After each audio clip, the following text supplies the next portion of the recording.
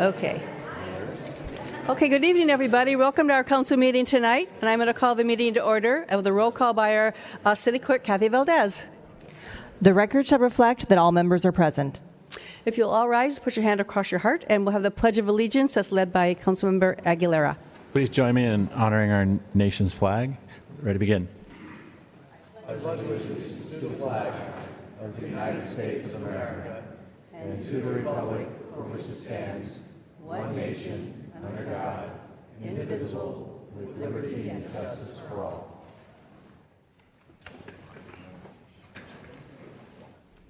There's no invocation. Okay, in accordance with the Brown Act, I'd like to announce that as a result of convening simultaneous meetings, the members of the Buena Sanitation District will receive compensation of $147.75 for the district meeting pursuant to the Buena Sanitation District Ordinance 2006-1. And next on our agenda is the approval of our agenda by our City Manager, Patrick Johnson. Thank you, Mayor. There are no changes this evening. Okay, the next thing is our consent calendar, and that's items C1 through C13. The recommendations on the consent calendar will be enacted in one motion unless an item is removed from the calendar. Any member of the public can remove an item by submitting a request to speak card to the clerk's secretary. Items removed from the consent calendar will be considered immediately following adoption of the calendar. So, do I have anything removed from? There's nothing removed from the public. Do I have anything removed from the council?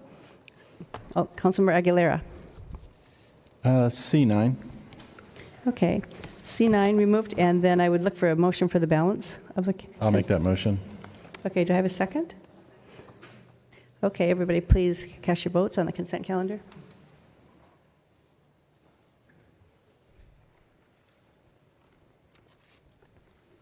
That motion passes unanimously. So we'll go to item C9, which is the Maryland Elementary Pedestrian Mobility Improvements Construction Contract Award. Councilmember Aguilera. Thank you, Madam Mayor. I'd just like a quick overview of how much money we're spending on this and where it's located, just so for information for the public. Yes, sir. Thank you. I wasn't quite prepared for that. I apologize. This is a project on North Avenue to add sidewalks to serve Maryland Elementary. I believe it's about 1,500 feet of sidewalk. I'm going to have to call our city engineer down, Mr. Meyer, to talk about that. Or city manager may know the costs that we're incurring. Yeah, it's approximately $700,000, a matching grant by the city of over $80,000, so a little more than $600,000 going into the streets, curbs, and gutters in this area. Okay. And where, again, is this located? It's on North Avenue, just east of Melrose, east of the railroad tracks in the neighborhood there, which primarily goes across Melrose to the west to get to Maryland Elementary. Okay. There's a lack of sidewalks and pedestrian improvements in that neighborhood. It's pretty old. No, I thank you, and thank you to staff for taking care of this. I know I personally have asked you guys to take a look at this, and I think we had, was it Walk? I can't remember the name of the group. Safe Routes to Schools. Yeah, well, that's the grant money, right? Walk San Diego. Walk San Diego, I think, came down. Kathleen? Yes, Kathleen Ferrier. Yeah, so she came out, and this is an area that is heavily traveled by young moms and their children going to the elementary school. There is a train crossing there, but there's also a lot of cars. I happen to drive through there pretty much on a daily basis. So this is a great addition to the city and great money invested into this part of our older part of our town. So thank you. And with that, I'll make a motion to approve this project. I'll second. Okay, please cast your votes. That motion passes, unanimously. I hadn't seen it yet, and then I was there. Okay. So, and then before we go on, I just want to say one thing. I just bring to your attention that the City of Vista continues its ongoing efforts to eradicate graffiti, and this was in our consent calendar, but which includes a rewards program of up to $1,000 per incident for information leading to the arrest and conviction of any person in violation of the California Penal Code section by the application of graffiti. And so we just awarded a person $1,000 for reporting over $17,000 worth of damage, and we were given a judgment in court for $13,423 for the cost recovery. And so I just thought that would bring that to your attention, that we do have rewards for any, if you can bring us a report that leads to an arrest of someone that does that. So, and then moving on, we're going to go to the moving on to our. Yes, I make a comment here. So at a special meeting, this is a special meeting tonight. So at a special meeting, there's no opportunity is provided to speak on matters that are not listed on our agenda. And so the next things on our agenda are actually we have 3 public hearings. So I wanted to let you know that. So there's really no you can't fill out a speaker slip because we don't have those tonight. So next we have our 3 public hearings. And as most of you know, there are a lot of speakers tonight and interested parties. Each person who has submitted a speaker slip will be given 3 minutes to speak. There's a light box on the podium, which you see down there. When the yellow light comes on, it means you have 30 seconds. And when the red light comes on, your 3 minutes are up and I'm going to ask you to stop. In order to get through these items and to be sure each of you is heard and to maintain decorum in our meeting, there'll be no clapping or cheering. You're in a council meeting here in a council chambers, and each speaker will be given the same level of respect regardless of their position on the issue. I'll call each speaker in order, and I'll notify you of the next 2 that are in line to speak so that you can be ready.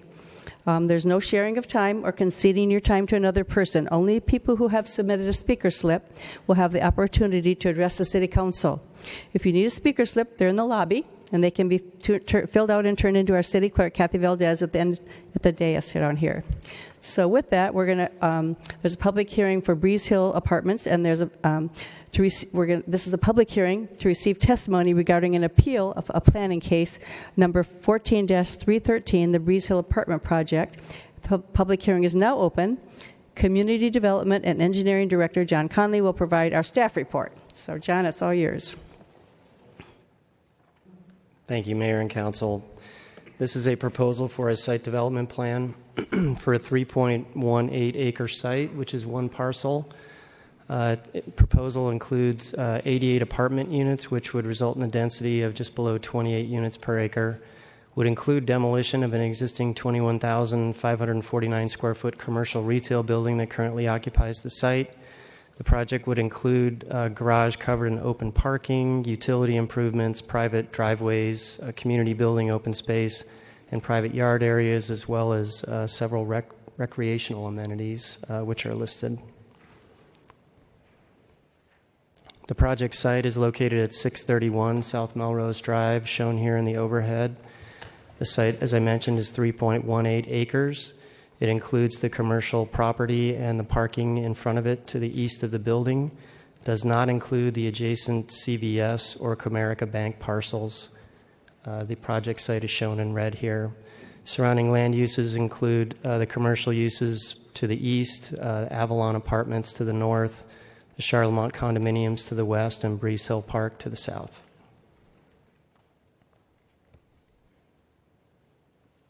The general plan designation on the site is mixed use. The general plan designation was established in 2012 with the update of our general plan. There was a workshop in January of 2010 to discuss this property, which was when the property owner pursued the general plan designation of mixed use. The council direction at that time was to allow for the conversion to mixed use, and it was included in the land use approvals granted by the City Council in 2012 when the update was approved. The mixed-use designation allows commercial or residential uses or both on the site with a maximum residential density of 40 units to the acre. The zoning designation that's implemented under the mixed-use designation in our general plan is the MU zone. MU 40 allows up to 4 stories with a maximum density of 40 units per acre. That's the applicable zoning on the property. The site development plan is shown here on the overhead. The proposal includes 7 3-story apartment buildings, 1 1-story community building, 169 parking spaces, and an arrangement of surface and garage and covered parking, 20% of landscaping and open space, the amenities, as I mentioned before, and access. Access will be provided via the existing driveway that splits the commercial parcels and the residential one. The access is Breeze Hill Road, which I can show you in the overhead here. just on the east side of the property, and as well as the main driveway on South Melrose Drive that currently serves the commercial center, which is a right-in, right-out driveway. The existing driveway that's on the west side of the property that accesses Breeze Hill Road would be gated for emergency access only. So residents of the property would have to come in one of the two main driveways, as the westerly driveway would be restricted. This is a depiction of the project site with the site plan shown. The red shows the location of the 7 apartment buildings. The cross-hashed area up along the street there is where the buildings were reduced to 2 stories. So we started with 3-story elevations, and there were some adjustments to bring down the edges of 2 of the buildings to 2 stories along the street frontage as a result of input from the community during the application process. There are 4 one-story garage buildings which are shown in yellow, and the 1-story community building in the center there is shown in blue. This is a landscape plan. All of the dark areas shown. It's a little difficult to make out all of the trees, but the darker areas with the crosshash shows all the areas on site that would be landscaped, which, as I mentioned, would be about 20% of the property. The architecture of the site is shown here. It includes an Irving Gill-inspired architectural design with Mediterranean accents. The elevations for the buildings up along the street are shown here.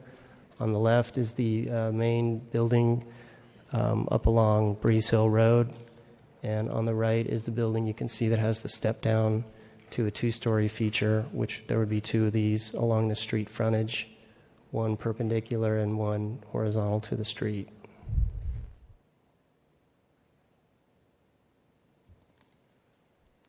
Sorry.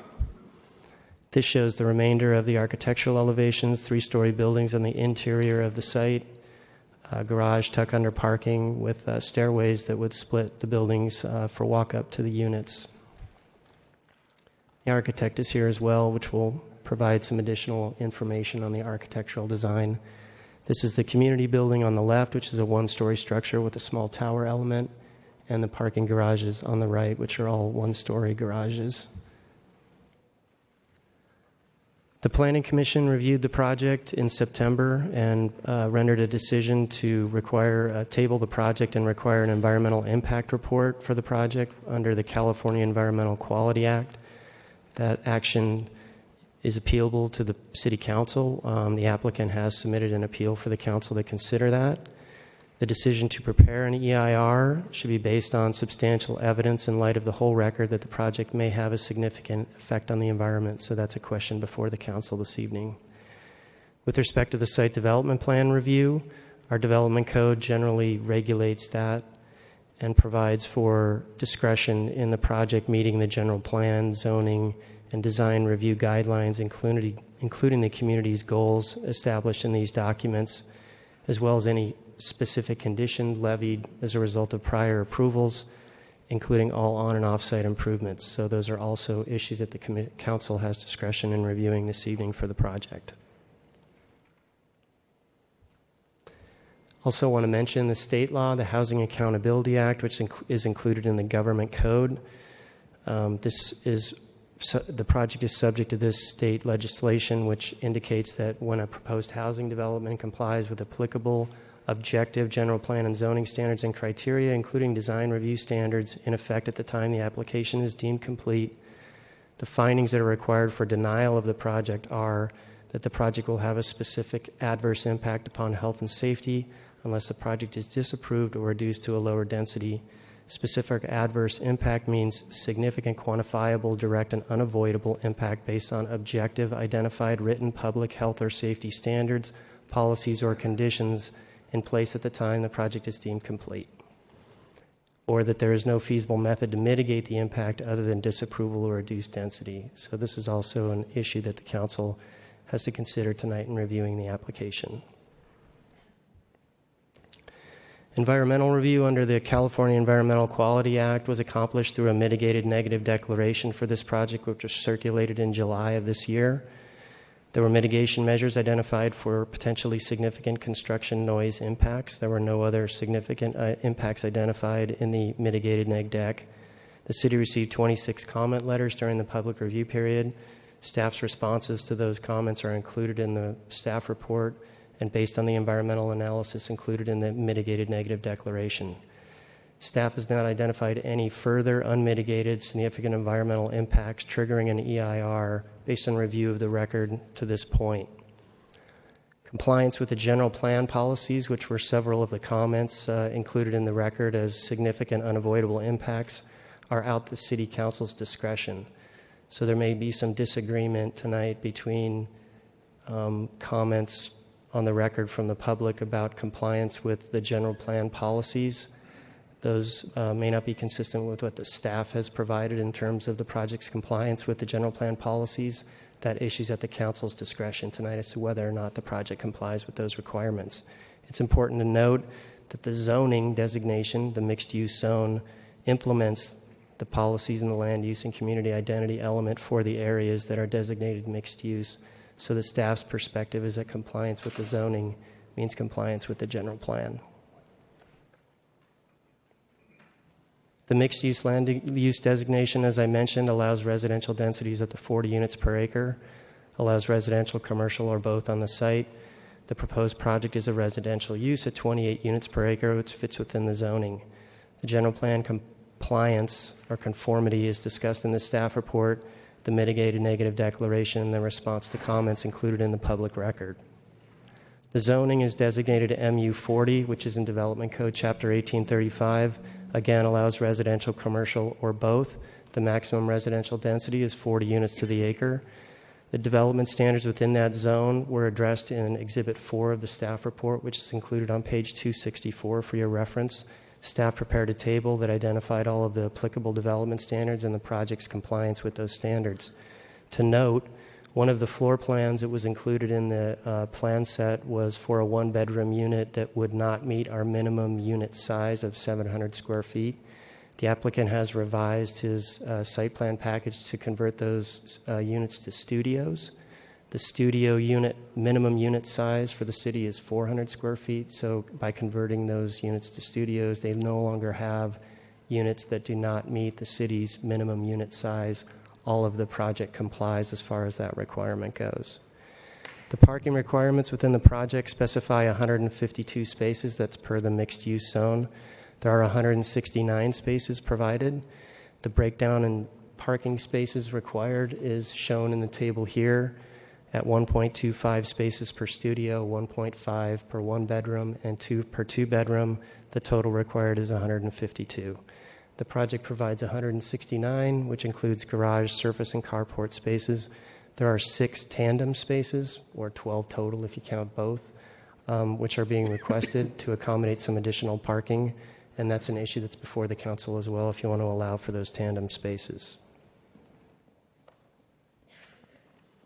Design guidelines are also a requirement that the project has to meet. There are numerous guidelines addressing site planning, architecture, lighting, as well as multifamily specific guidelines. I'm not going to go into detail on the project's compliance with all of those, but there is an exhibit in the staff report that's on page 266, which also provides all of the design guidelines that apply to the projects and staff review of the project's compliance with those guidelines. There is one consideration in the architectural guidelines as far as calling out for equal architectural detail on all 4 sides of the building. There is a little bit of lack of detail on the one side of the building where the garages are provided. The applicant did make some adjustments to that in the site plan that came before the council tonight from the Planning Commission, but the council has discretion to ask for some additional architectural detail. The reason the staff didn't pursue that is because the garage side of the buildings face the internal part of the project and the driveways, and so it's not a very visible part of the project. So with that, the staff recommendation is to approve the mitigated negative declaration prepared for the project and approve a site development plan for 88 units and associated improvements at 631 South Melrose Drive. And I am available for any questions. Thank you, Mayor. Okay, so I'm going to, should we have our speakers first, and I'll have the applicant speak. First, Ian Gill.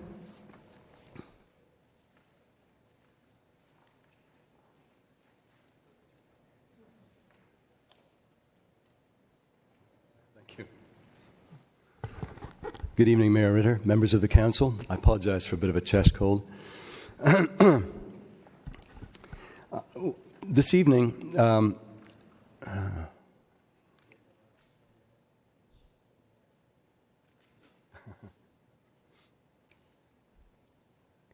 City clerk is going to do it maybe here. technical difficulties. There we go. Okay, thank you very much. I appreciate it. It's been quite a long road getting here, actually, over the last 2 years. So I'm going to walk you through what is actually a significantly more concentrated presentation than we did for the Planning Commission. You'll be relieved to hear.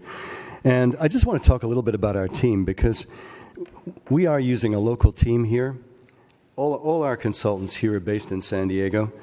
And, I've had the privilege of working with Gordon Carrier of Carrier Johnson for 25 years. We've done some significant projects together that we're very proud of. And this building that we're in right now is one of those projects, in fact. So we carefully selected our consultants because we all care about good design, we care about sustainability, we care about durability, and we care about quality of life for the residents of our building. That's whether it's a commercial building or a residential building of any kind. And I believe that the design that we've done here for Breeze Hill is a superior multifamily residence. All the buildings are basically single-loaded, so they have windows on 2 or 3 sides, high ceilings, sustainable features. We're partnered on the project with Pathfinder Partners. We're actually doing 4 other partners with Pathfinder. And we're doing them in a multitude of different cities. One project in Phoenix, the others here in San Diego County. They're all being done, many of them are being done, repurposing underutilized properties. Several of them are retail. One of them is commercial. One of them is a convent, actually. And so, that's kind of a mainstay of the kind of work that we do. And we believe there's such a strong synergy between commercial and residential that that's a real benefit to the communities that we do these kinds of projects in. So as you know, I'm going to just walk through the outline. I want to talk a little bit about the housing shortage here and how this project addresses it, the Vista General Plan and the land use community element, how we work with the community, what our proposed project is, and give you a finishing summary. As you know, there's a dire housing shortage really throughout the whole country. It's been addressed by President Barack Obama. Our governor's addressed it. This is a very, very serious issue. And by your own general plan, we need an additional 14,775 new residents to be accommodated within Vista by 2030. That's about 275 units a year. We're only doing 88. It's a very small part of that. And multifamily development really helps answer Vista's housing need, because not everybody can afford to buy a home of their own. So multifamily really can help solve that problem. And as you know, local government must plan to adequately meet existing and projecting housing needs. That's why in your general plan there's a housing element, and you are required to meet your fair share of the housing need within the overall municipality. There can be financial penalties exacted by the state against cities that don't comply with this requirement. And that's a little bit of the underpinning of your General Plan 2030 and Lucy, which guide this development and which you adopted as recently as 2012. One of your Lucy policies designates this particular area Opportunity Area 10. And the language in that particular policy really does identify this site within the area that it quotes, and we've just put a red dotted annotation around the Breeze Hill site. But really the purpose of redesignating these commercial properties mixed use was to create increased housing opportunities within walking distance of the North County Regional Center. And that makes all the sense in the world. Jobs, housing balance, where people can walk to work. So there clearly was a sense at the time that more multifamily housing in this particular location wouldn't be a negative thing. As you heard Mr. Connolly say, the mixed-use development can occur vertically or horizontally. Really, the designation of mixed use really relates to not just commercial and residential on the same parcel, they can be adjacent per the designation, exactly as we have here. You look at your Lucy policies 4.5, 4.7, 14.2, 9.3. All these things point to the kind of development that we're doing here. And in point of fact, when I look at all your other Lucy policies, my belief is that our project really embodies the intent of those kind of subjective standards that were the underpinning the zoning and the general plan then dealt with the specifics on. Breeze Hill Shopping Center was completed in 2007. It failed due to lack of demand and poor visibility from South Melrose Drive, and we're proposing to replace it with an 88-unit multifamily community. And, you know, some people have said, well, we forced the tenants out, we raised rents on them. You know, it's totally counterintuitive to believe that the developer who spent a lot of money developing this project and completing it in 2007 would not have wanted it to succeed. They struggled until the beginning of 2014 to make this center succeed. Pathfinder and Silvergate acquired the facility then. We looked at it, we evaluated it. We felt that it was on the periphery of existing commercial development, that it couldn't succeed even in a positive market. And we thought that a multifamily project was the right synergistic use to put there because it would strengthen the surrounding retail as well. And so that's what we proposed to do, and that's what we went forward to do. If you look at the scale of our project as it sits on the site there on the back of the property, because the Comerica and CVS on the front are staying, you can see that the scale of the project is significantly smaller than Avalon across the street. There will be synergy. You know, our residents will be able to walk to the surrounding retail and help to support it. And so we think that's a positive attribute. The general plan and the zoning allows up to 127 units on this particular site. That's 40 units per acre density, as you heard, with a requirement for 152 parking spaces. That's 1.72 spaces per unit, and 140 square feet per unit in open plan, open space, a maximum building height of 60 feet, which would be 4 stories. If we had gone with the government code section that John quoted, which under AB 2222, which was the forebear, we could have done as many as 140 units. And you can see there the statistics that would have been significantly lower. What we're doing, our proposed project now, after 5 rounds of redesign and significant input from the community, the neighbors, and the Planning Commission in 2 workshops and a public hearing, is that we're doing 88 units, 28 units per acre density, 168 parking spaces, 15 more than the zoning requirement. We're at 1.91 spaces per unit. ULI says that mixed-use parking should only be around 1.4 to 1.5.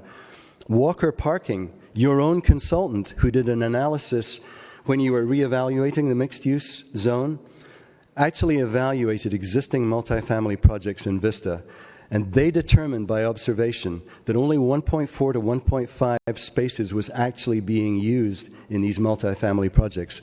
So we are significantly over what we all believe is the real demand for parking in these projects. I won't bore you, but this is the process we've gone through for the last 2 years. Significant redesign. We've attempted as best we could to meet the requirements that the neighbors wanted to see placed on the project. We've done a completely different architecture from where we started out. We've moved the buildings back from the street. Gordon Carrier is going to address some of that in a bit more detail. As you heard, the EIR report was circulated to the public in July of 2016. 26 letters were received. They all were provided written responses in the staff report. The staff recommended, based on the EIR reports that were submitted and what they'd analyzed, that the project be approved. The Planning Commission, as you heard, recommended tabling it and requiring a full EIR.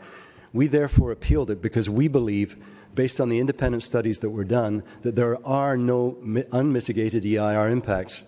We've incorporated some final adjustments to the design resulting from the Planning Commission's input at that hearing, and I'd like Gordon Carrier just to quickly touch on those with you.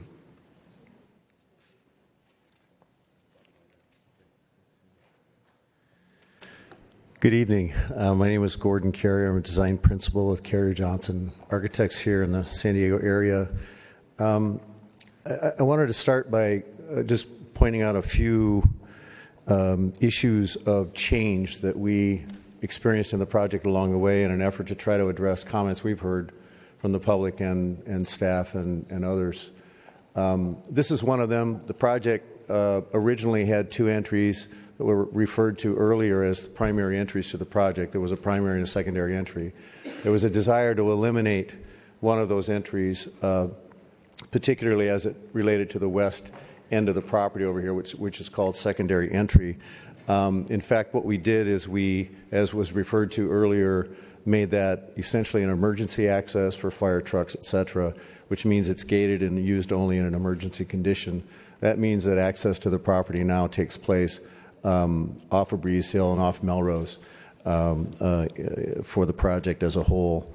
Additionally, along Breeze Hill Road, there was some concern about the dimension of relief in terms of open space between the building's facing edges and the street.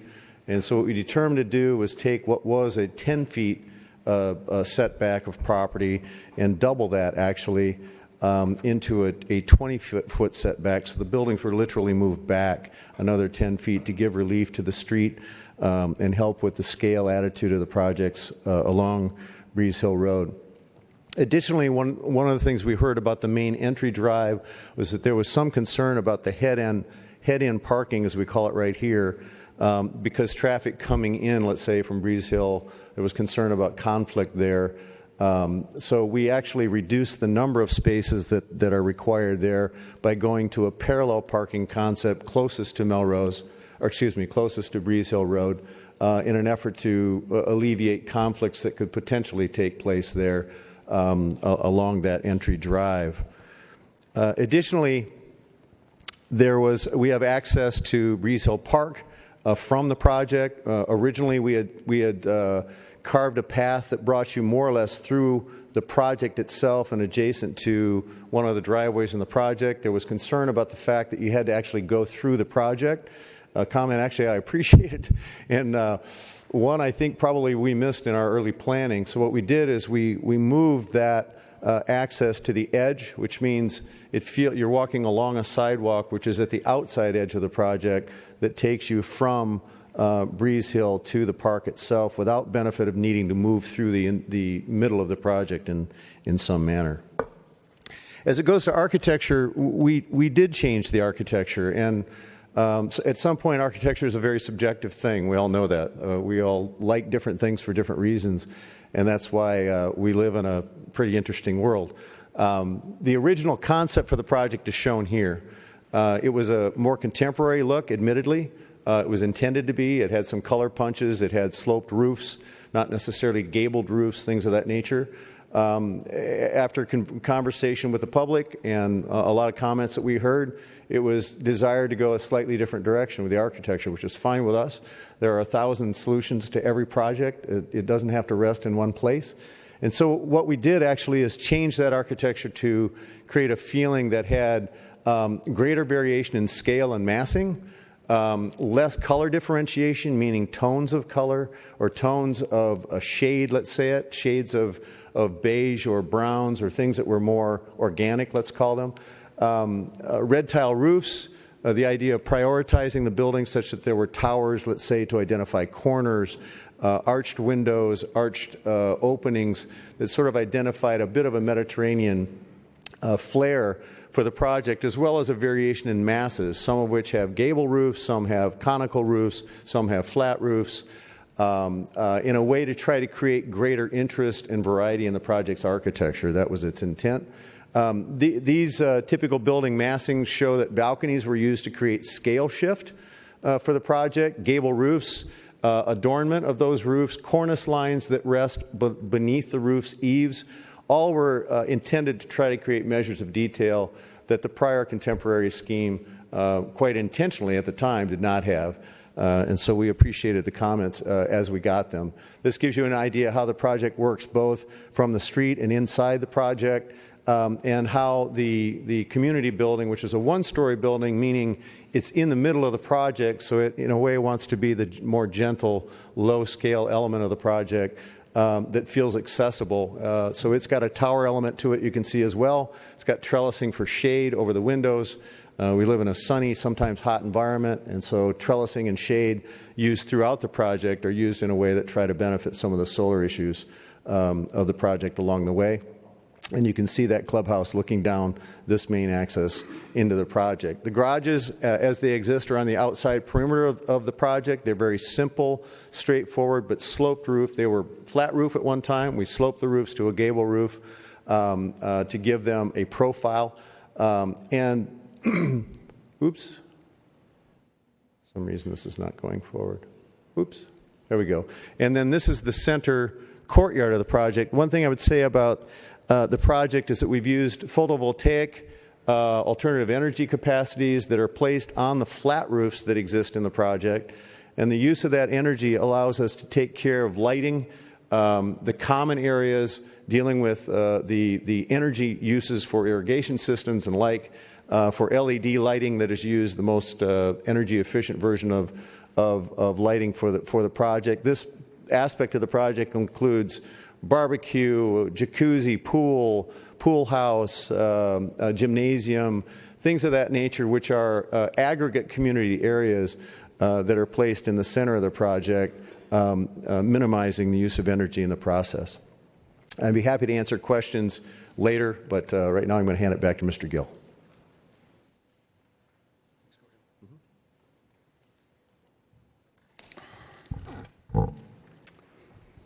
Vista is a city that's urbanizing, and I know that may be a hard thing for many of the residents who live here or who've moved here for a rural quality of life to accept.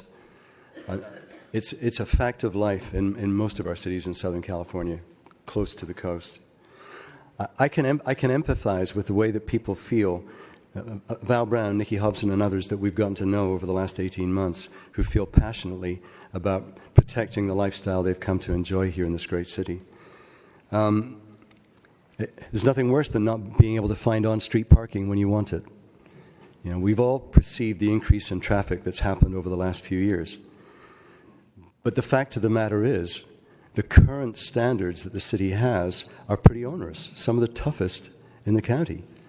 And we are exceeding those standards. You know, when it comes to parking, you know, we have 168 spaces against 152 required, a 10.5% increase.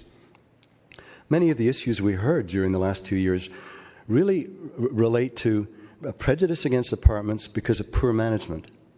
And that's understandable. But when you allocate parking spaces and you manage your projects properly, you should not have residents parking on the street. I can't speak for surrounding projects. I can't speak for the projects that were built at an earlier period of time that didn't have the same parking standards that you have today. But the fact of the matter is, our project will be fully parked on site. When you look at the issue of traffic, and our traffic consultant, Justin Schlafly of Urban Systems, is here, and will be happy to answer any questions you may have. The fact of the matter is, if you look at the retail building that we're taking down that was 21,000 square feet, at stabilized occupancy, it would have generated 862 average daily trips. Our project is only generating 528. It's a 38% reduction in trips. In addition to that, we're paying a $369,000 traffic impact fee. You know, we believe that contrary to the perception and the passionate testimony that we heard at the Planning Commission before, that it's just not justified by the facts. We're actually reducing traffic counts. So all of that's to say, we believe our project supports the growth of public transportation in Vista. Our architectural character is compatible with the neighborhood, with the changes that we've made. We're providing much needed housing for a sector of Vista that continues to need alternatives when they can't afford to buy a home. Our project complies with the general plan, the zoning, and the design review standards, and we have independently prepared EIR studies to verify there are no unmitigated environmental impacts. And, you know, That's understandable to us because this is not a greenfield development. Redeveloping an existing project containing a higher intensity use with a lower intensity residential use makes it fairly obvious that, in fact, there should be no impacts relative to traffic and parking. That's why we believe, after reviewing all the studies, city staff came to the conclusion that no full EIR was required, as there are no unmitigatable impacts and no impacts on health and safety. And that's why we would request respectfully that on consideration you approve the project. Thank you very much. I'd be happy to answer any questions you may have. Is Justin Sheffley going to speak? I am here to answer any questions that the council might have. Okay, and then I have one other person as applicant. I have Richard Eckelman. Does he want to speak? Richard Schulman, who apologizes for his poor printing. I'm also here just to answer questions. Thank you. Okay. Do council members have any disclosures or anything that they want to make?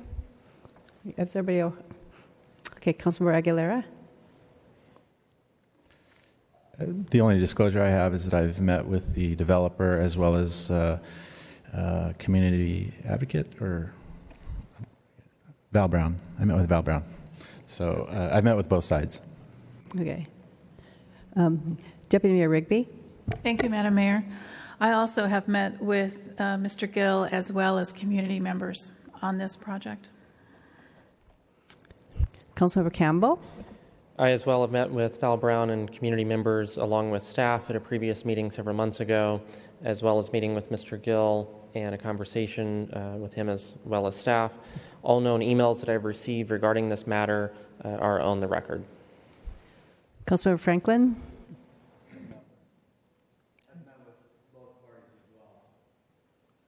Okay. And I also have met with Mr. Gill and both parties, Val Brown. The other side, I've met with both sides and listened to both sides. So those are our disclosures. So from there, I have like 25 speakers. So as a reminder, no clapping and cheering. We're going to move through these 3 minutes, and then when your 3 minutes is up, I will. When your red light goes on, your 3 minutes is up. So please keep it within that 3 minutes. If you want to speak, submit a speaker slip and be heard at the podium. So with that, I will start our speakers if you're all okay with that. Council okay with that?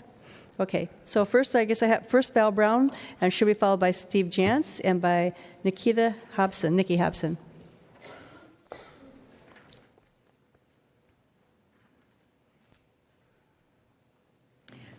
Good evening, council members and staff, and thank you, Mr. Gill, for your presentation. We appreciate it, and we thank you for the time that you have spent meeting with us and listening to our concerns about this project and about how the traffic and parking and safety issues have affected Breeze Hill.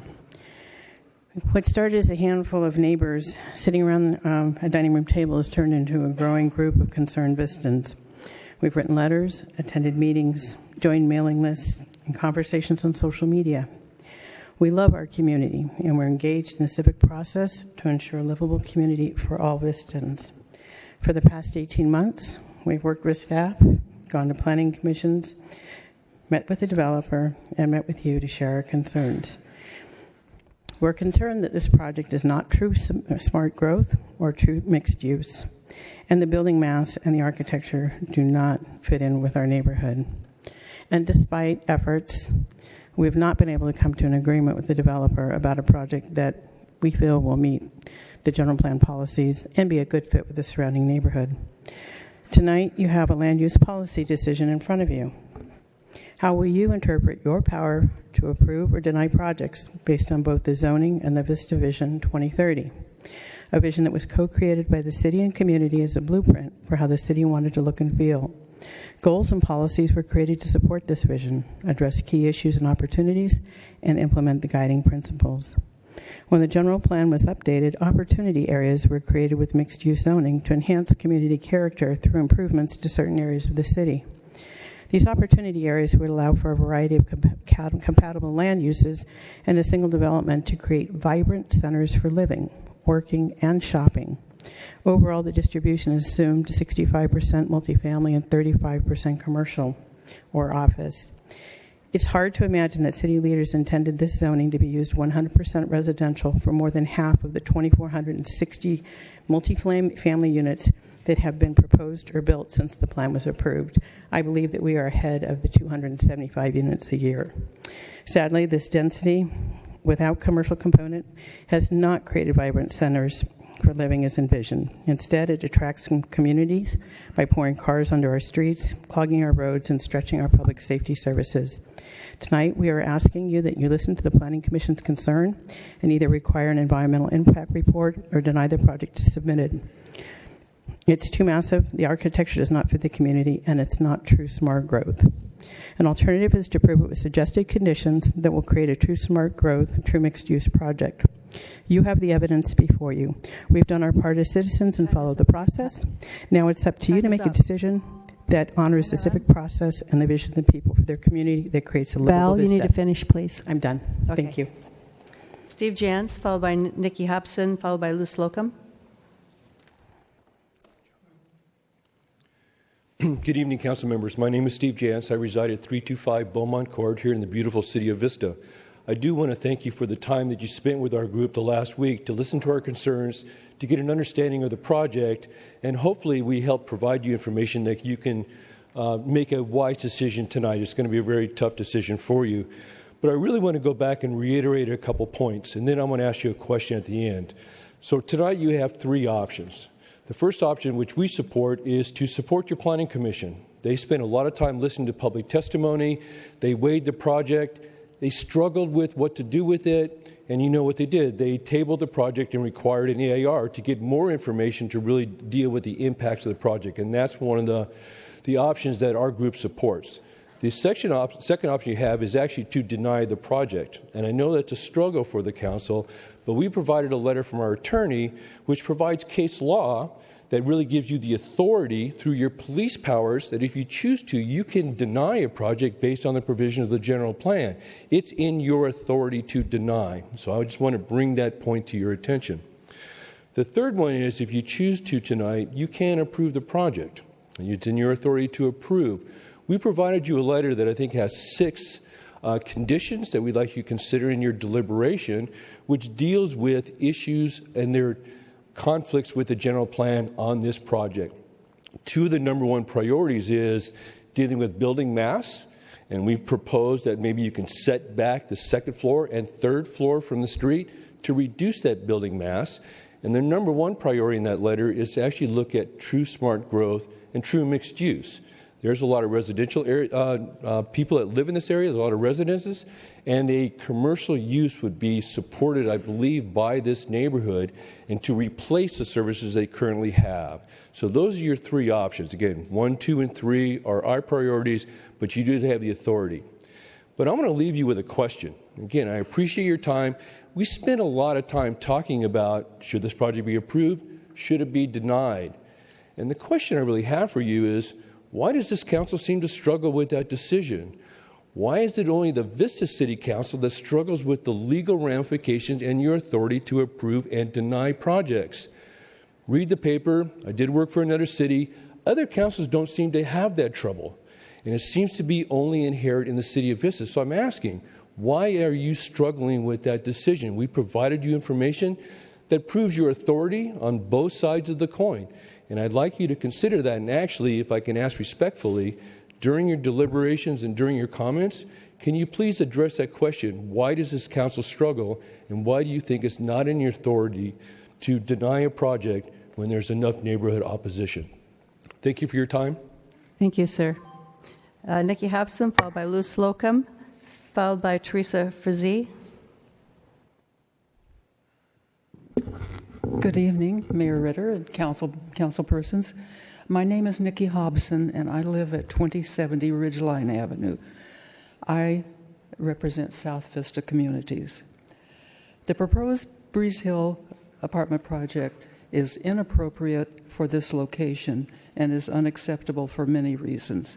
It does not adhere to the policies of the general plan, and there is already an unmitigated traffic and parking disaster at this on Breeze Hill Road and the surrounding area.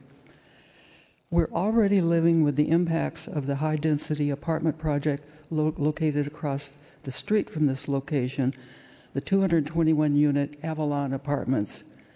Avalon should never have been built, but it was, and now we're stuck with it. It does not fit in with the existing neighborhood. It has pushed the parking problems out into the surrounding residential neighborhoods. It has created unsafe traffic conditions on Breeze Hill Road and contributed to the gridlock congestion that we now have on South Melrose. There's much more to say about the negative impacts of Avalon, but I won't take that time.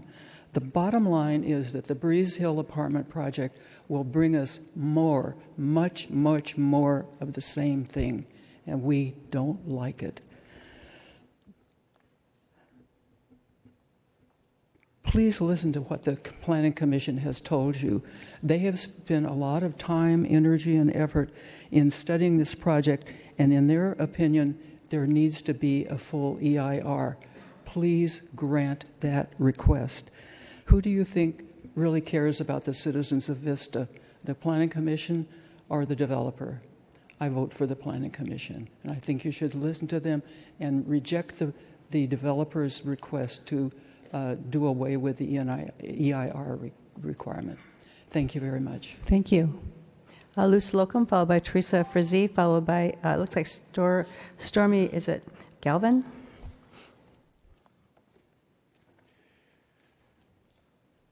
Mayor Ritter and members of the City Council, thank you very much for this opportunity. My name is Lou Slocum. I reside at 740 Breeze Hill Road. I want to just depart from my prepared remarks for a moment to address something that Mr. Gill said earlier this evening with regard to the lack of housing that we need so desperately. What he may not be aware of, and other people in this audience, is that at 5,149 people per square mile, we're already the largest in terms of density of any towns in our area. That's 25% larger than Oceanside and Escondido, 35% denser than San Marcos, 67% denser than Encinitas, and 80% denser than Carlsbad. In addition, Vista, guess what, is the smallest by square area of any of those towns. So we're dense. And if the Breeze Hill Apartments are built, the already compacted population along Breeze Hill Road from the existing 5 multifamily complexes will rise to the equivalent density of New York City, which is 27,000 people per square mile. But if this alone seems too abstract to be relevant, then please let me explain how this rapidly escalating development frenzy has affected me personally as an owner and resident of Charlemont. After Avalon was built, the Charlemont HOA was compelled to issue parking permits to its residents because tenants from Avalon directly across the street were using our parking spaces. Now the overflow from Avalon is parking on Breeze Hill Road, and as I write this after 5 p.m. on a weekday, I see there is no available parking on Breeze Hill from Melrose to La Tortuga.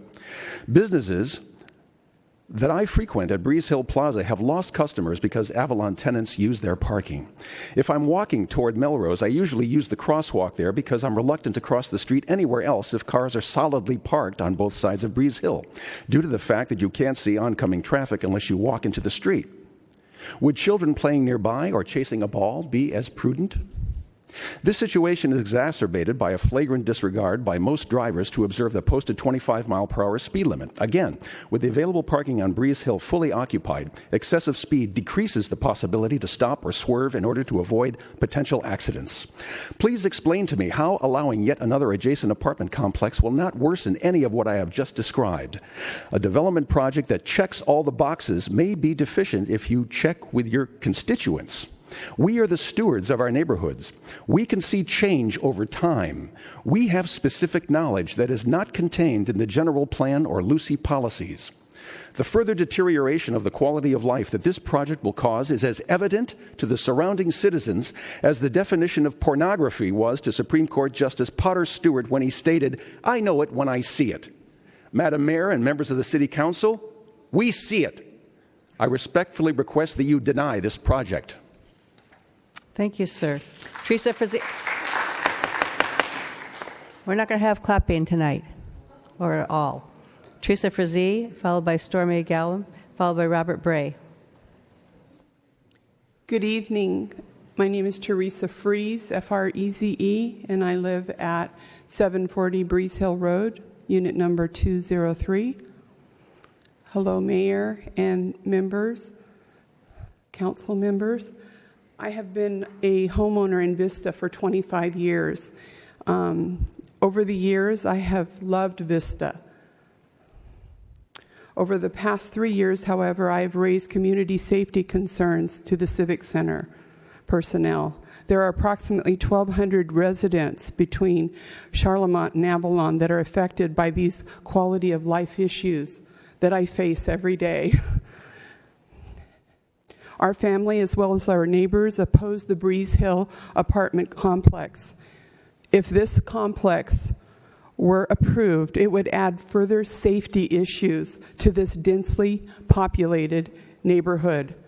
There's dangerous speeding going on Breeze Hill Road and congestion from Melrose. We need a dedicated enforcement plan on that street. Because the road has become a thoroughfare to other communities, people are speeding at 35 to 45 plus miles per hour. People are traveling north on Melrose to avoid the courthouse congestion. They travel on Breeze Hill Road to cut over to Hacienda. There's inadequate parking on Breeze Hill Road to accommodate this densely populated area. Since the Avalon community, there has been no parking at night. When I go home tonight, I will not know where I can park. I am honestly telling you the truth. Over 300 feet of parking was turned into red zone because they decided to make a driveway at Avalon on a curve. That takes away a lot of parking. Avalon is short on parking as they use the mixed-use lower requirements for a purely residential project. The lower parking ratios were meant to be used with the ebb and flow between the commercial and residential. Because Avalon's high rental range of up to $2,600 per month, their apartments are occupied by 2 couples. That's 4 cars. They only have parking for 2 cars. Where are those other 2 cars parking?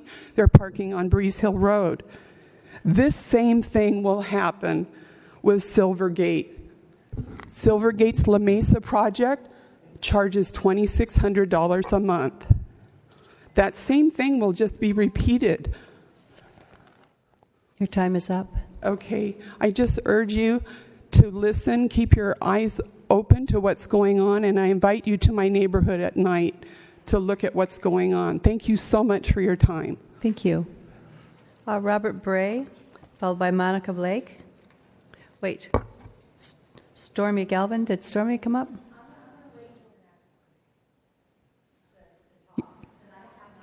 So you're not talking on this issue, on this particular public hearing? On Creek Walk. You want it on Creek Walk? Okay, got it. Okay.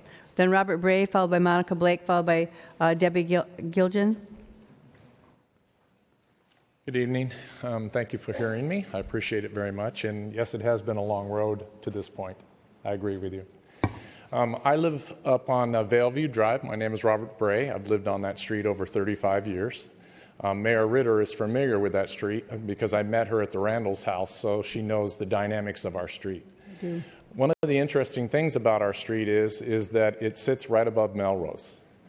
And from about 3:30 in the afternoon until about 6:30 at night, the people that are stuck on Melrose have discovered Las Palmas and Valeview Drive. So from 3:30 in the afternoon, the traffic on my street increases by over 60%. And even though the speed limit on my street is 25 miles an hour, people are not driving 25 miles an hour. They're driving 40 to 45 miles an hour. It's a very narrow street. We have no sidewalks. We have no street lights. I myself and many of my neighbors have had to literally leave the road to keep from being hit by people that are driving at high rates of speed. So my concern is, at this point, is we're not dealing with the issues that are already causing ramifications for the people that live around those areas. before we build more apartments and before we bring more people to our neighborhood, I've lived in California all my life. I know progress. I know what happens to small towns. You can't stop it. It happens. But one of the things that I would just urge the council to do is to really consider the issues that we're already dealing with before you start to allow more and more of these projects to take place. That's all I would ask. Thank you for your time. Thank you, sir. Monica Blake, followed by Debbie Gilden, and followed by Robin Gilden.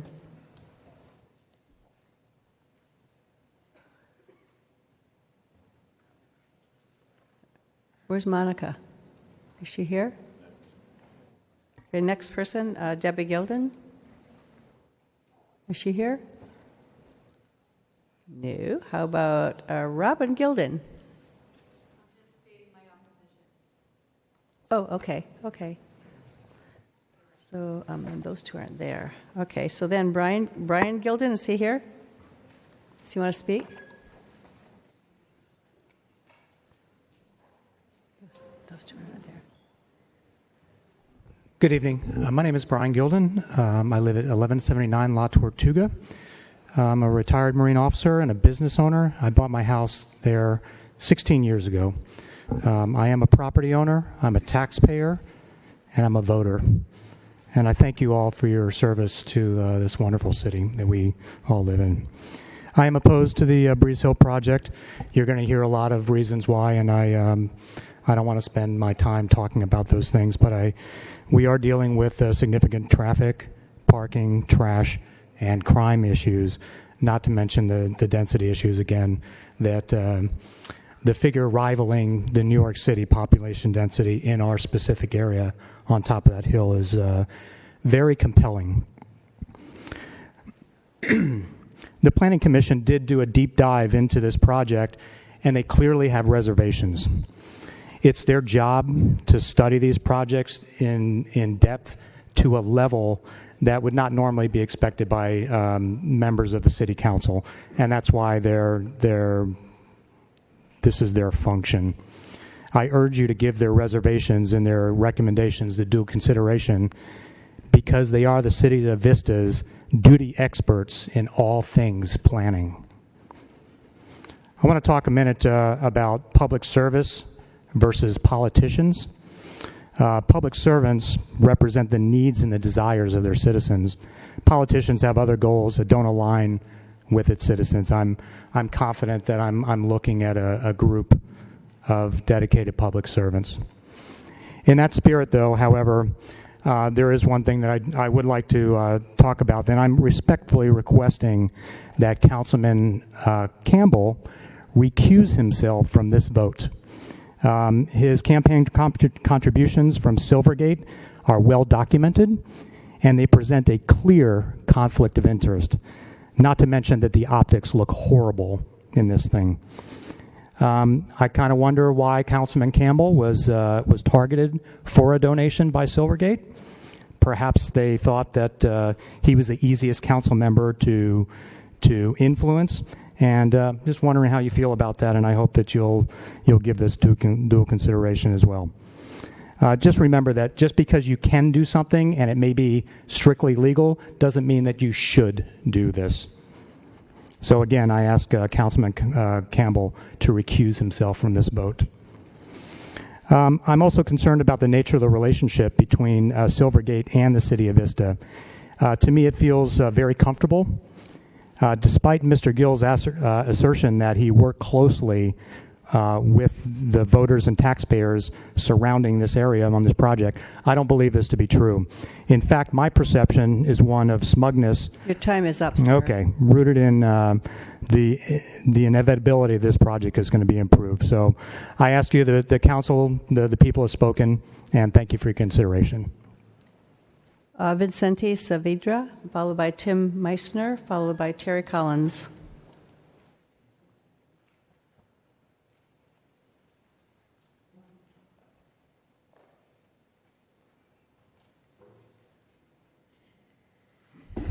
Hi, my name is Vicente Saavedra. I'm a business owner. I'm a general contractor, and my business is stated at 702 Honeydew Lane in Vista. I am currently on the roads, and traffic is not only in Vista, it's everywhere else. And what I noticed with that road is Melrose is an alternative route, as many other roads, and I believe people find ways to get to their location, and Melrose might be one of them.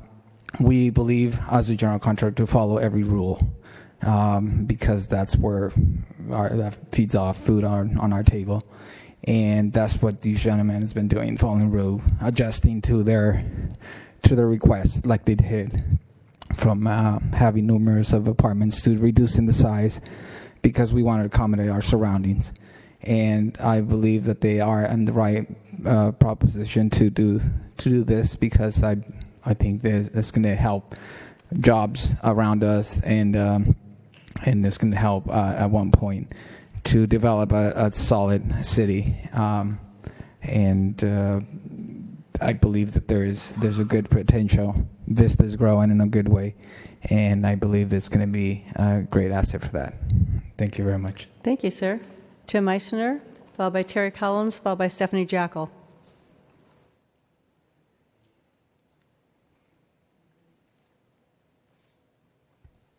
Thank you. My firm, Meissner Jacquet Commercial Real Estate Services, has managed this property since its initial development. We are a firm that manages millions of square feet of retail property throughout San Diego County. Many of our projects are located in North County, in this city, and so we have quite a bit of experience with developers and with properties just like this. Our firm has 40 people, and it's just extensive into this sector. The original developer, so we go back 3 property owners. The fellow that bought the land and master planned this existing project, and then DeBartolo, who developed this project, and now Pathfinder that owns it. The original private party developer, very, very skilled, very experienced retail developer. He bought the site, master planned what you see up there, and then decided, I better sell this to the next developer, because he had concerns about the viability of that 21,000-foot building. Not much concern at all about the 2 front pads, but serious reservation about the back building.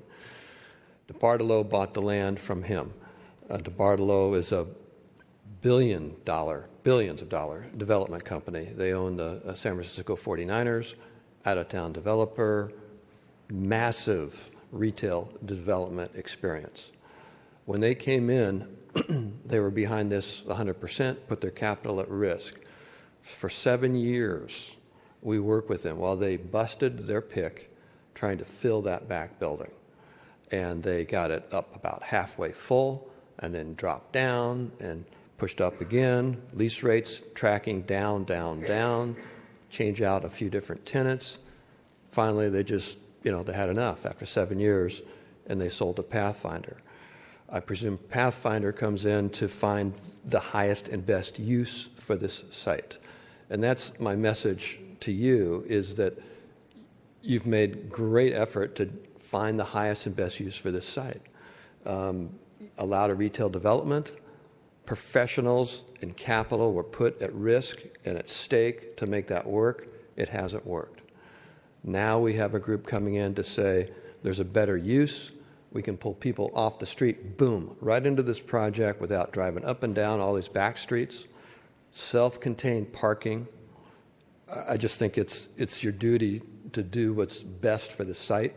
And after what this site's been through for a decade, I think it's the right thing right now.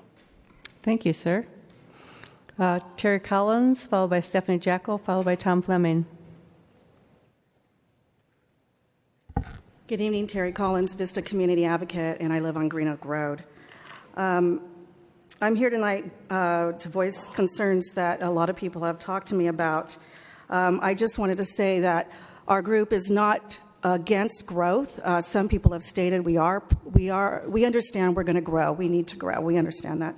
But as stated earlier, our city has grown at a higher rate than the other cities around us, and that's something that we are concerned about.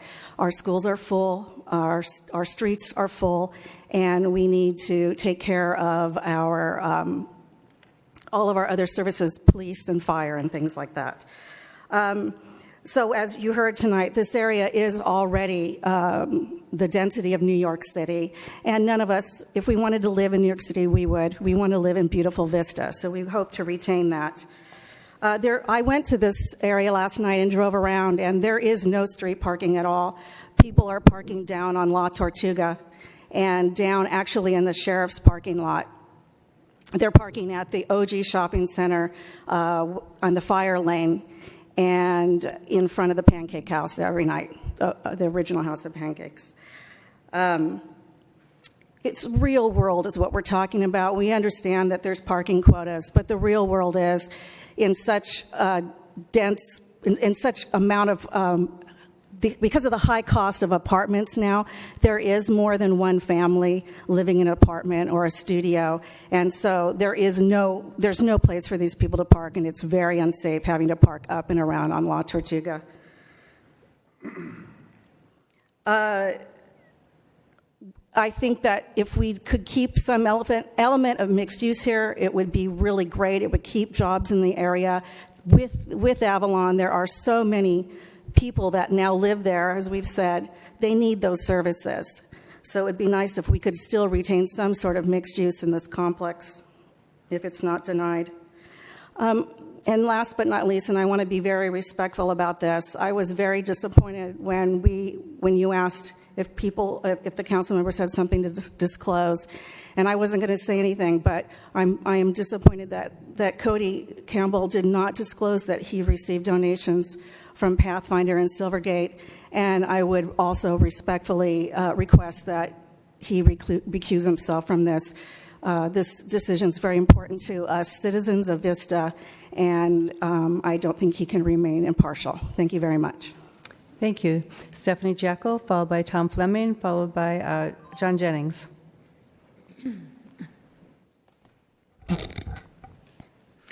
Good evening, Mayor and Council members. I'm Stephanie Jackal, 1500 Green Oak Road. I understand that we may need more housing in Vista. Breeze Hill Apartments do provide housing, but at what cost? The developer is providing 88 units. However, only 168 parking spaces are being provided, inclusive of 6 ADA parking spaces. Real-world experience would add this up differently. For the 4 studio apartments and the 42 one-bedroom units, you might reasonably assume 92 parking spaces needed. For the 42 two-bedroom units, a minimum of 126 would be needed at 3 parking spaces per unit for a total of 218 parking spaces. 218 spaces does not even count ADA parking spaces and guest parking spaces. The developer, again, is providing only 168 parking spaces. When questioned about the need for more parking spaces at the Planning Commission hearing, the developer waved his hand and said project tenants could park in the CVS and Comerica Bank parking spaces. CVS is open 7 a.m. to 10 p.m. daily. Those spaces aren't available. According to a Vista staff member, these parking spaces are not even legally Breeze Hills to use.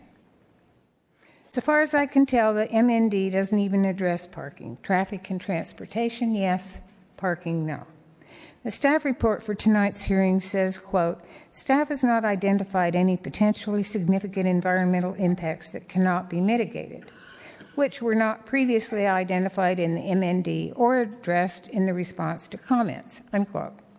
The environmental assessment simply does not address the severely negative impact of insufficient parking on the surrounding neighborhoods and on the businesses at Breeze Hill Plaza. I had trouble parking there myself. There is a very significant environmental impact from this project. Parking. This must be addressed. Although there are amenities in the project, one other serious problem is the lack of the children's play area. Where are the children going to play?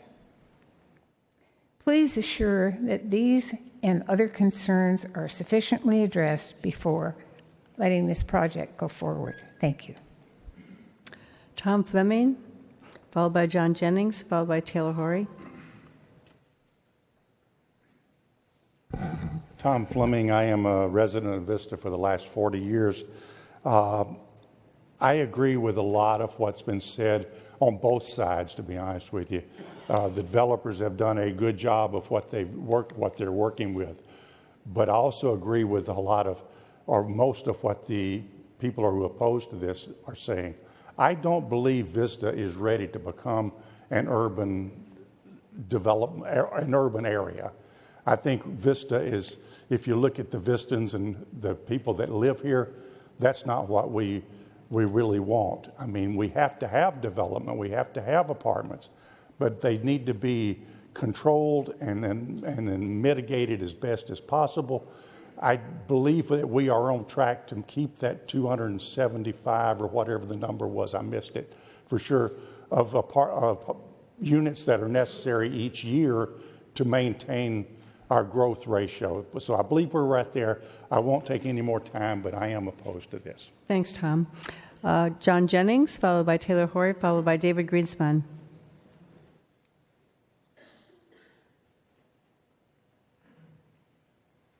Good evening, all. Thank you for the opportunity to speak with you this evening. I'm in support of this project because I believe it's in the best interest of the community to strengthen it. I'm a leasing and investment sale broker for shopping centers for the past 20 years, and I've done a lot of work on Melrose since my very first days in the business, going door to door to all the tenants there. And as you know, a multi-tenant strip center like this one mainly is mom and pops that own those businesses. And today, that's where the pressure is in retail, is on the mom and pops. And we have a lot of vacancy in Vista right now, which is a shame. We're at about 88% occupied in our retail sector. When you look at all of San Diego's 95.5% occupied, and we're arguably at the peak of the market from a retail perspective. So when we look at a project like this, we do have to look at highest and best use and what is best for the community to strengthen it. And I feel that by replacing it with residential, that is not just something that's happening here in Vista. That's something that's happening all across California in the right smart growth ways, because this is smart growth. Because what's going to happen is it's going to allow businesses to go to other vacancy in the area. You guys are familiar with 1430 Melrose, the land across the street from AutoZone and McDonald's.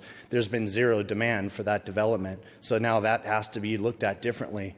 I worked on Palm Tree Plaza for many years, and we all know that Ralph's recently closed. So how is the retail supposed to survive if the sales volumes that they receive through their sales dollars aren't at levels where they can be profitable? So when I look at a project like this, I just ask the community to understand that everyone's trying to do the best job that they can to make the community better and stronger, and it's a well-rounded attempt to do so. It allows other people to go and open businesses nearby. Please support those businesses. And this one here, to have walkability, to be able to be that close to the freeway, those are all the things that I'm hearing, whether it be the city of Vista or any other city in Southern California. And I'm working from Oxnard throughout Inland Empire, all of San Diego. So I respectfully ask you to support the project. Thank you. Thank you, sir. Taylor Horry, followed by David Greenspan, followed by Roy Pearson.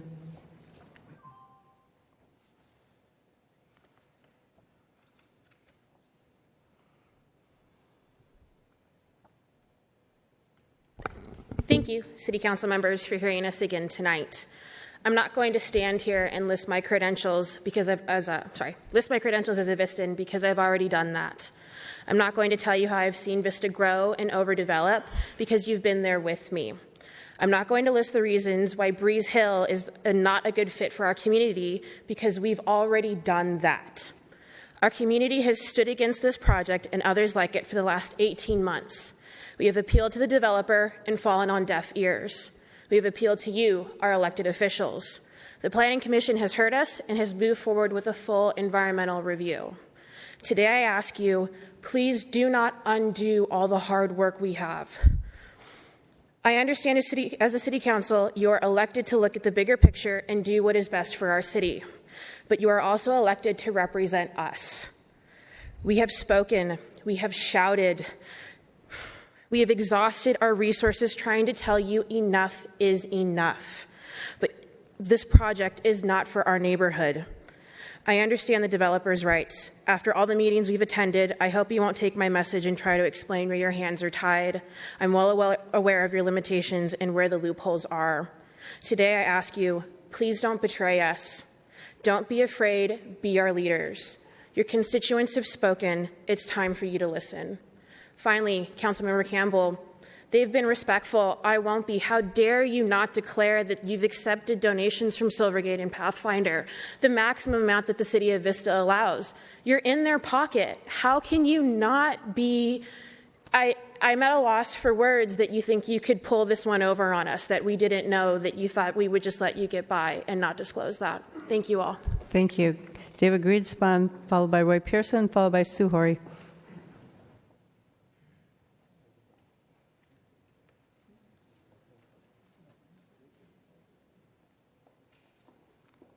Go ahead, sir. Thank you. I'm David Greenspan. I live on Valeview Drive, and I'm a homeowner and a business owner in Vista. I've attended Planning Commission and City Council meetings, and I'm concerned. Our pleas for Breeze Hill seem to be ignored. As members of the Council, the Planning Commission, and the Assistant City Attorney cater to requests and profit motives of outside developers who want to exploit Vista. The decision-making of the City Council has not been strategic regarding Breeze Hill. I see no adherence to a grand vision to nourish the people and the businesses that have already dedicated themselves to Vista. Little commitment to preserve what already exists and help it thrive. Instead, the Planning Commission and this Council are forced to make decisions based solely on the strategic and business plans of developers and the zoning guidance provided by Jonathan Stone, the Assistant City Attorney, who I'm not sure is a resident. These developers have tried to change commercial zoning to residential, commercial to mixed use, low-density zoning to high-density, and seem intent on finding loopholes in our bylaws or playing the affordable housing card on every single project. But you have the legal authority to deny this project. Unlike the developers that built the Temecula City Hall, who live in Temecula and pay taxes in Temecula, the developers who've targeted Vista do not live in Vista. They are Silvergate Development Partners of Sacramento and San Diego. The bond measure that Vistans voted on to build this very building was for $40 million. That's what we voted on, and we ended up paying an additional $13 million to this development group. Silvergate has done pretty well preying on the naivety of a quaint little city like Vista, telling us what we need to do. And why would they stop once they saw how easy it was to confuse, convince, and donate their way into Vista? They get to drive back to their low-density neighborhoods. These developers, Silvergate, Progressive Realty, Trico, Hardhat, Pathfinder Realty, all contributed money to Cody Campbell's re-election campaign, totaling 4 times more than Vistans donated to it.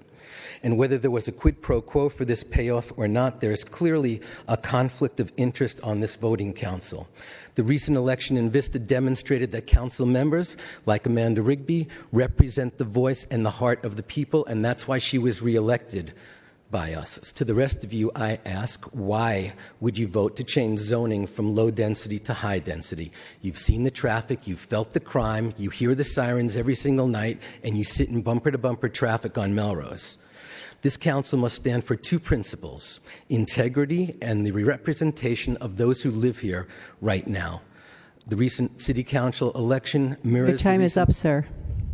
I would request that Cody Campbell recuse himself from voting on this measure. Roy Pearson, followed by Sue Horry, followed by Cliff Kaiser.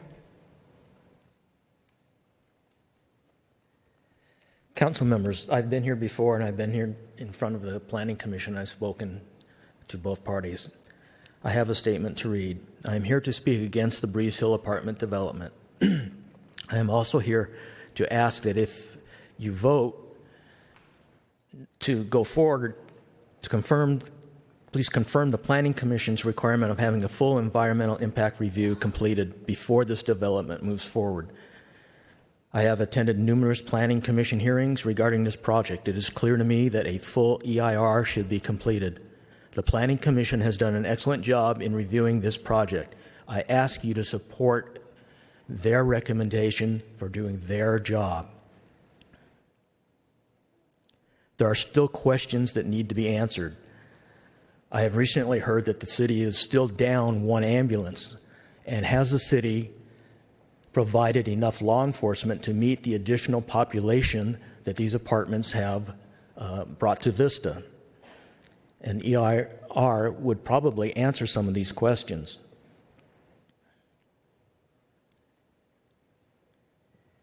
It should also be noted that the Breeze Hill School is overcrowded and cannot support any more students. In this development also, there are studio and one-bedroom apartments. Not enough to supply the demand for a family unit that the developer is talking about. There is nothing to regulate this developer from tearing down the commercial businesses when their leases are up and adding to the development, which will add to the overcrowding of this area. Excuse me. There is impact to the area in traffic, parking, noise, public services, trash, and the list can go on. So please do an EIR if you have any questions.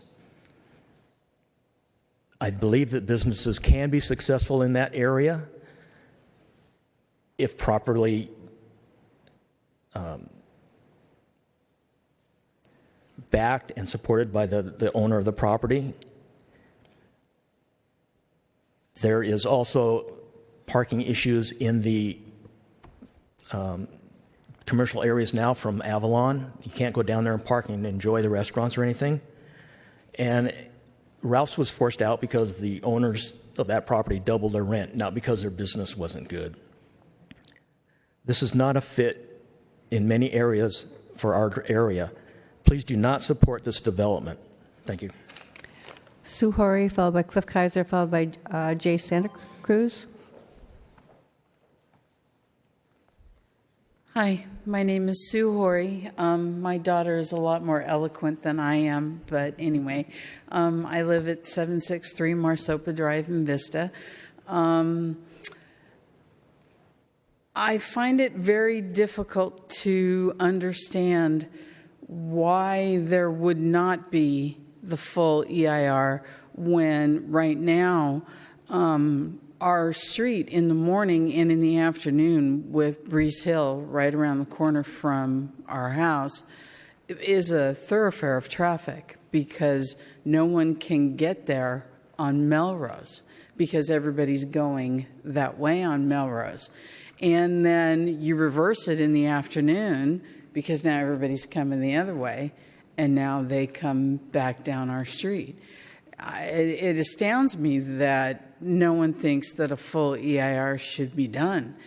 But anyway, to cut this short, because everybody has said everything that they could say, and somebody actually stole my line, but I'm going to say it anyway.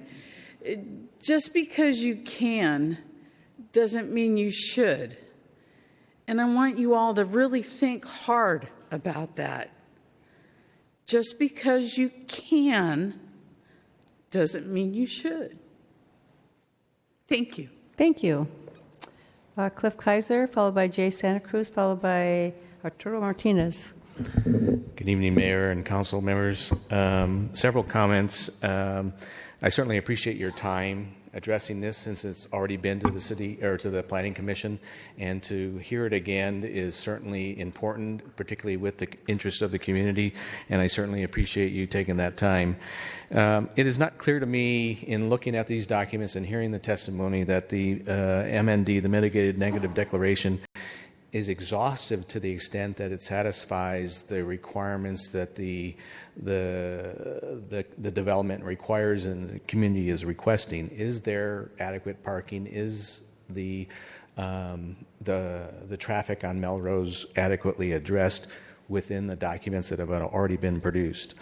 I certainly appreciate what Silvergate and Mr. Gill has done in changing the development over the years, a year and a half or so that he has been working on this. The access to Breeze Hill, the change in the design, kudos to them and all they've done to try to accommodate. But ultimately, I think what spurred a lot of the concern is that Avalon has really put a sour pill in the community, and I lay that problem on you guys and your predecessors in approving Avalon and then allowing all that Breeze Hill street parking and allowing all that traffic that wasn't forecast in the development of Avalon. And so the question now becomes, are we going to have additional problems related to Avalon because of not the appropriate approvals by the City Council and the Planning Commission here? I would also encourage the developer, I know this is very difficult, to press CVS and Co-America to allow a more formal shared parking arrangement. And with regards to parking on Breeze Hill, that's a problem. That's a real problem in terms of being able to pull out of driveways and see where you're going and all the trash that's there. You know, maybe step up code enforcement along Breeze Hill to help in that area. The average daily trips that were mentioned by the developer on Melrose, yes, a commercial site will have more daily trips, but the fact of the matter is that they're not there now. And so no matter what goes there, whether we populate the commercial site or we put apartments, there's going to be a lot more traffic on Melrose. And finally, very briefly, this is not necessarily the right place for apartments, but the developer has another project at Creekside that's coming up later. That is the right place. And they, like they have done here, they have accommodated the community's request and said, we'll do this and we'll do that and we'll make it nice and we'll accommodate parking. Your time is up. Thank you. And that Creekside apartment complex is the place to develop apartments in the transit district. Thank you. Thanks, Cliff. Jay Santa Cruz, followed by Arturo Martinez, followed by Brett Schatzenbach.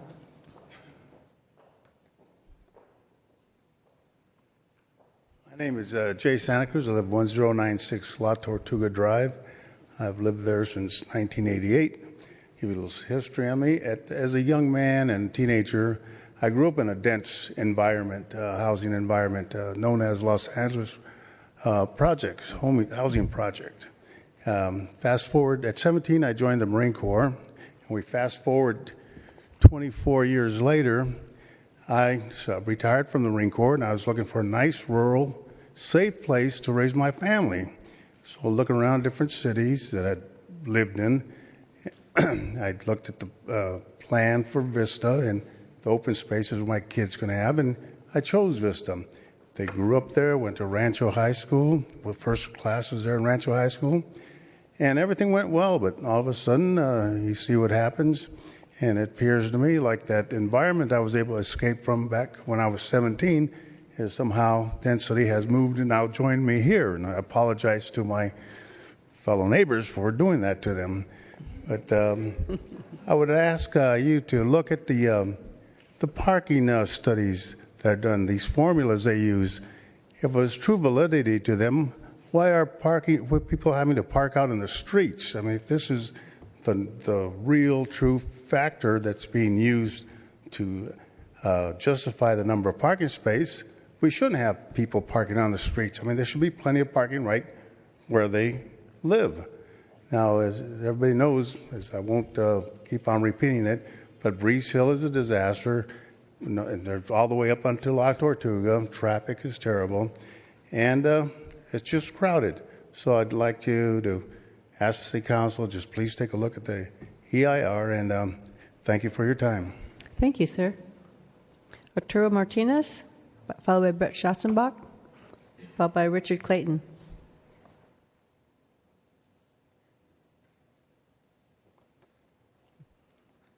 Good evening, everyone. My name is Arturo, and I am a resident of Vista. And I also a fifth-year student of architecture. And as a resident of Vista, I am in support of this project. I believe that everything in the world needs to grow, as nature does. Cities as well need to grow.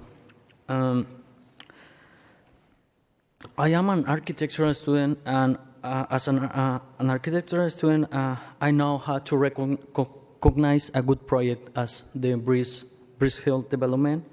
I am in support of this project because this project is a transit-oriented development, and it is also it's deal with energy conservation of energy. It promotes the vertical growing, which help us to reduce the horizontal growing for the city and the community of Vista. I like how this project promotes mixed use, which means that it will bring safety cities. It's gonna have this mixture of cultures, and it's a better way to congregate the community itself. People have been arguing about how it will produces or causes a lot of traffic, but I think the traffic, we're not going to solve traffic with housing developments. I think we can solve it. It's more about our culture. It's more about teaching our children how to ride bicycles, use the bicycles, take the train station, the Sprinter, and take the bus. It's more about our culture. It's not about the housing developments. If we want to, people have been arguing about traffic, but if we want to reduce traffic, that means a segregation for me. If we are our community to find, because if we want to reduce traffic, people, young families have to go away to the surroundings of the city, and that means a segregation. I think we need to find alternatives to stay together in the community, find new affordable spaces so that people can stay together and live together in the community. I think this project will help to bring competitivity to young families, because we live here in Vista and in the community. Young families don't really have so many opportunities to find appropriate housing, and I think the more housing that we can have will bring more opportunities for young families, more choices as well. Thank you, sir. Brett Schatzenbach, followed by Richard Clayton, followed by Rebecca Seltzman.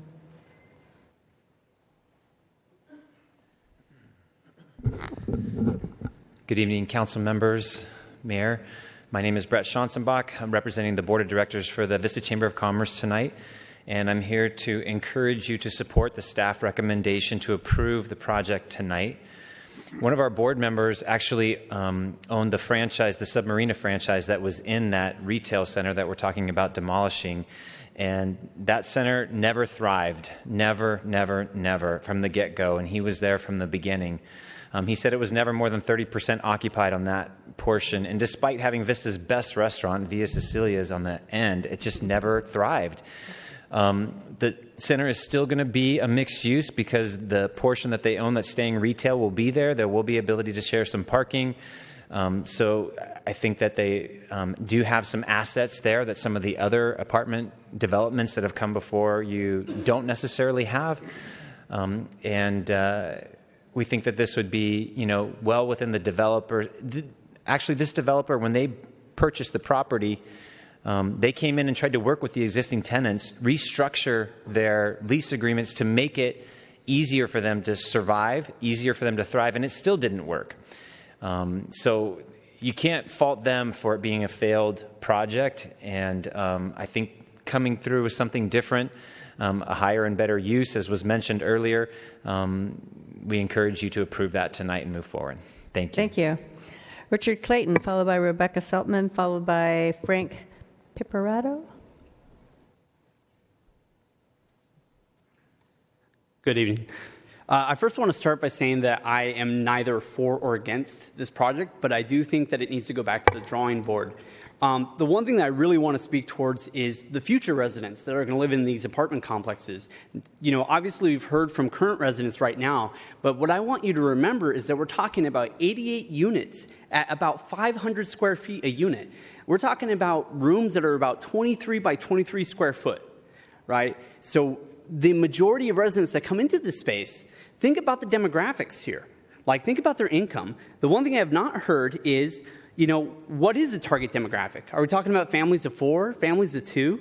You know, what is the price per unit?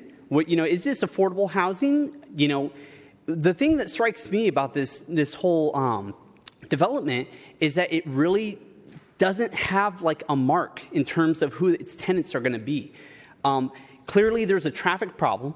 Right? I mean, 168 units, even if it's 2 cars per unit, as you know, has been suggested, you know, it just takes 2 birthday parties on a weekend to basically consume the entire visitor space, right? Like, if you've ever lived in a townhouse, and I had in D.C., I'll tell you that there was never visitor parking. Ever. I couldn't have family members come over. We had people parking miles away, and that obviously is sprawl that goes into the adjacent communities. So, you know, I just want you guys to think about, who are these houses for? Like, who's moving in here? Are they going to actually benefit from walkability? I mean, I would suspect that the majority of residents that come into the space are not going to enjoy the benefits of walkability to the courthouse. How many of them are, you know, going to be lawyers? How many of them are going to be, you know, working in the dental offices or the hospital, the medical clinics that are along Melrose Road? I mean, the project just doesn't make a lot of sense in its current density, and I think that the developer should come back, you know, look at a lower density, you know, solution for that area. Clearly, the retail spaces have failed, and there needs to be something there. But, like, let's be smart about this, right? Like, let's go with lower density. Let's go with, you know, more affordable apartments with more spaces. That's it. Thank you. Thank you, sir. Rebecca Seltman, followed by Frank Peperato, and I think that's our last speaker. I should see. Oh, more. Hi, I'm Rebecca Saltman, and it's my daughter. And I live on La Tortuga Drive, and I urge you to oppose this project, completely shut it down if possible.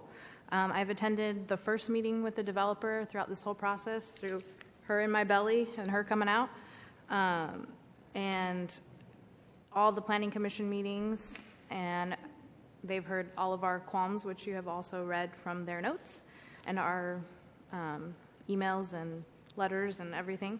In regards to traffic problems, safety problems, density issues. People park in front of my house, and I'm 5 or 6 houses into the housing community. And that's overflow from Avalon and Charlemont already. The overpopulation, the fact that the children won't be able to go to the elementary school that they see from their windows is really, really sad. This is not truly mixed use, and it fell into the loophole that the Planning Commission recently voted to close, where it would have different requirements if it was a pure residential project. I know you really want that microphone. And the commercial space would probably thrive if there was something really awesome like a Trader Joe's that everybody would want to go to, and then everything else would go in right next to it because everybody would go to Trader Joe's. And we don't have one, so that would be awesome. So the developer declined new tenants, and they've come forward and stated that they were trying to get into that retail space and were not allowed to. Thank you. Thank you. I have 3 people that asked not to speak. Richard Hobson, Judy Stratton, and Patricia Pawlowski, who are registering their opposition, but they don't want to speak. And then I have one. What happened to Frank? Frank Peperato? Did I have Peperato? I didn't ever see. Oh, there you are. I did? Okay. I thought maybe I wasn't pronouncing it right, so.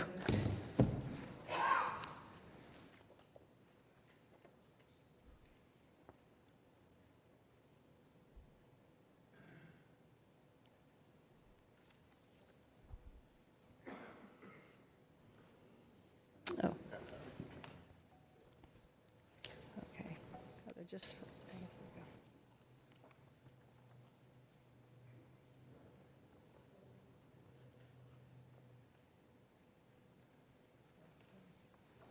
My name's Frank Piperato. I live at 765 Las Palmas Drive. My wife is a teacher at Breeze Hill Elementary School, and we look across Melrose and see the top of the buildings that will be torn down behind CVS. Folks, the first thing I'm going to do is tell you what I'd like you to do tonight, because I'll probably ramble for 3 minutes and the bell will go off and you won't hear what I'd like to ask you to do. I'm sort of seeing a pattern here. So I would like you to ask the developer to go back to the drawing board. And I would also like to ask the developer to go back to the drawing board and come back. I'm not 100% against this project, to be honest with you. This is a residential project. We've already heard that business didn't work.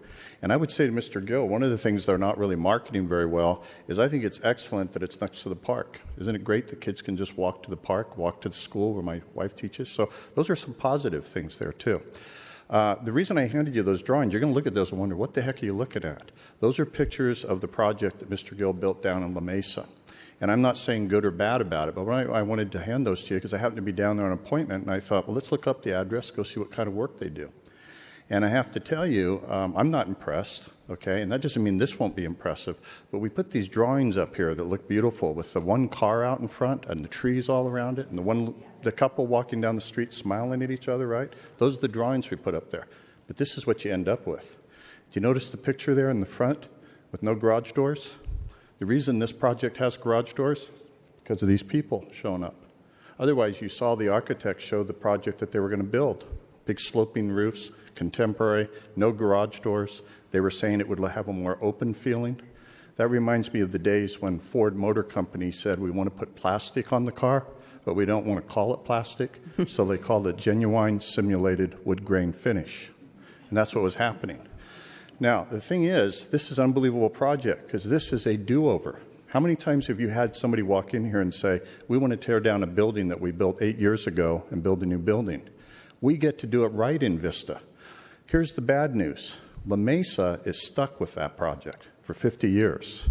You get to decide what we're going to do for 50 years tonight. That's what these people are asking for. Guys, there is a parking and traffic problem. They can quote all the numbers they want. People get in bed at night, 2 people. They own 2, 3, 4 cars, 1.9 parking spaces. I drove by the county courthouse on Saturday morning coming over to my house.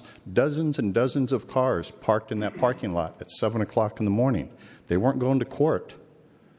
They're from the apartments, from all the complexes in the area. In the commercial building, we have a parking and traffic problem. That's what this is all about, guys. I wanted you to know that when you see these pretty pictures up here, and this actually isn't that bad compared to what it was, take it with a grain of salt. You're seeing those pictures. And again, please ask them to go back to the drawing board and bring something we can work with. Mr. Gill, please do that. We'd love to be proud of your project and have you be successful. Thank you very much. Thank you, sir. And the last speaker is J.C. Nguyen. I love being the last speaker. I'm here not either in favor or against the project. I'm just here to point out some numbers.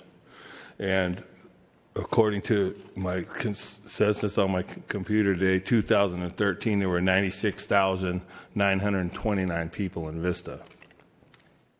So we've heard from 16, 17, 22 people on the subject tonight, which means a lot of other people probably could do with or do without this project. But the bottom line is, in the city of Vista, we need more housing. We need more apartments. We need more starter homes, 1,000 square foot, 2-bedroom, 1-bath, 3-bedroom, 1-bath houses so the kids can get out and $350,000 and maybe get into something, okay? We need that so desperately. Since the recession, people tend to forget that construction went downhill, and we're so far behind. That's why you have 2 and 3 people living in an apartment. And they can't figure out that economics 101 is supply and demand, okay? You got a small supply, the price is going to be high. People quote market rate. Well, market rate is because we need more apartments. We need more condos. We need more affordable housing. We need more affordable housing, Okay? Unfortunately, the word NIMBY comes to mind. Okay? People don't want this in my backyard. Well, sorry, it's everybody's backyard. It's not your backyard. It's everybody's backyard. So my statement is whether you approve it or you don't approve it, you should go get the ARR. You don't. These gentlemen spent lots and lots of money developing this, going through meetings, and Mr. Connolly, look at gray hair. I've known him when he was solid. It's people think that redoing things over and over again is good because people's concerned. We appreciate everybody's got concerns. We got concerns about everything. I got concerns that our city's got $600 and something thousand we talked about the last meeting surplus, yet Santa's still throwing the Easter egg hunt this year. $3,500. So whether we approve it or we don't approve it, let's just remember that the kids that have 5 roommates in a 1-bedroom apartment are doing that because they can't afford it on their own. And the reason they can't afford it on their own is because there's just not enough of them. And that makes the price go higher. So keep that in mind. Make a wise choice, which I know you will because you guys all do a great job. I just want to applaud everybody up here. You are public servants, and you take a lot of grief and a lot of grill, but I love you. Thank you. Thanks, JC.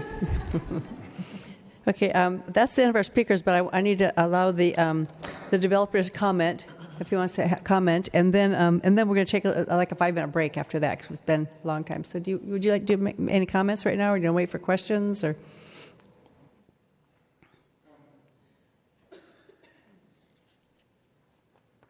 yeah, I just would like to make just 2 very brief comments. One of them is the average unit size is not 500 square feet. The average unit size is probably more like 800 plus square feet because you do have minimum unit sizes within the city of Vista, which most cities don't have. Your minimum unit size for a 2-bedroom is 700 square feet. Excuse me, 1-bedroom. Your minimum size for 2-bed is 900 square feet.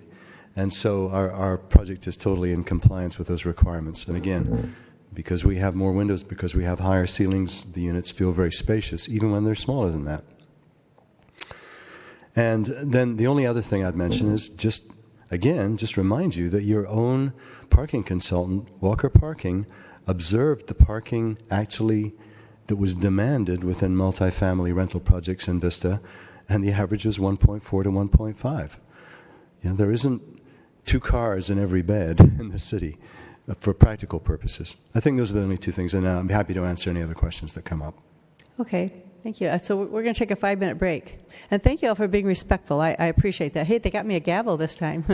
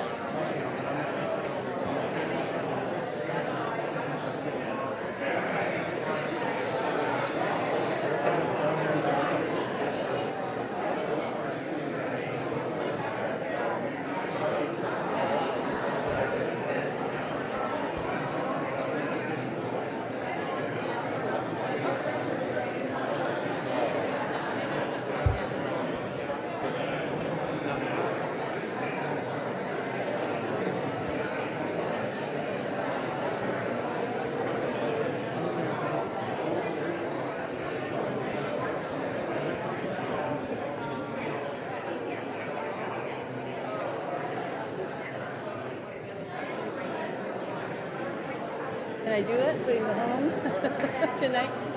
Okay, okay, I want to call the meeting back to... Hello out there. Hello out there. I want to call the meeting back to order. Can everybody please take a seat and quiet down? Love that gavel. It works. Yeah, I know. I didn't see it.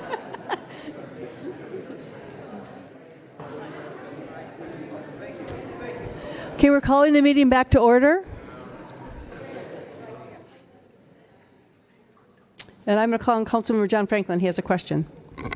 I just wanted to begin our comments with a question to our city's attorney. We sit tonight in a quasi-judicial capacity. Is that correct? That's correct, Council Member.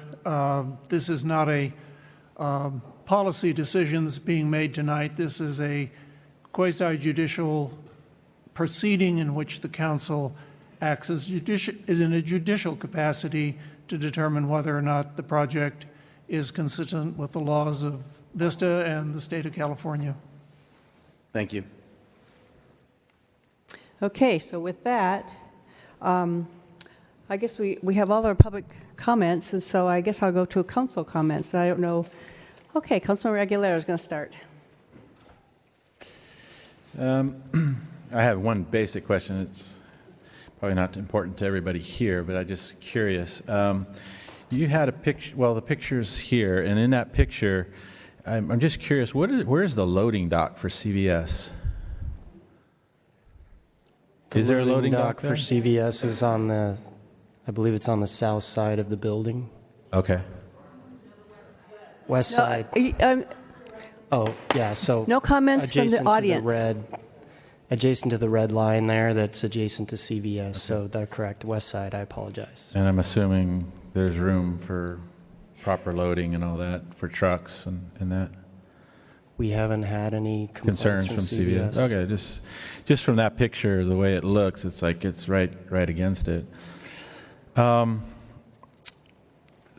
I have a couple of questions that have been going through my mind over the last couple of weeks, talking to some of the residents and the developer as well. The density of the project seems to be a concern of many. The number of units is 88 currently. If this was an apartment project, how many units would we be looking at approximately? What would be allowed there?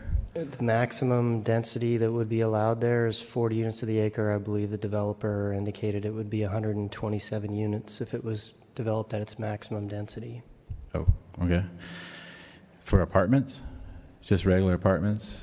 I mean, if it was zoning, I'm sorry, if the zoning was actually for apartments. Oh, in other words, if we had a citywide zoning that doesn't allow 40 units to the acre, is that your question? If it was zoned just multifamily, not mixed use. Multifamily, not mixed use. The maximum zoning in our multifamily districts is 21 units to the acre. Okay. So 3.1 acres times 21, roughly 60 some units. Yeah, okay. 64. Okay, and then the parking ratio, I guess, has been repeated tonight. It's 1.91 for the same use that we're just talking about. What would it be? The parking per our code for citywide multifamily zone is about, well, it's based on bedrooms, so it would depend on the bedroom count, but for a one bedroom, it's 2.3 spaces per unit. For a two bedroom, it's 2.5 spaces per unit. Okay. So if you did the same calculation for this project, it would probably require roughly another 50 spaces. Okay. And then the traffic impact fees that are being paid by the applicant, the developer, excuse me, 369,000, I thought I saw a slide. That's correct. What do those fees go for? Those fees are used in our capital improvement program for our arterial improvements citywide, so signal improvements, widening, construction on our arterial system only is what that money is designated for. Okay. And then do you know if there's any kind of restrictions on the number of families, or can there be a restriction on the number of families that live in a project like this, or rules, I guess, that they can set up? We're not aware of any rule that can be legally defended that limits the number of people in a family that could live in the unit. Okay. All right, that's all I have for right now. Thank you. Deputy Mayor Rigby. Thank you, Madam Mayor. I actually have a question for Pathfinder. Is there someone from Pathfinder here? My question for you is, it was brought up earlier about the two freestanding buildings, Comerica Bank and CVS. And I have a copy of Pathfinder's newsletter. I'm not really sure of the date, but the topic was about acquiring properties under an article entitled "The Herd Mentality." And it talked about this particular shopping center that you've purchased. And it says, the retail center in San Diego County that's a residential development in disguise. The center includes two freestanding buildings, one a national drugstore chain and the other a national bank, both triple net leased investments. Red hot demand for these. We're planning to sell them and recover our entire investment. And then we'll be left with the 10-year-old floundering inline retail center in the back for free. Highest and best use isn't retail but residential. A publicly traded real estate investment trust is building 200 plus units across the street from our project, and we hope to demolish the retail center and build 100 apartments. My question for you is, what is the status of your intended sale of those two freestanding buildings? I need somebody to come to a microphone over here, please, and answer that. Hi, I'm Mitch Siegler with Pathfinder. Those buildings have been sold. They have been sold. Yes. And to whom have they been sold? I don't know offhand the name of the buyer, the owner. We can find out for you. I would be curious to know who has the ownership of those properties at this point. When you have that, you can let me know,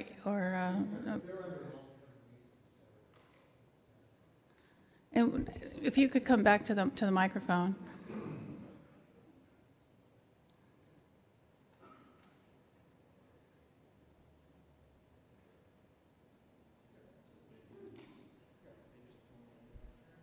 Yeah, nothing changes. To clarify, the buildings were owned by us and leased on a long-term basis to Comerica and CVS. Now they're owned by somebody else, and they're still pursuant to long-term leases with Comerica and CVS. So, could you define long-term lease for me? I think they're 20-year leases, 10 plus a 10-year extension. And then that began when?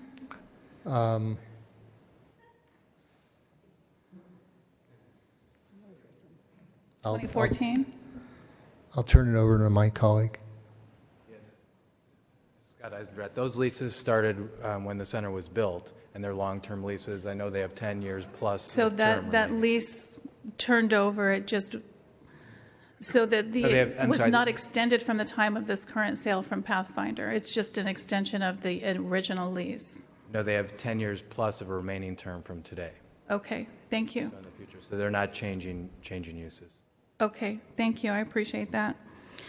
I do have a couple of comments regarding this proposed project. And one of the things that's been talked about is the walkability of this project, and it's transit-oriented. And I wanted to know how exactly is it considered transit-oriented. And somebody talked about the Sprinter or the Coaster. They don't run in this neighborhood. There are no rail lines in this neighborhood, and if a bus stop down the road on Melrose is considered the transit-oriented nature, that really doesn't qualify for that definition, in my opinion. And then the walkability part of it, with the retail that's been taken from that shopping center, the walkability to any close retail would be the shopping center across the street next to Avalon, which is limited to OGs and the Pancake House and a couple of other things, unless, and someone said what I was going to say, the walkability if you're in need of a lawyer's office or you frequent the county jail. So I'm not sure the walkability is really a selling point, because there's really no place for people to go walking, and there's no transit-oriented station here in this area. So I was just interested in, or found fascinating, the definition that you had for that. The other thing I wanted to talk about was in the MND, you talked about traffic, transportation and traffic. And it says in your paper here, less than significant impact, or 4 categories were no impact at all. And as it is widely known, that's my neighborhood. I live over there. And where it says there is no impact or little impact, even with a little impact would be significant considering the traffic that we already endure on Melrose, Breeze Hill. People on Melrose, as it was discussed, they get off of Melrose and they go up Valeview or Las Palmas. They cut down Sunset. The traffic on Sunset in the morning and in the evenings is exponentially greater than it was 10 or 15 years ago. So even incrementally adding any traffic to Melrose is significant. Until we deal with the traffic that we already have, I am not inclined to want to add any more traffic, and even using the word as it was in here, incrementally. I think when you add this project to Avalon, to all the other projects in town, these little increments, they add up to significant impact. And I think that we need to look at that in its entirety. So I don't find the word incrementally to be sufficient on this. And then the other question I have was, it was brought up that the school, when you talk about in your MND, that the school is close by and the kids can go to school there. But we've already heard from the school district in a previous discussion up here a couple of meetings ago that the school is completely impacted and not taking any more students. So again, when you look at your MND, I question where the information and the data came from that you used to respond to some of the questions in this document. And then taking it even further, we're looking at public safety response times. And again, in your document here, the MND, let me see, 357. Fire protection is less than significant impact, police protection less than significant impact, and the schools less than significant impact. I already talked about schools. I question where you got the data that you can check that box off. But when it talks about fire protection services, the proposed 88 unit, and this is taken from your document, I'm reading from the document here, the proposed 88 unit multifamily residential community would be constructed in accordance with all applicable fire codes set forth by the state fire marshal, the VFD, and the city's building code. Development of the proposed project may result in incremental increase in the demand for emergency services.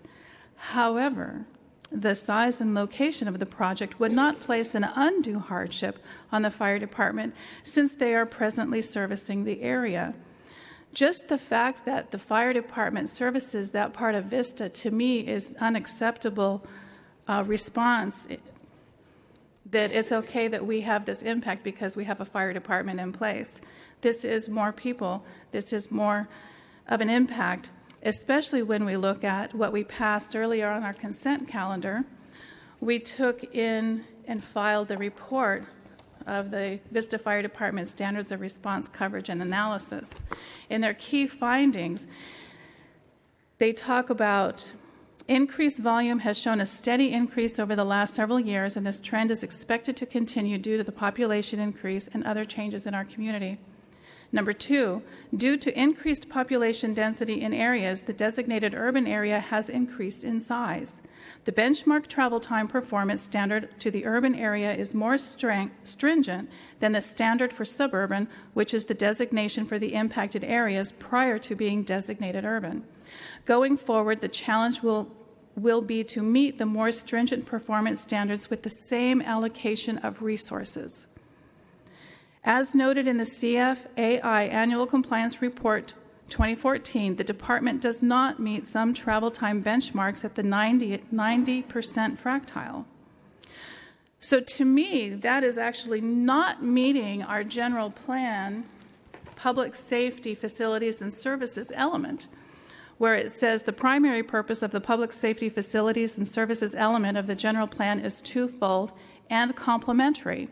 1, to identify and reduce the risk to life and property from natural and human-made hazards in or near the city that pose potential danger to the safety and welfare of our community, and 2, to ensure that public facilities and services support the existing and planned future development within Vista and are provided in an efficient, cost-effective, and environmentally sustainable manner that are considered as an integral part of the city's development review and decision-making process.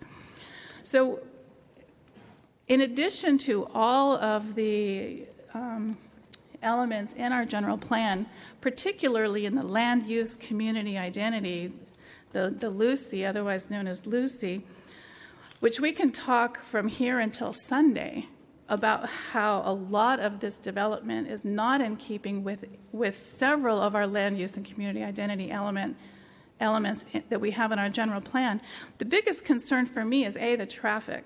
When we have people already turning around on Melrose to go a different direction, when we have increased the traffic, the flow of traffic exponentially on our side streets, impacting our children and our homes, that's significant to me. And now we're looking at an increased impact on an already strained fire department. We need to work on the infrastructure in our city and make sure that we are keeping up with what we've already brought online before we bring anything else online. So for that and many, many other reasons, and including what was brought up earlier, the playground, there's really no place for children to play here. It doesn't seem, when you're talking about the demographics, that this is for entry-level families. This seems like it's more for singles or young people. And the design of it, I don't like the design of it, and I think that we've had that conversation before. The design of it also, in violating some of the LUCI element here, doesn't fit into that neighborhood. It doesn't fit into the city of Vista. It really stands out. It's not an aesthetically pleasing design that fits in and blends into the community. And one of the things that we have talked about when we're looking at developments is it has to enhance our community. Anything we bring online must enhance our community and make it better. And I don't see this doing that on any level. But because of the concerns with the traffic and with the public safety not being addressed, particularly or satisfactorily at all through the MND, the very least we should do is ask for the EIR to be completed, if not denying this project outright. Thank you, Madam Mayor. Councilmember Franklin.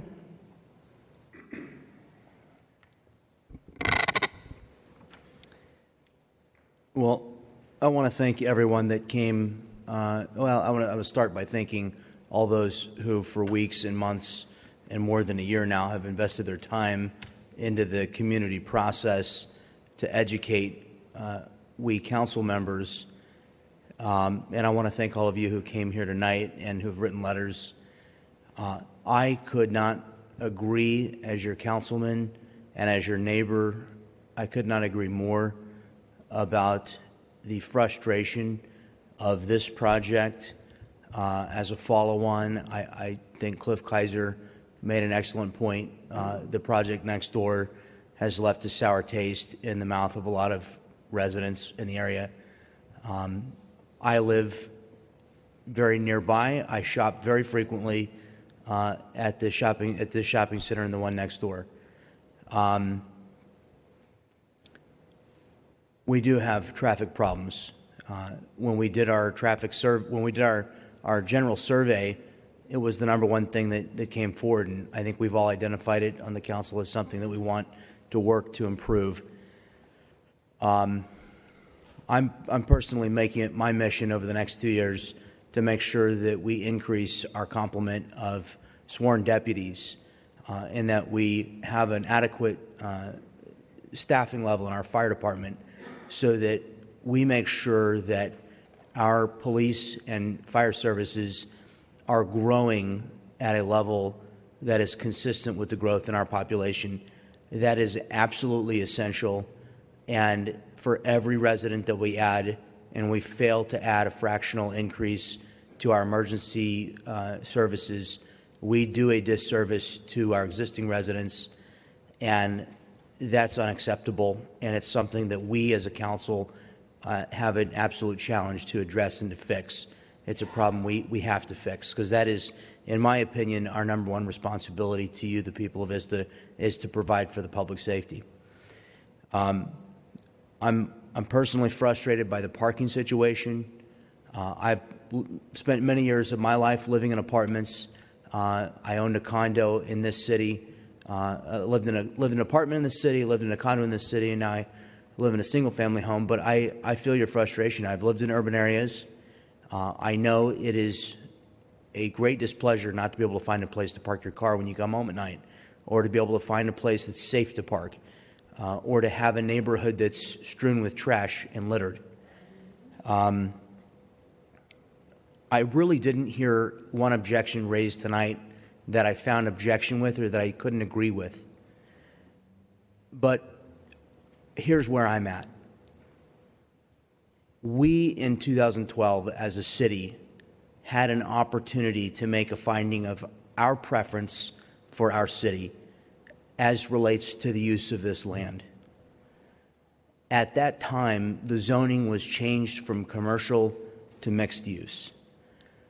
A decision that, like most of you, I was completely unaware of, had no idea was going on.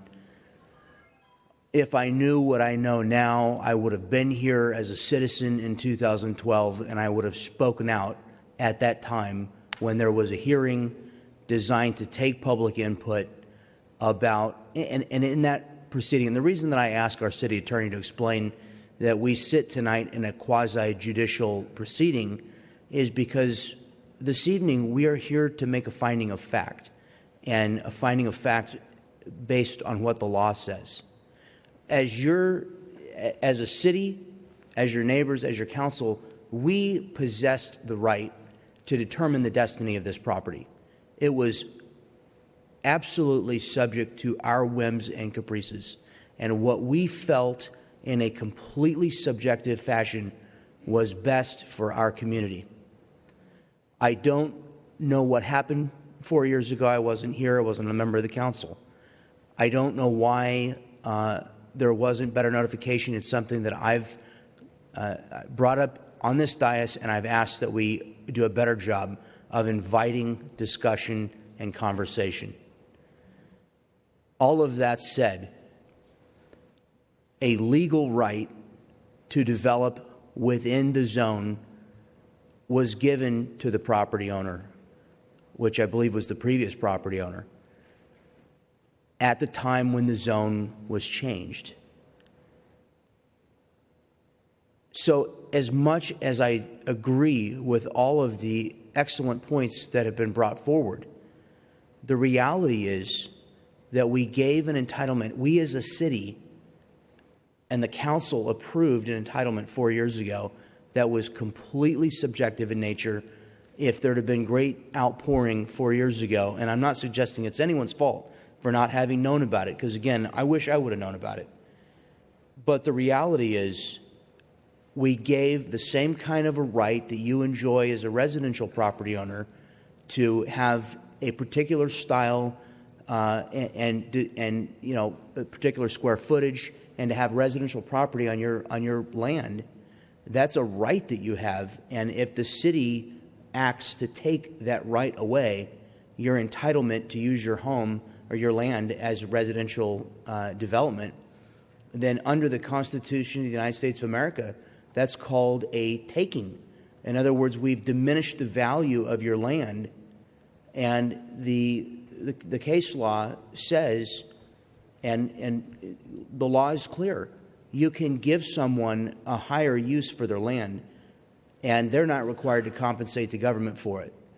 However, if you give that higher use and then you desire to take it back because you've changed your mind, or we've changed our mind as a community, we would have to pay under eminent domain. We would have to have a hearing, and we would have to find that we were going to take something of value from this property owner, and we would have to compensate them for the difference.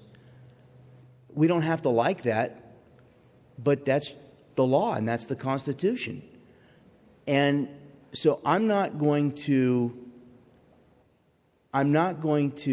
sit up here and tell you something that in the pit of my stomach, I don't think I can look at every citizen and say that I did the right thing when I was faced with this decision. By the way, this wasn't the thing that I was hoping to fix. You've elected me to this job. This is a tough one.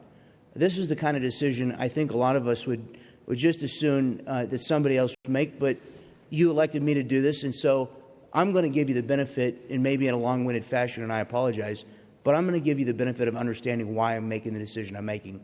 And it isn't because I have the first beginnings of a disagreement with you about the frustrations that you have with this project. But the owner of this property has a right to build as many as 127 homes. And he's agreed, and I've told him privately that I appreciate that he's made some concessions. I've asked and I've received from those that I've met with in the community, including Val Brown and Steve and others. They wrote a letter, I think it was delivered later yesterday or sometime today. And I think Mr. Connolly hopefully conveyed a copy of that to Mr. Gill. And I hope that there are still ways that we can find to bring the community's requests. I know you've met many of those. I hope that you would continue to work with neighbors to find a way to make this something that's increasingly palatable, and that and continue to demonstrate your commitment to work with the community, even though it's been a tough process. If we deny the project, and the law is very clear, okay? The Housing Accountability Act passed by our legislature in Sacramento, state law, it says, I'm going to put it in plain language. It says that you can only deny a project if it fails to meet objective standards. And objective standards, to my mind, are mathematical in nature. The unit sizes are mathematically smaller than what's required by law.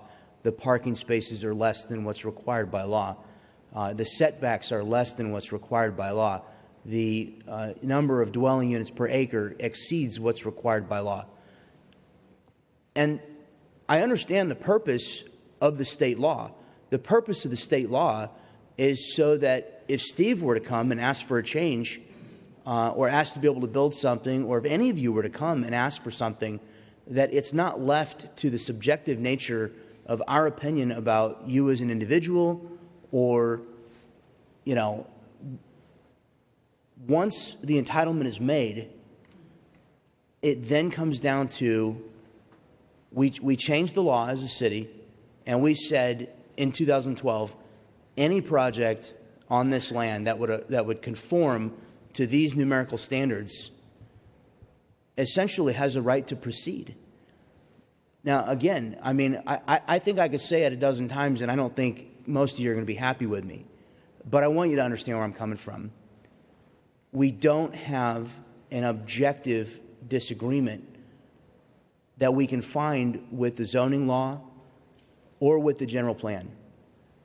I read from many of you points that I tend to very strongly agree with about disagreements with the project where it doesn't align with the subjective nature of the general plan. However, it's just that it is subjective. And we can't put a numerical quantifier on the project's failure to meet those subjective standards. And because of that, the state law says that we can't use those subjective standards. We have the right going forward, and we are going to address at our next council meeting, and I won't elaborate on it because we're not allowed to, but I think the council, from my perspective, has heard the concern and the unhappiness about the mixed-use zoning designation, and so it's on our agenda for our next council meeting where we will have a discussion. I hope you all come back. I intend for us to do something to solve this problem prospectively, but I feel very much that we're in a bind in this particular situation. I had a meeting with our attorneys yesterday. I don't do what the staff or the attorneys tell me to do, but as your representative, I need legal guidance and advice. And I have to do what is in all of the citizens' best interest financially. If we decline this project, one of two things happens. Either a court case will go forward and we will lose. We discussed this extensively. We don't have legal standing on subjective grounds to deny the project. We will lose, and the development will proceed. And what could happen is the developer could decide to bring back an even higher density project. Could include Section 8 housing. Those low-income inclusions would provide density bonus above and beyond what our laws allow, and there's nothing we could do about that. That's a right given to the developer under state law.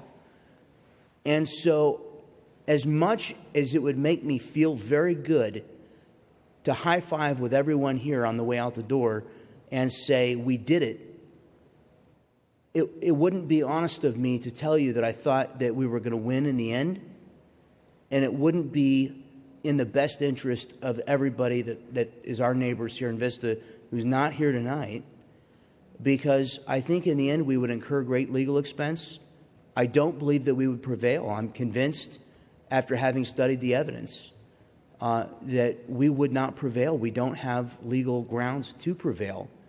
I'm not ready to support a complete moratorium on development in Vista until we achieve our public safety standards. There are a lot of quality projects that we've built recently. Addressing these issues is a huge priority for me. It's my biggest priority. And so, I see some head shaking, and I understand that there are going to be a lot of you who are not going to give me credit for what I think is a thoughtful decision. But I hope that you'll respect the fact that it was a thoughtful decision on my part. Well, that's all there is to it. It wasn't that I didn't hear your concerns. It wasn't that I didn't agree with you. It was that tonight it is not our charge and our mission as a city council to make a finding of preference. But it is our job tonight. It's not. We're sitting tonight as a quasi-judicial body, and we have to make a finding of fact under the law. And I'm sorry that there are those who are going to take exception with that, but that's where it stands to the best of my understanding, and that's why, I don't see a path forward to stop this project under subjective grounds. So that's my opinion. Thank you. And actually, you did an excellent job of explaining that. I absolutely agree with what he said. I hear all of your, I've read everything, I've heard it all, but John is actually related. He explained it very, very well. So, Councilmember Aguilera. Thank you, Madam Mayor, and thank you, Councilman Franklin. That was very well thought out. I had similar thoughts, I guess a little bit different. We were elected here to represent you, the people, but the entire city. This is a big city. Someone said we're at 96,000 Maybe we're at 98,000 today. I'm not exactly sure, but close to 100. So there's a lot of people that we're representing, not only here, but throughout the city. And, we've been going through a process here, 2 years as of this month. I believe the first application was November 14 of 2014. And this is a process that we don't take lightly. I've listened and I have read all the emails. What I have learned through going through many of these processes, not just here at City Council, I cut my teeth, I guess you might say, coaching Little League and eventually becoming a president of a Little League. And I'll tell you what, doing that is more difficult than what we're doing tonight. Because you got kids involved, families. And what I did learn from that, though, is that you're probably not going to make everybody happy. And that's the hardest thing. Someone was talking about leadership earlier. And, leaders lead, but they do listen. And I think the council up here has listened to the community, listened to the developer too. But you have to give thought to that, to what you've heard, what you've studied, what you've seen. And you have to have the ability to see what others don't see. Anticipate dangers, anticipate opportunities. And when you've done that, you have to be able to see the big picture, I guess is what I'm saying. And then you have to make a decision. And sometimes those aren't the most popular decisions with everyone. But getting back to this process, one of the things that I'm happy with about this project is over the last 2 years, they've had to redesign this thing a few times. They're not happy about it. I'm more happy with it now than from what I saw originally, and I think from what the Planning Commission saw as well. Because we don't want to end up with this, wherever it was, in La Mesa. But this is not going to look like that. And that's because of the people that are here and the people that have participated over the last 2 years. And, it has been a long process. Typically, it's not as long a process, and it has been because of the community input. We've gone from a solid 3 stories throughout the project to, lowering some areas to 2 stories. We've gone from a setback that was pretty much on the street to a 20-foot setback. Parking has been increased. It could be as low as, I guess, 1.4 is what I'm gathering. They're at 1.9. Certainly some of us would like to see 2.4, compromise. The number of units, I think most of you out here would like to see 0 units.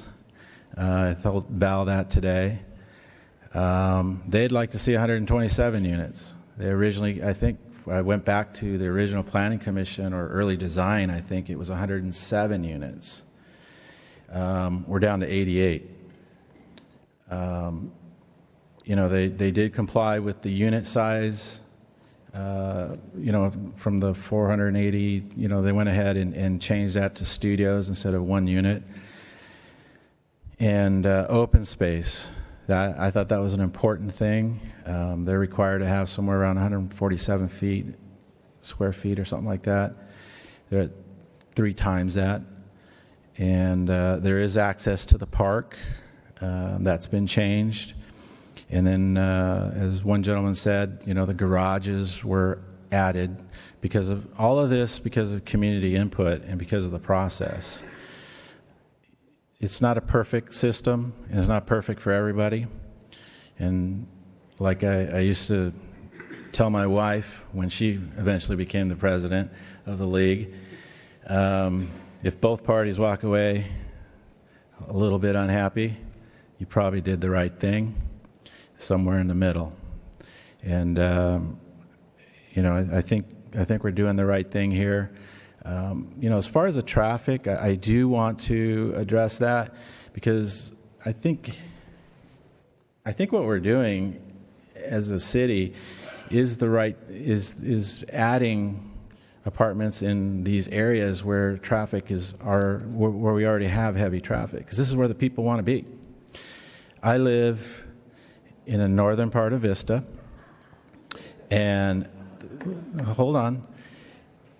Most of this traffic is not being generated internally. People are coming from Temecula, Murrieta, all of Riverside County. People are living out in Fallbrook. They live out there because they can't afford to live in Vista. They can't afford to live in Carlsbad where they work. Our business park is actually the largest business park in North County.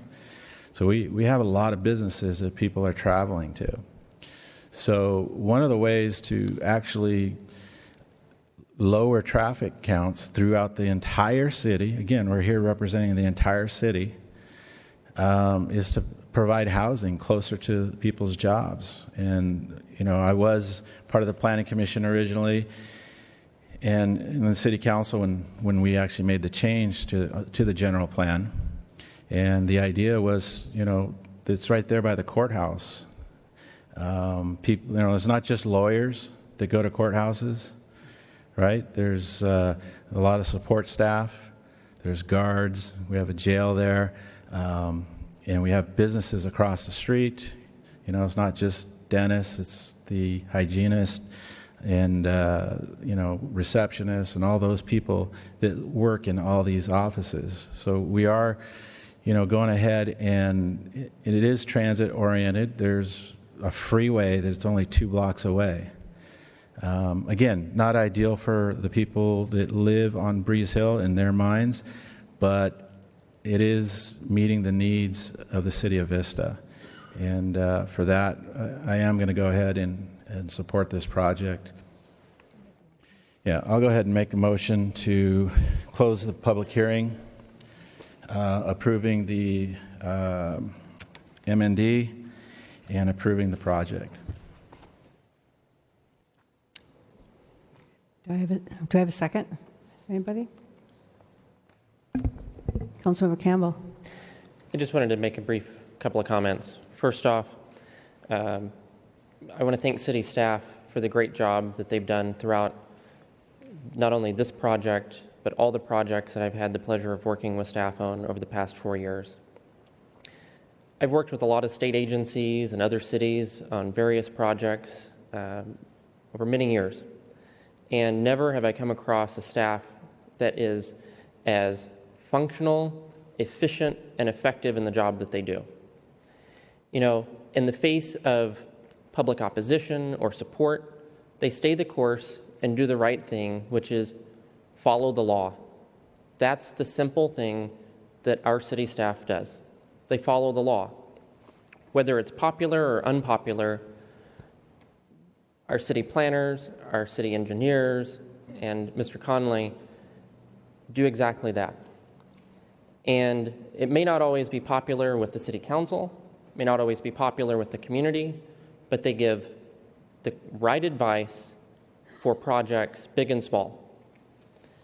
And they've done that for this project from day one.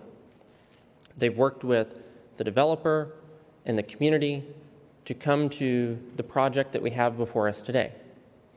I think Councilmember Franklin and Councilman Aguilera said 99% of my talking points that I was going to say here tonight, which is the law is the law set forth by the state legislature. The job of the council here tonight is to apply that law based on objective criteria set forth by city staff, the facts and evidence put forth in this very substantial packet. There's a lot of subjective criteria on this project that we're not here to evaluate tonight because it's not our charge as a council set forth by state law. The law says we can deny a project if the objective criteria, as Councilman Franklin stated, very objective mathematical it doesn't comply with local zoning. They want to put 50 units to the acre. Our law says 40. Those are objective criteria. This project has been thoroughly vetted by city staff, our attorneys, and staff has made a recommendation very clearly based on their experience and their expert knowledge on development projects and the state law and our city general plan and zoning, and said they recommend approval of this project. That's, quite frankly, what we're here to decide tonight, is does this project meet these criteria?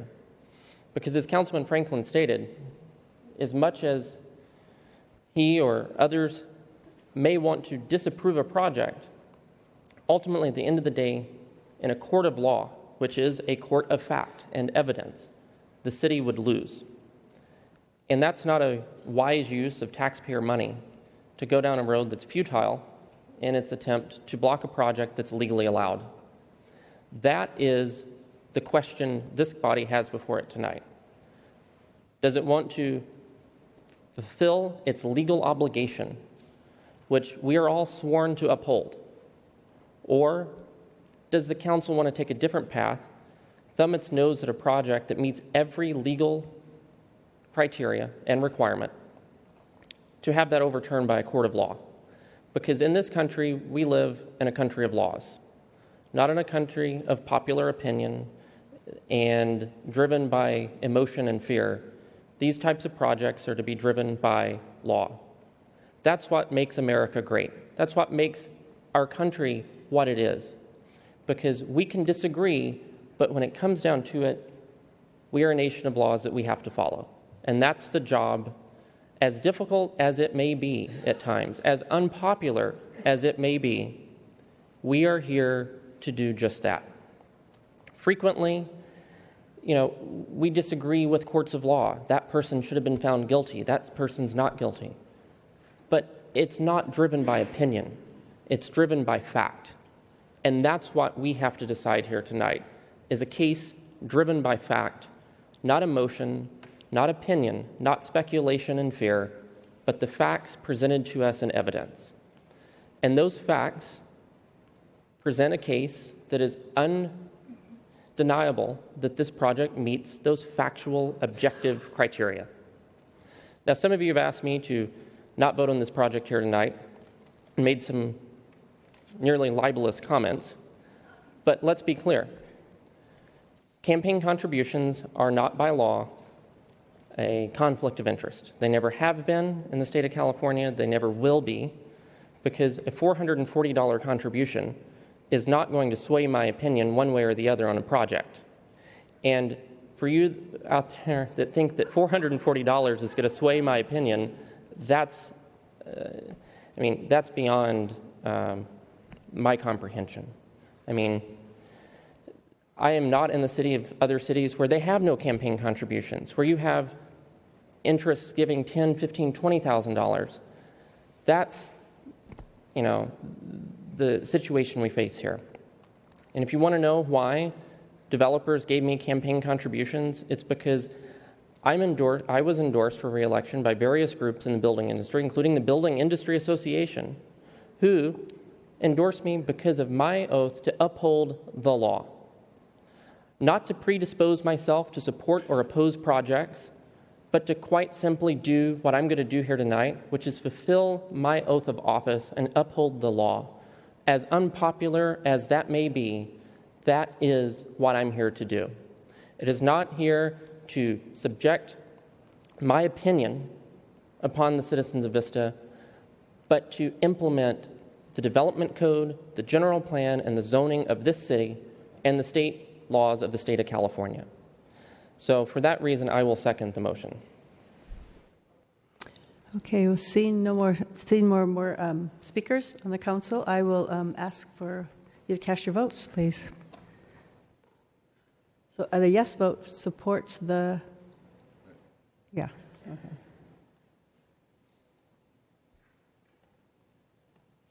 That motion passes with one no vote. Okay, with that, we're going to move on to our next public hearing, which is appeal of P16-088, Vista Village Creekside Apartments. This is a public hearing to receive testimony regarding an appeal of planning case number 16-088, the Vista Village Creekside Apartment Project.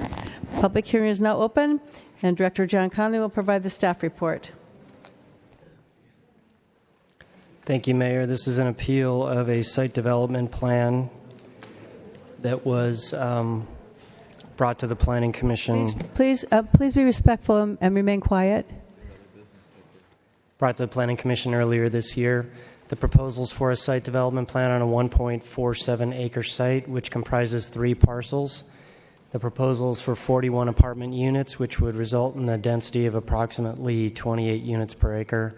Includes parking areas, drainage, utilities, common driveways, as well as a clubhouse, common open space and private yard areas, and numerous recreational amenities that are listed. The projects are located adjacent to the Creek Walk Park within the Vista Village Shopping Center, directly north of the Fraser Farms Market and south of the Wave Water Park. They're shown here in the overhead, identified as parcels 1, 2, and 3. These were parcels that were originally owned by the successor agency to the redevelopment agency and originally slated for restaurant use when the Vista Village Center was built. However, following years of failed attempts to attract a restaurant to these parcels, the successor agency approved a sale agreement in June of this year last year, I believe, to allow for the sale of the property for multifamily development. The property is designated mixed use in our general plan. It's located in the downtown specific plan in the West Gateway District, which is the purple shown here. The adjacent zoning designation is RM15, shown just to the south, which is multifamily 15 units to the acre.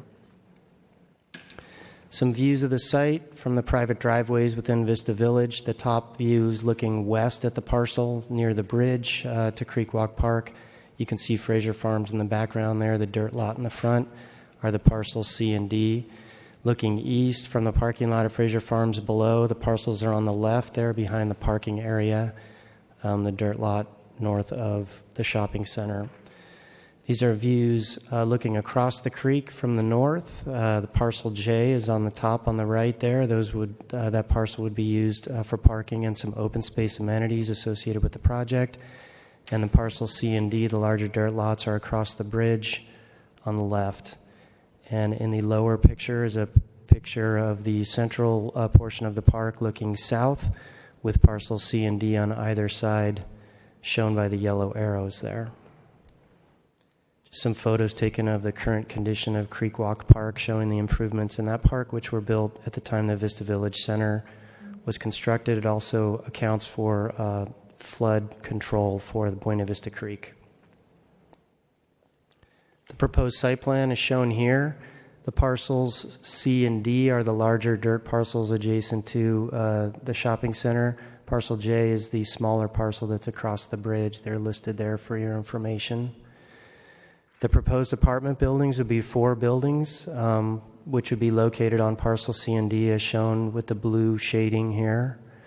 There's a clubhouse, which is shown in orange, and there are several open space amenity areas, which are shown in green. The project includes some additional parking off-site on what's referred to as Parcel B. This is the triangular parcel that's located just east of the site that's shown in the overhead here. This is a property that's owned by DDR, the shopping center owner. They have a reciprocal easement agreement which controls parking within the center, and the applicant has an agreement with them to allow a portion of this property to be used for parking. Upon the initial application that went to the Planning Commission, Parcel B was allowed to have up to 20 parking spaces dedicated to the project. However, at the Planning Commission meeting in September, the Planning Commission required an additional 11 spaces to be dedicated to parking, so a total of 31. Which the applicant has obtained the rights from DDR to use this lot for. So there's an additional 31 spaces on Parcel B. In addition, the reciprocal easement agreement with the shopping center owner includes provisions restricting residents and their guests from using common area parking spaces that are available to customers of the retail center, including Fraser Farms, and there are provisions for residents who violate the parking restrictions can be subject to towing and fines. Some general project information. The general plan designation, as I mentioned, is 40 units to the acre, would allow up to 59 dwelling units on the site. 41 are proposed. Excuse me. The downtown specific plan, West Gateway District, also allows 40 units to the acre. The maximum building height is 60 feet. The project's tallest building is just below 36 feet. The project includes 1 2-story and 3 3-story buildings. The projects meet the setbacks within the specific plan, which are 5 feet in the front yard and 15 feet in the rear yard. It should be noted that a portion of the public park can be counted toward the rear yard setback, which is included in that calculation. The parking requires 66 spaces for the project based on the bedroom count. There are 67 spaces provided on the site, plus the 31 spaces on Parcel B that was mentioned on the prior slide. The project exceeds the open space requirements. 8,200 feet is required, over 31,000 is provided, which includes the shared outdoor courtyard areas and the common open space landscape areas. There's also private open space, again, which is required at 25%, and 37% is provided on the private patio areas for the units. With the landscaping requirement within the specific plan is 5%, and 19% of the project is landscaped. Just to go over park access, since that's been an issue that was discussed thoroughly at the Planning Commission, has been raised by the public in terms of concerns about access to the park. The project would restrict access to an existing stairway that's located in the center of the park, which is shown right here. It is on the south side of the park, which accesses the dirt lot through a dual stairway that comes up from a pad adjacent to the creek. However, access to that stairway is currently not provided other than walking across the dirt lot, so there's no accessible path to that stairway, although the public can use it. It's not accommodated with a paved path. The paved paths are shown here with the red lines. Although the project would restrict access to that one point within the park, there are still several access points to the park that can be utilized to provide access to a Creek Walk Park. We did talk to the developer about blocking access to this stairway, and they did consider a public path through the property, but it would split the property in half and affect their main amenity area, which would mean residents would have to walk through gates to get across the property, and so they preferred not to do that. That's before the council tonight for your consideration.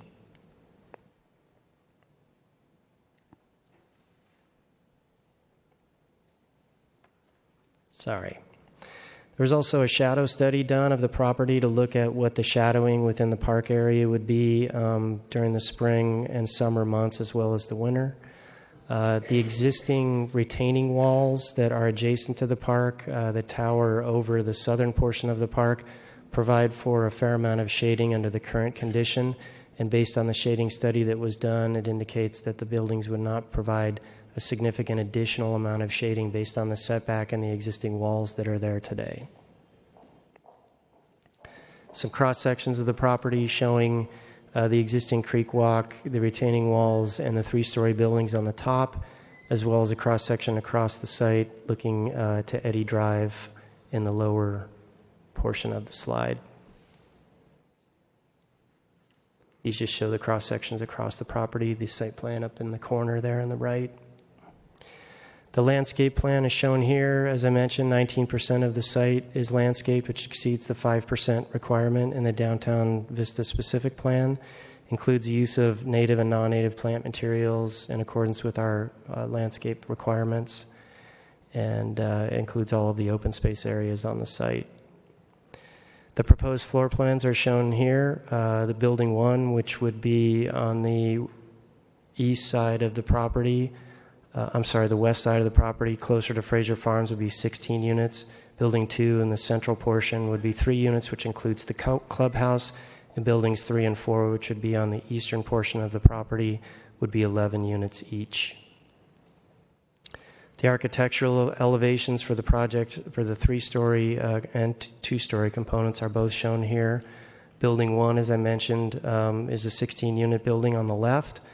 That would be located closest to the Fraser Farms. Building 2 down in the lower center is the 2-story building, which would include the clubhouse, and buildings 3 and 4 in the upper center would be on the eastern side of the project. The project proposes a contemporary architecture with elements inspired from Buena Vista Creek and the Vista Village Center. The architect for the project is the same architect that designed the Vista Village Center buildings that are constructed out there today, and he'll be presenting as well. The project is covered by the program EIR that was prepared for the downtown specific plan and certified in 2010, as well as an addendum that was approved in 2015. It also qualifies for an infill exemption under CEQA, which basically clarifies that if the project is consistent with the general plan, would be developed on a site no greater than 5 acres. It's substantially surrounded by urban uses, does not contain any endangered habitat, and would not result in significant effects to traffic, noise, air quality, or water quality, and is serviced by all public services, can be exempted.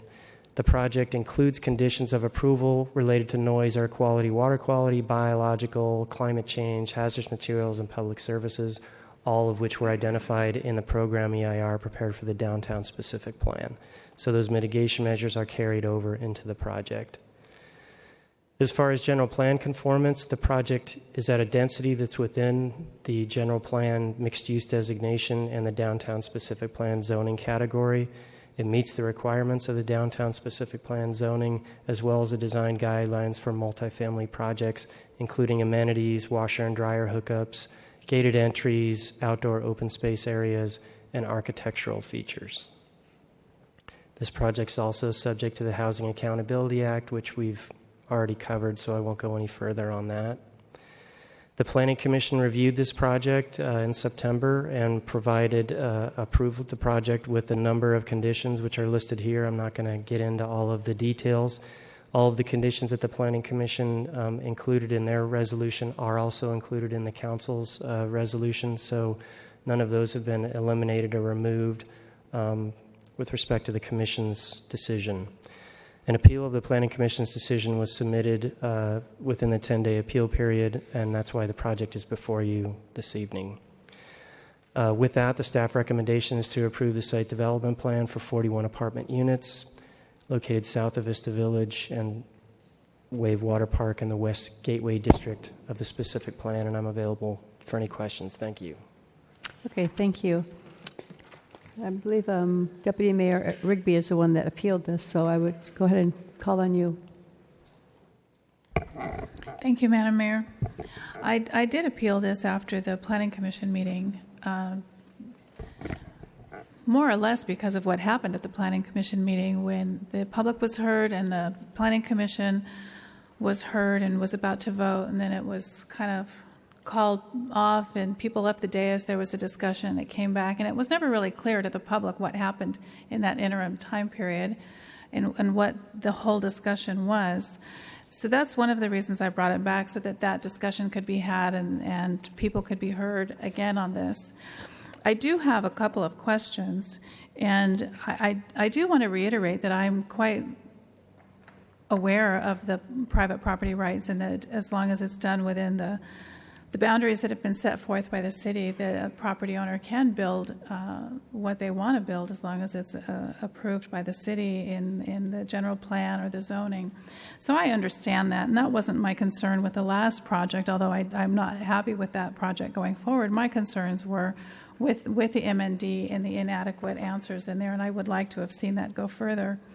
But with this one, I do have a couple of questions, and I'm looking at the minutes from the Planning Commission meeting, and when it was brought up again for the amenities on this project, any amenities for children in the proposed project were not there. It was, I guess Mr. Reynolds had said that there was a bocce ball court on the site, indicating that that would be sufficient for the kids.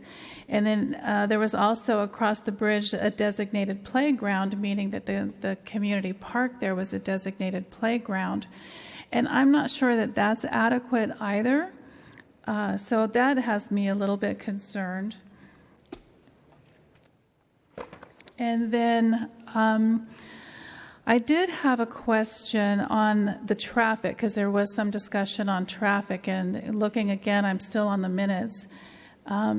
Commissioner Rossler had asked Patsy Chow to confirm that a housing project would generate fewer trips than developing restaurant pads in the same spot. Ms. Chow confirmed that that was so, saying that a restaurant use would generate over 1,000 trips per day. What data was that number pulled from? That assumed that the restaurant pads were built out to about a 30% building to pad ratio, which is pretty consistent with what other commercial developments, typically between 25 to 30% of the site is building. And then we use the Sandag traffic generation rates for restaurant use to determine how much traffic that type of development would generate. Did we use any numbers based on real traffic here in Vista? No, we did not count other restaurants in Vista. We used the Sandag rates are based on counts of restaurants, restaurant uses within the region, and there are multiple examples of other restaurants that are used within the region, but no, it's not a Vista-specific count. Okay. And then also in the minutes, and I'm not even sure who to ask this question of, Commissioner Gerritsen expressed his concern about the, quote, or parentheses, perceived lack of parking, and said he felt it would detract from the other businesses in the area. My question is, who put the word perceived in there and in parentheses? Was that... That was our staff that wrote the minutes. In the minutes? So the minutes because that seems like drafted. An opinion to me that was inserted into his comments, and that has me a little concerned. So the minutes are drafted by the staff and presented to the commission as they are to the council, and they're subject to the commission's approval. And then I was looking at the conditions of approval that were added by the Planning Commission at that meeting in September, and I appreciate very much that you took the time and energy and that you had looked at these, and I appreciate very much the time and energy by the Planning Commission. And I see that you have addressed a lot of these, or a lot of these issues will be addressed in these conditions. But I'm still not seeing in the amenities anything for children. So again, as with the previous project, the demographic that you're looking at, you're not looking at families, new families, starter homes, starter places. I don't see any amenities for children except putting them out into the creek walk, which I'm not sure as a mom I would put my kids out on the creek walk.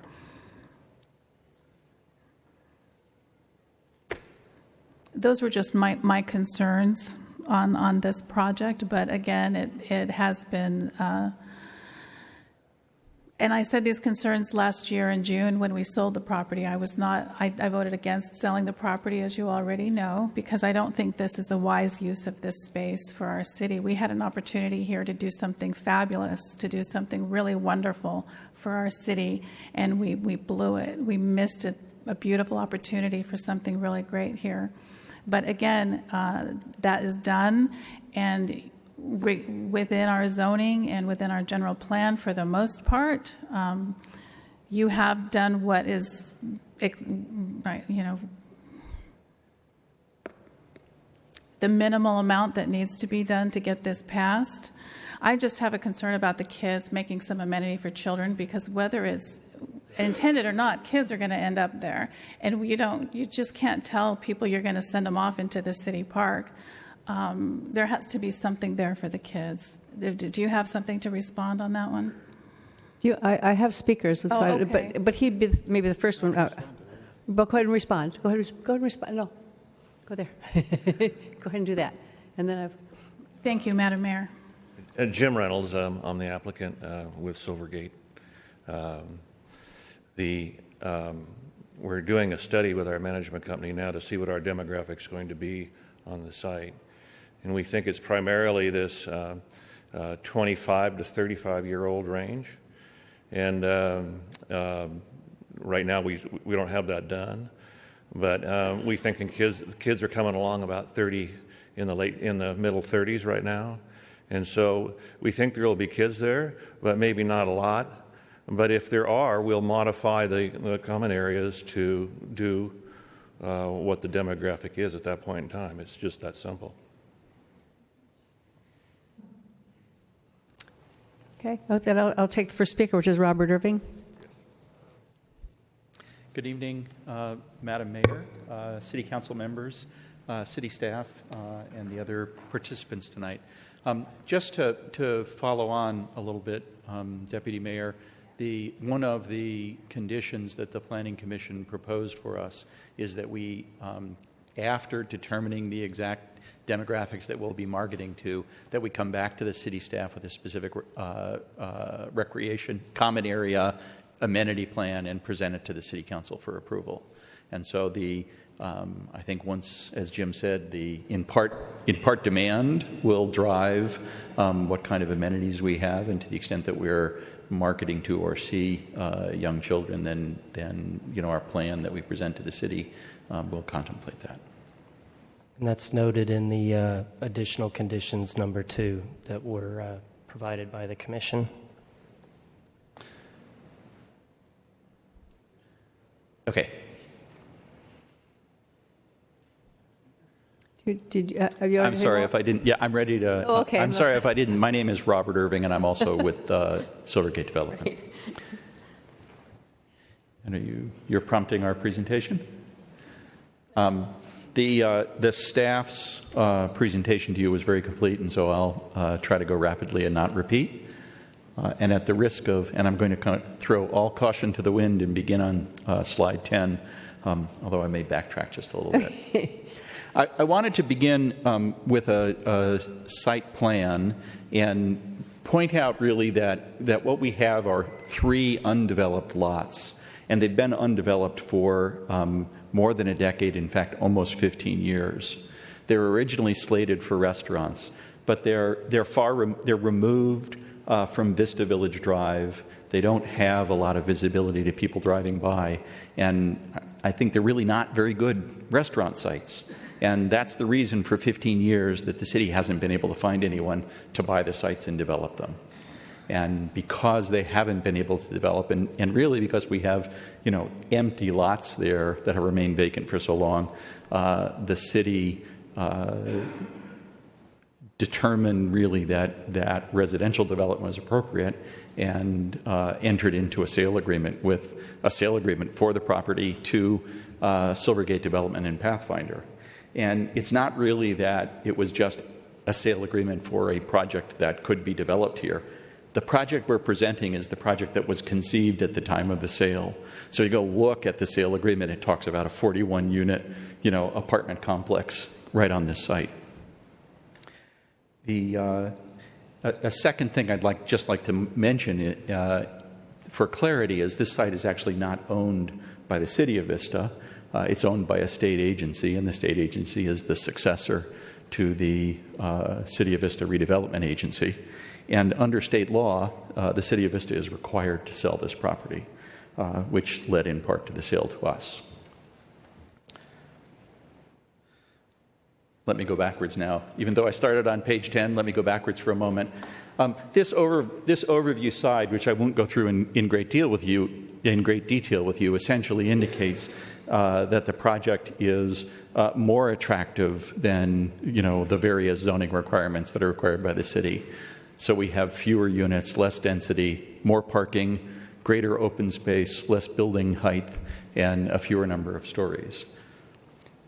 And what we're really doing, the Vista Village concept was always as a mixed-use area. But as a mixed-use area, it's missing one thing, and that's residents. And so really by bringing an apartment project to the Vista Village, what we're doing is completing the original concept, which is to make it more mixed use. So any development project raises concerns in the community and raises concerns with everyone to make sure that it's been well designed. And I want to go through 4 of the concerns that certainly are on people's minds. And I want to indicate to you that we've been that we certainly considered those concerns and have been sensitive to those concerns. And I believe we've designed a project that really addresses the concerns. Let's start out with traffic. Multifamily apartment buildings have much less traffic than a comparable restaurant use. We're going to be we really make this a mixed-use development. The people in our project will walk next door to Fraser Farms, they'll walk to the bank, they can go to Staples, they can walk to the movie theater, they can go to the restaurants that are nearby on Vista Village Drive, and they can access the train station. And so we really are clearly a mixed-use development. And we pulled a walking score. The walking score is kind of a measure that's been developed by a private firm, but it's easily available to people to say kind of how accessible, how walkable is this community. And if you see, we have a score of 72, reflecting the fact that we're next to a market and next to a movie theater and next to the bank. A score of 72 means you've got a really great walking area. And here's our project. You can see we're approximately a quarter mile from the nearest transit station. We talked about this a little bit in the introductory comments. We didn't just assert the traffic numbers. We came up. Silvergate specifically hired Urban Systems to perform an independent consultant group to perform a traffic study for us. And effectively what they said is that our multifamily apartments are going to generate approximately 80% less traffic than the restaurant sites that were originally contemplated for these three parcels. The next thing briefly I'd like to talk about is parking. The plan requires that we have 66 parking spaces on site, and we provide 67 spaces. But certainly we understand that there's concern in the community, and so we've obtained the right to use another 31 spaces in the nearby triangular lot, which I think that we saw in an earlier picture and we'll see again. But that lot is immediately adjacent to our property, and in fact, the lot is very little used because it's fairly far removed from the other retail centers, the other retail stores in the space. Restaurants would have required 130 parking spaces. So restaurants would have generated substantially more parking. And the way the restrictive easement agreement contemplates that the restaurants will satisfy those spots are by using 113 common area parking spaces that are otherwise available to other retail businesses in the community. And so what we've done is really given up the right to use those 31 spaces and instead said, look, we would like to make sure that there's no problem with our apartments, reserve 31, but we'll take them in a parcel that's far removed from everyone else. This is our project, which we've already discussed. Here's the triangular lot that we discussed, which is immediately adjacent to our property and far removed from Fraser Farms and the other retail properties. In fact, it really faces away from Fraser Farms. You can see that the Fraser Farms customers walk out to the west, and Parcel B is north and to the east. But we didn't just stop at getting the right to use parking. We also worked extensively with DDR, which is the largest landowner in Vista Village, and we developed a parking management plan. And the parking management plan says that it effectively prohibits apartment users from parking in retail parking spaces. And so we've created signage, and we'll be posting signage that the other retail owners will be approving, but there'll be striping in certain areas that say, apartment owners and guests may not park here. There'll be signs directing apartment guests to parking lot B, the triangular parking lot. Certain areas which are, immediately adjacent and on our property will say apartment residence parking only. So we're really dividing the world. But people don't always follow the signs that are posted. So also every lease is going to mandate exactly where people can park and where they can't park. There's going to be maps. And in addition, residents who violate our parking restrictions are going to be subject to a $100 fine per day for violations. So if the guys at Fraser Farms are unhappy and they say to us, look, somebody's been parking here, DDR says, look, there's a habitual offender here, that guy certainly will decide quickly that he's not going to be parking where he's not supposed to be parking, both because DDR and Fraser Farms and the others have a right to tow him, but secondly because he's going to get charged $100 a day by us. And again, our parking study was confirmed by Urban Systems, an independent consultant, who effectively showed that the parking required for apartments is only about 50% of what would be required by the restaurant uses originally contemplated by the site. Very briefly, we'll talk about density. We've designed the project to be substantially less dense than required. We have 41 units instead of 59. I think an important point to look at is the 31,000 square feet of open space we're going to have instead of the 8,000 that's required. And if I can go backwards just for a moment. I'd like you to focus for a moment across the creek, below and to the left of the pool. There's a brown, relatively circular dirt path there. That's, again, a vacant lot that is undeveloped. If you want to access the creek today, effectively, for the most part, you come to the creek from the north. That's how it's designed. But if you want to access it from Fraser Farms, you have to walk across a dirt path, walk across an existing a dirt lot, walk across a pedestrian bridge, and then you end up again in another dirt lot. And so part of the open space that we're going to be developing is we're going to be developing this lot, which is one of our parcels, and really creating additional open public space. Not only are we creating open public space, but we're also completing a sidewalk and pathway for pedestrians who want to cross from one side to the other, and not just putting a sidewalk in, but also putting lighting in. So we're substantially improving the access there. Let me talk just a little bit more about creek access. If you look at the topography of the creek, effectively the creek is below grade on each side. And there's really on the south side, there's a retaining wall that runs the length of this property. And so for the most part, you can't just walk to the creek. You got to go find an access path down. The creek and the park were really designed to be accessed from the north. You can see all the parking on the north-hand side. You can see there's gently sloping lawns down to the park. There's numerous entry paths. So all of those are going to continue with our development.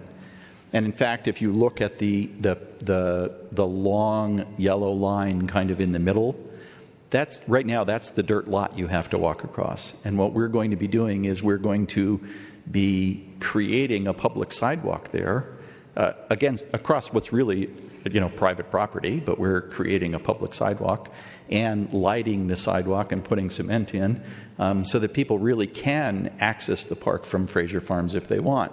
And that's the appropriate point to have access. If you just look to the next slide, that long yellow line is kind of at the left side of our property. If you walked out of Fraser Farms, that's the way you'd try to get to the park if you wanted to access the park, or if you were in the parking lot of Fraser Farms.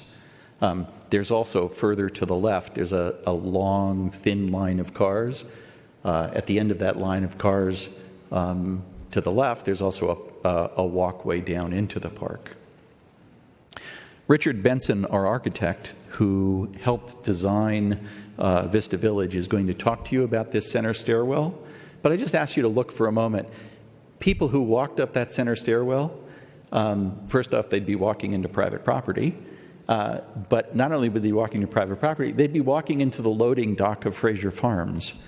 So that is not, it really wasn't ever designed as a public access way into the park. And you can see that from just the layout. It's not an inviting access way. It's not someplace, there's no parking there. It's not an area from where people from Vista Village Shopping Center would go. It leads to the loading dock. We've really talked, this slide really talks about the access to the park, and I won't go over it again, other than I want to talk about the last bullet. In the course of our work over the last year and a half on this property, we've heard complaints really about vagrants in the park, possibly some drug users. It's a beautiful park, but it may not be particularly savory once it gets dark. And the best way to address that problem is to bring visibility, to bring eyes onto the park. And so by putting our apartment complex on one side of the park, we're going to have people looking into the park. We're not having people staring into the park. I mean, in fact, there's separation. There's trees. We don't have telescopes set up. But there's going to be an ability for people to look into the park and eyes on the park. And nothing is more likely to drive away unsavory characters than people who are watching what they're doing. And in fact, we're adding additional lights along the edge of our property. They're not specifically shining into the park, but they're going to be adding greater visibility to that area. And so in addition to providing better access to the park, we're really going to be improving the public safety of the park. This is the north pad I told you about that we're going to be developing really into an open space. As you see, there's a sidewalk and pedestrian bridge that come across in the lower right, and right now those dump out into an empty lot. And I know it doesn't rain frequently in Vista these days, but I promise you when it does rain, that lot gets very messy and very muddy. And again, we'll be putting a sidewalk that's available for public use with lighting. One last area I'd like to talk about is the fact that working with DDR, working with the city and DDR, we also have a plan to really greatly improve the park. The park's a beautiful place, but this is a picture of the east end of the park and what the east end of the park looked like early on. And I want you to pay particular attention to the vegetation along the stream. This is the same view. It unfortunately is looking from the other direction, but this is the same view, and all of that vegetation is gone. And the reason the vegetation is gone is because there's sedimentation in the creek and a lack of oxygenation. And so one of the things that we're going to do as a property owner developing this site is we're going to be obligated to assume the city's obligation to maintain the creek. About 55% of that is currently assumed by other property owners. The city still has responsibility for 45%. As the developer of this site, we're going to assume that 45%. And the city, working with outside engineers, has come up really with a very ingenious idea to increase oxygenation in the park and decrease sedimentation. And that's going to allow, and what they've proposed to us and to DDR is that we put the capital up to put that equipment in place. And the idea is we're both going to improve the quality of the park, but not just improve the quality of the park, but then reduce ongoing maintenance expenses that we and DDR are responsible to. So it's a win-win situation for everyone. The city and the public get a much more beautiful park, and our apartment residents get a better park, but we also work to reduce our ongoing maintenance expense by putting capital up front. This talks about the enhanced filtration system that we've already discussed. Very briefly, Vista Creekside really is a great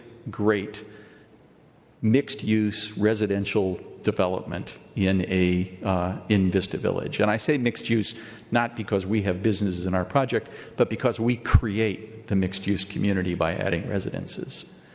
We're working to this concept of infill reduces urban sprawl. It's going to improve the creek, create a sense of space. And as I said, we won't read the whole slide. The benefits of the project, very briefly, we're replacing long vacant dirt lots. We're substantially reducing traffic and parking below what restaurants would have. Our customers are going to be businesses for all the nearby retail centers, so we're really working, going to be promoting the retail businesses.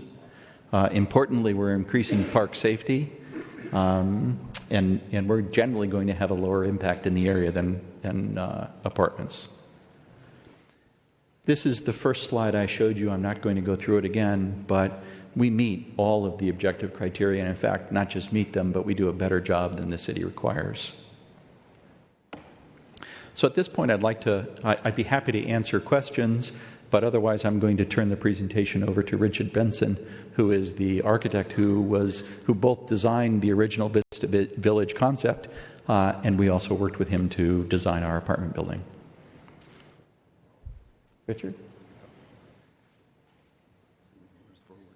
Forward, back.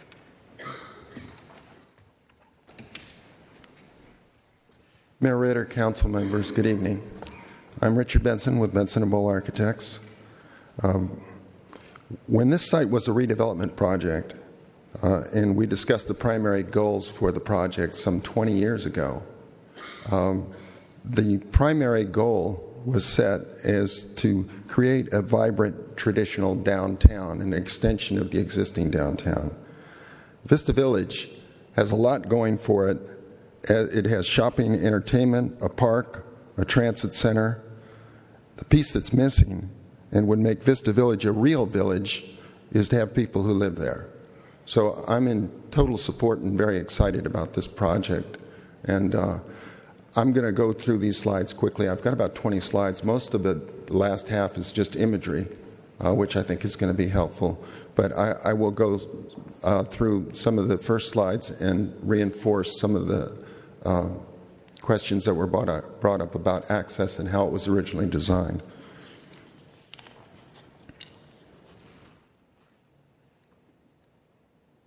This was the original master plan, and you can see on the master plan that there were originally actually 4 restaurants surrounding the creek, all of which used the surrounding parking to support them. Has been replaced with the 41 units that we're suggesting, and you can't see from this plan, but you will from the next slide, that the pads are elevated above the creek to be out of the floodplain. And this is an important point here I want to make again. The creek access was always designed to be from the north. There's a continuous parking lot there that you can walk directly down the slope, the gentle slope that you see in the section there. And then the site itself is elevated by a retaining wall that goes up to about 12 feet in places, but extends for about half the length of the creek and all of our site. But the other thing that should be noticed in this is that we are set back from the edge of that wall. We are 3 stories, and we're about 36 feet total. That is the allowable height if you were to put commercial on this. So restaurants could be that tall. And the restaurants were originally 5 feet from the edge of the wall. Also of note is that Fraser Farms, which we also designed, is 30 feet high generally, but the corner where you've got the wood trellis right by the entrance is 40 feet high, so it's taller than our building.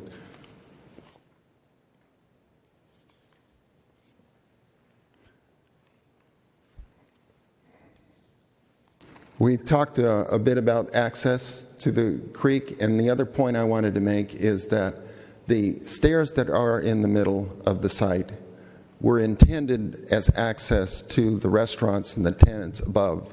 It actually is a dead end, and it was always intended to be that. So the idea that that's yet another connection through that's being absorbed by this project is not accurate. It was always intended to be access from the creek or from the tenant that was at the top of the stairs.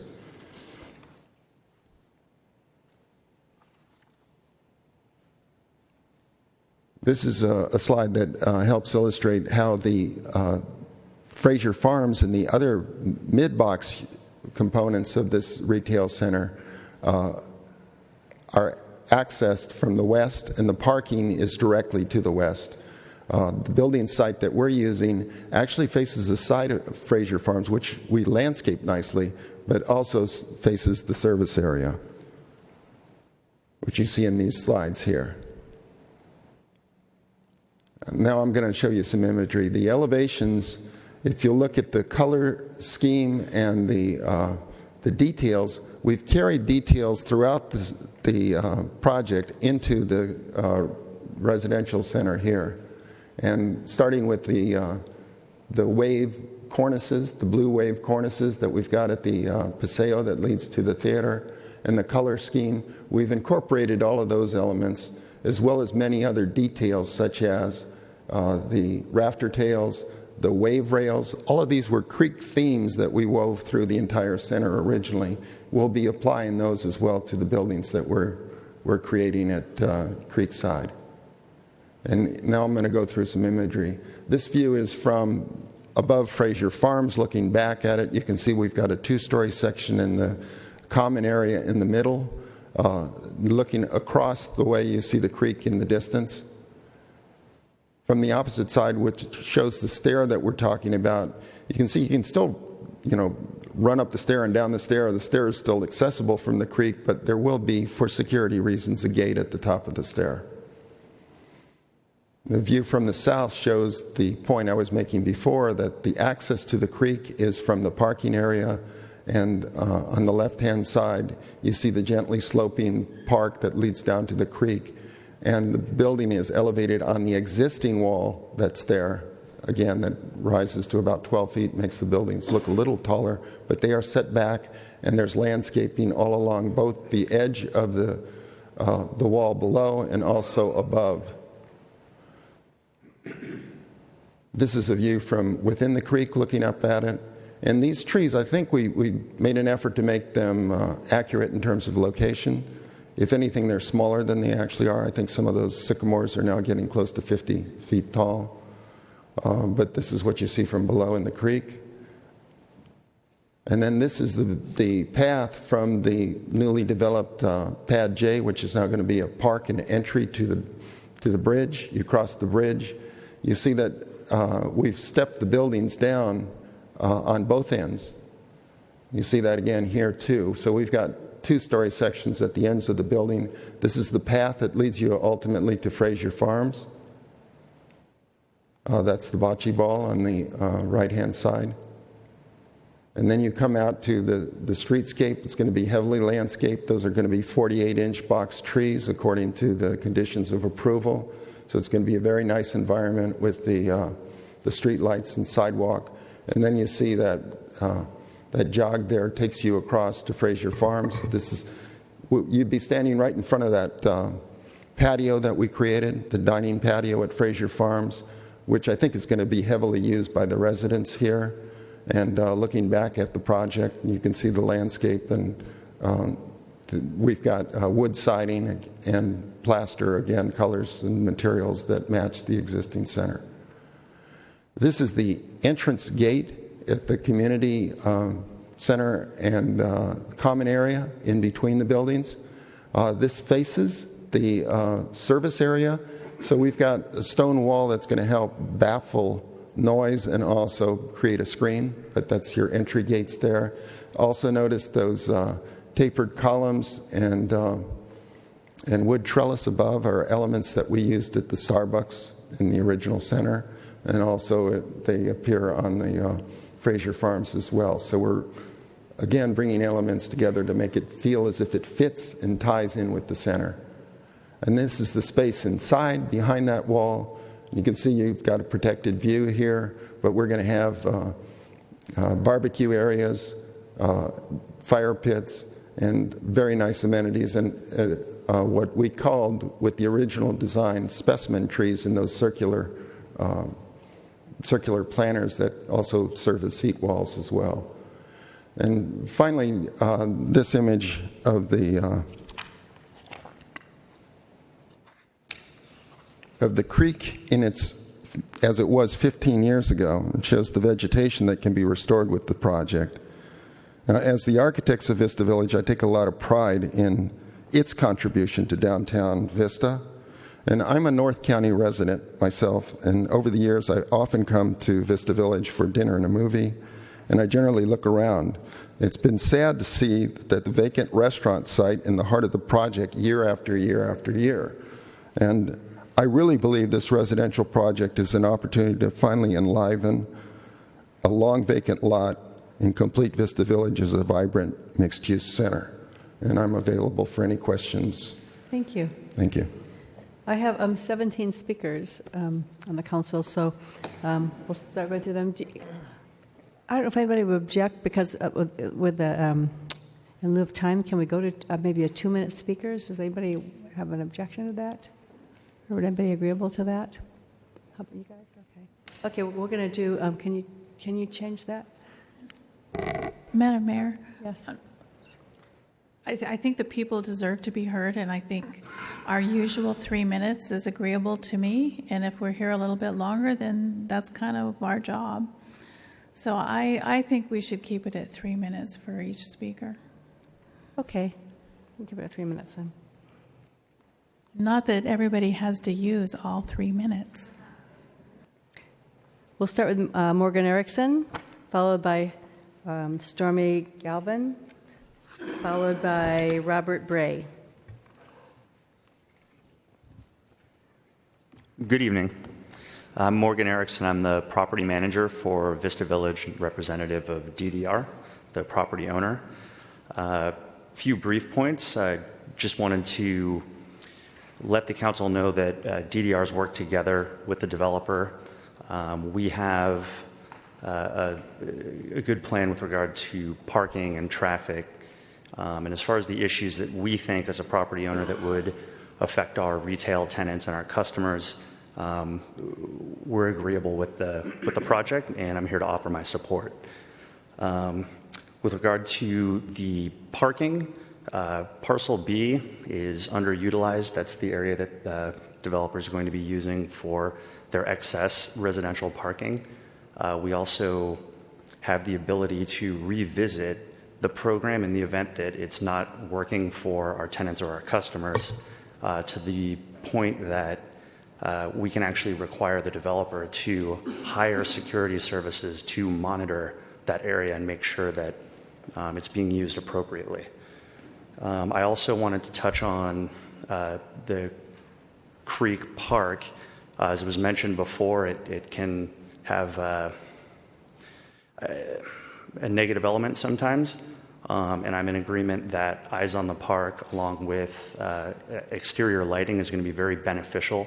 It's going to help the park reach its highest and best use. That's all I have for now, and I'm available to answer any property-related questions as it relates to this development as we move forward. Thanks. Okay, thank you. Stormy Galvin, followed by Robert Bray, followed by Kathy Bagwell.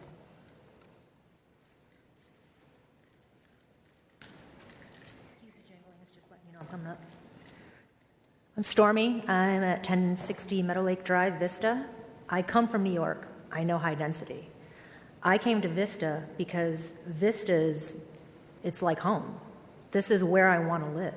This is where I raised my daughter. My daughter's 25. They're saying that they're building these for 25 to 35 years olds. My daughter would never live there. There's nothing there. There's no jobs here. You're building all these apartments and there's no jobs. I'm an anomaly. I walk everywhere. I don't even own a car. I can't get a job here. I have to bus to a job. The transit center, the Sprinter, doesn't really take you anywhere. I mean, it's limited on where it goes. If they can expand that, that'd be great. But I don't know what's in the plans for that right now. Bocce ball for 25-year-olds, really? That doesn't make sense. 25-year-olds, there's nothing. Have you looked in downtown Vista?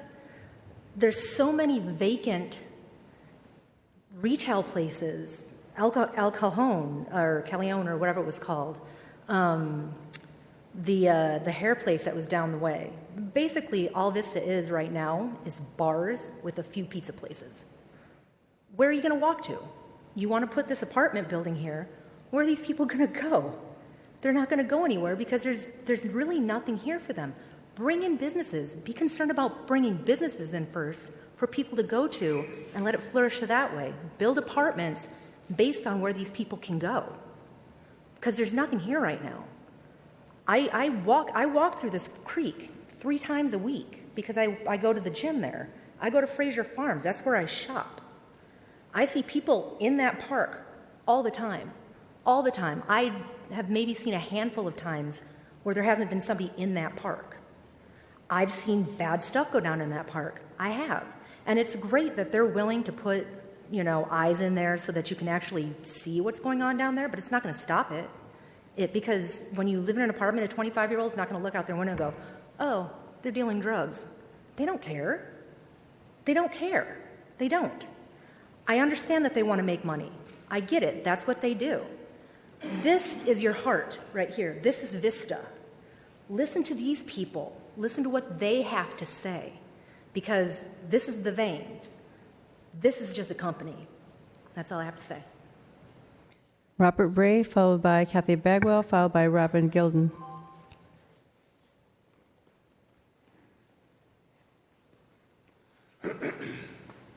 Good evening, and thank you again for allowing me to speak tonight. I would speak a little bit about that parking B spot. If you've ever been to the Wave in the summer, there is no parking in that parking lot. So that's kind of a mixed use right there. What I would like to thank the council for tonight is basically a little bit of a lesson in law. And I understand, having been in education for a long time, that you want to do things at certain times, but the law is real clear that you can't sometimes do what you want to do, and you have to follow the law.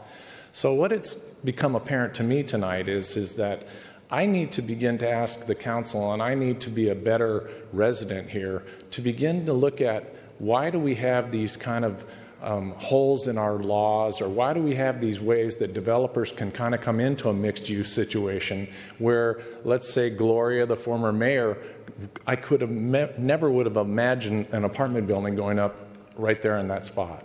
So I think, as a Vistan, I need to work with my council a little better to kind of start looking at some things that we might need to change in our general plan or in many of our plans to say that, if we're going to allow developers to come in, we're going to have a little bit of more say sometimes on what goes on. We're not going to have to just sit here and go, well, the law says we have to do this, because that doesn't really work for me as a Vistanian.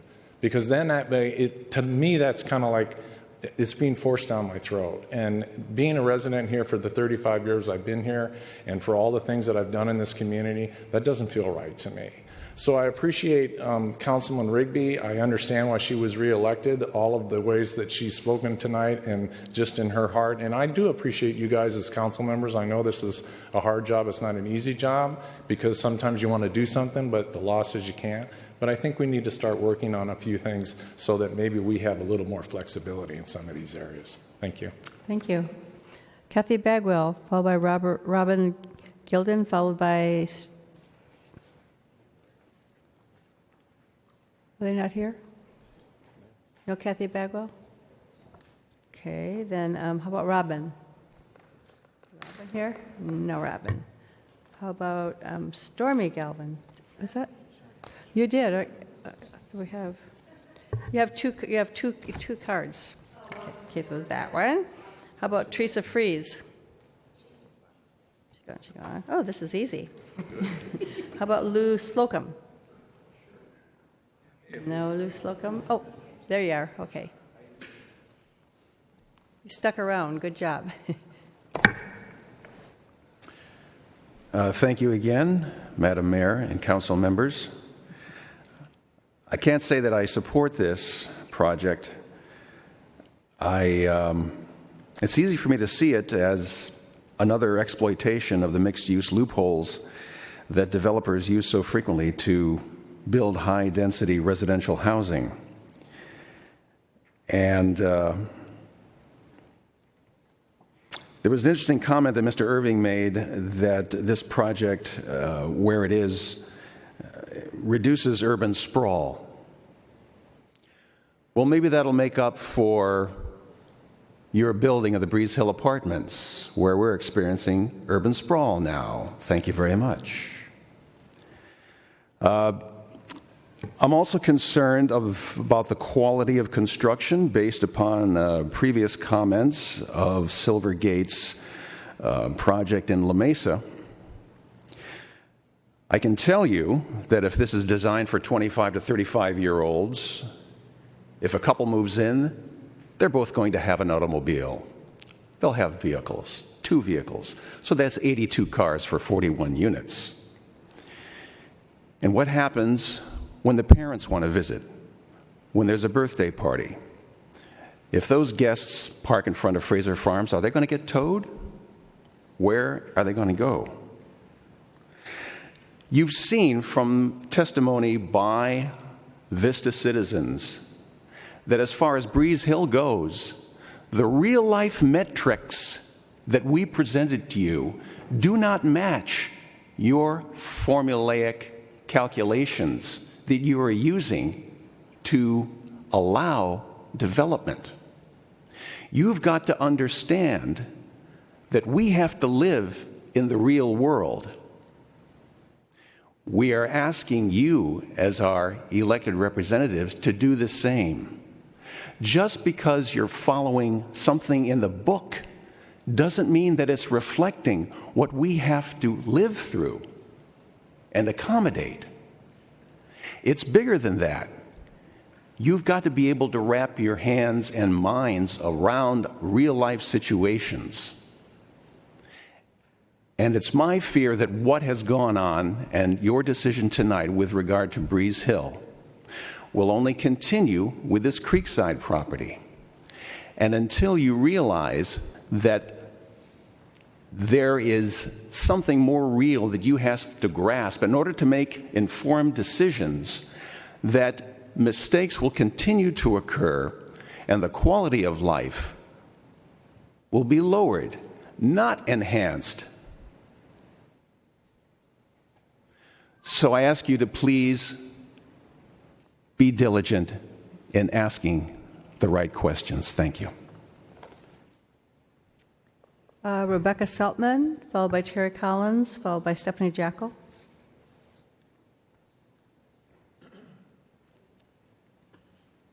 Is Rebecca here? No. For that one. Is Terry still here? Terry Collins? Yeah, there you are. Okay. I'll always be here till the end. Hi, again, I'm Terry Collins, Vista Community Advocate. I had a whole speech prepared, and I'm not quite sure what parts I would like to pull based on what's happened tonight. But I've been told, stick to my speech, and I'm going to try and do that. This morning, I spent listening to the September 6th Planning Commission meeting, which was a very long meeting. And we handed Commissioner Bell a long list of Lucy codes that this project did not follow. And Commissioner Bell, who's a legal man himself, held him up and said, "Thank you so much for giving us these. These are what we need to base our decisions on, the law." And we didn't bring those tonight because we're trusting that you've received those in your packets and have given them a very good reading. I can see by what Amanda Rigby held up earlier as a document with a lot of stickers in it and tabs and notations, and that's why we reelected her for city council member, because we're trusting that she's going to continue reading documents very thoroughly. So what I'm going to say now, based on what's happened here tonight, is we need to work together, all of us, the city council, the rest of our city leaders like the Chamber and the Vista Village Association, with your citizens, because we're not going anywhere. Our numbers are growing. We are becoming more knowledgeable about what's going on in the city. We're sharing information based on what happens here tonight and at all these other meetings. We understand that the successor agency. So we're asking you, please get the citizens involved in workshops. Have them at nights and on weekends. It's something that I hope our city council will work to do. I understand that the successor agency is not this agency off in the atmosphere somewhere in Sacramento, but it's actually right here in Vista. And I looked up the documents, and the chair of the agency is actually our past Mayor Vance, and some of the citizens that sit on the agency are citizens of Vista. And I think that I saw Mayor Ritter's name in there somewhere. I'm not sure as to those documents. So when we have people come and speak in front of us and make it sound like it's this agency off in the atmosphere, it's really right here in this building. What I'm concerned is that we don't have a vision for our city. I know the light's going to come on.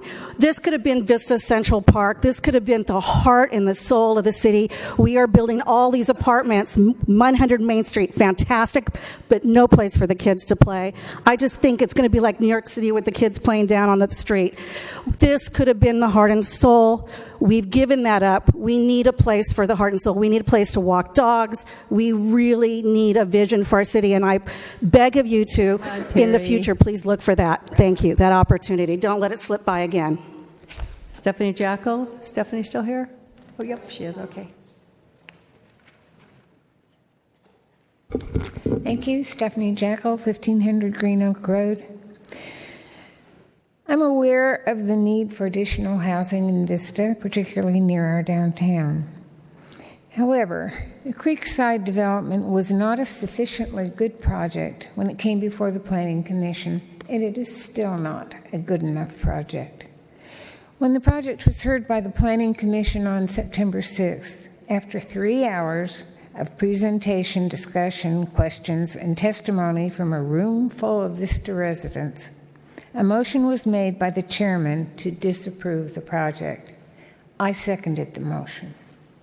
Then all of a sudden, we were told by the assistant city attorney that we could not disapprove the project due to state law.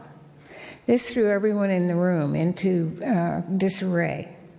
Residents and commissioners wondered why they had spent 3 hours talking about this. There was no point. After a recess, we were told the developers had made some concessions for added parking, and the commission resignedly voted to approve the project with conditions. I voted no. I still vote no. This project is too dense. I still worry about the parking. There should, as someone said, be 82 spaces. And it still does not have any place for children to play, as Councilmember Rigby noted. A bocce ball court does not suffice for play space. Are they not going to rent to people with children? This is a housing project, but it is not the right housing project yet. It can be. Please require the project to be the right project for our downtown. Thank you. Is Tom Fleming still here? I don't see Tom. Nope, okay. Brett Schatzenbach? Is Brett, oh, there, he stuck it out. Yeah. Is he still here? You don't want to give me all your notes. Good evening, Council, Madam Mayor. Brett Schatzenbach, CEO of the Vista Chamber of Commerce, here on behalf of the Board of Directors, encouraging you to approve the recommendation by staff and approve the project tonight. The project, you know, I've been on this journey a long time. I've seen Vista Village when it was just bare dirt for a long extended period of time. Some of you were around for all those years as well. And I also know how long and hard you worked to try and get a legitimate restaurant use there.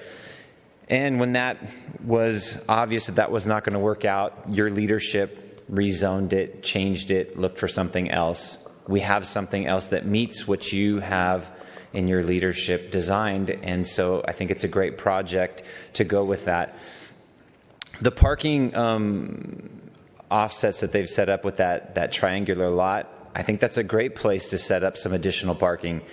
I've been to the Krikorian in the heyday when El Callejon was there, Famous Dave's was there, when everything was thriving in downtown. I've gone to the movies when there was a bazillion people at the theater on a Friday night, and I've parked in that little triangular lot with 2 other cars. I mean, that lot has never been sufficiently used, even when the center was thriving at its height. And we know right now it's not at full capacity with some of the restaurant uses not full. But that little lot that they're talking about, that DDR has talked about, is a good place to do some overflow. And I think that the parking management plan that they explained needs to be enforced to high heaven, and any authority you have to lend credibility to that enforcement, I support. I don't want any of the parking that's designed for Fraser Farms and other places to be used by these people and their guests, because those are all members, those are legitimate businesses, they need their parking. So whatever we can do to enforce this parking management plan, we support. But the fact is that housing is unaffordable in this area. Perhaps some of you saw the same article in the business page of the Union Tribune today that talked about how millennials are not settling in San Diego County. Not because there's not great things here for them, they can't afford it. They cannot afford to live here, and so they're not settling here. And the study was about 50 top metropolitan areas in this country, and San Diego fares very poorly when compared to other metropolitan areas. And as JC said, it's supply and demand. And so we need some more supply to flip that script as much as we can.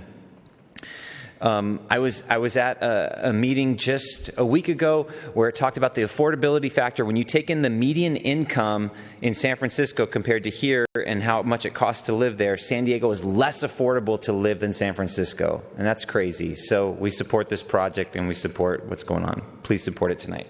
Thank you. Rocco Veluzzi Jr.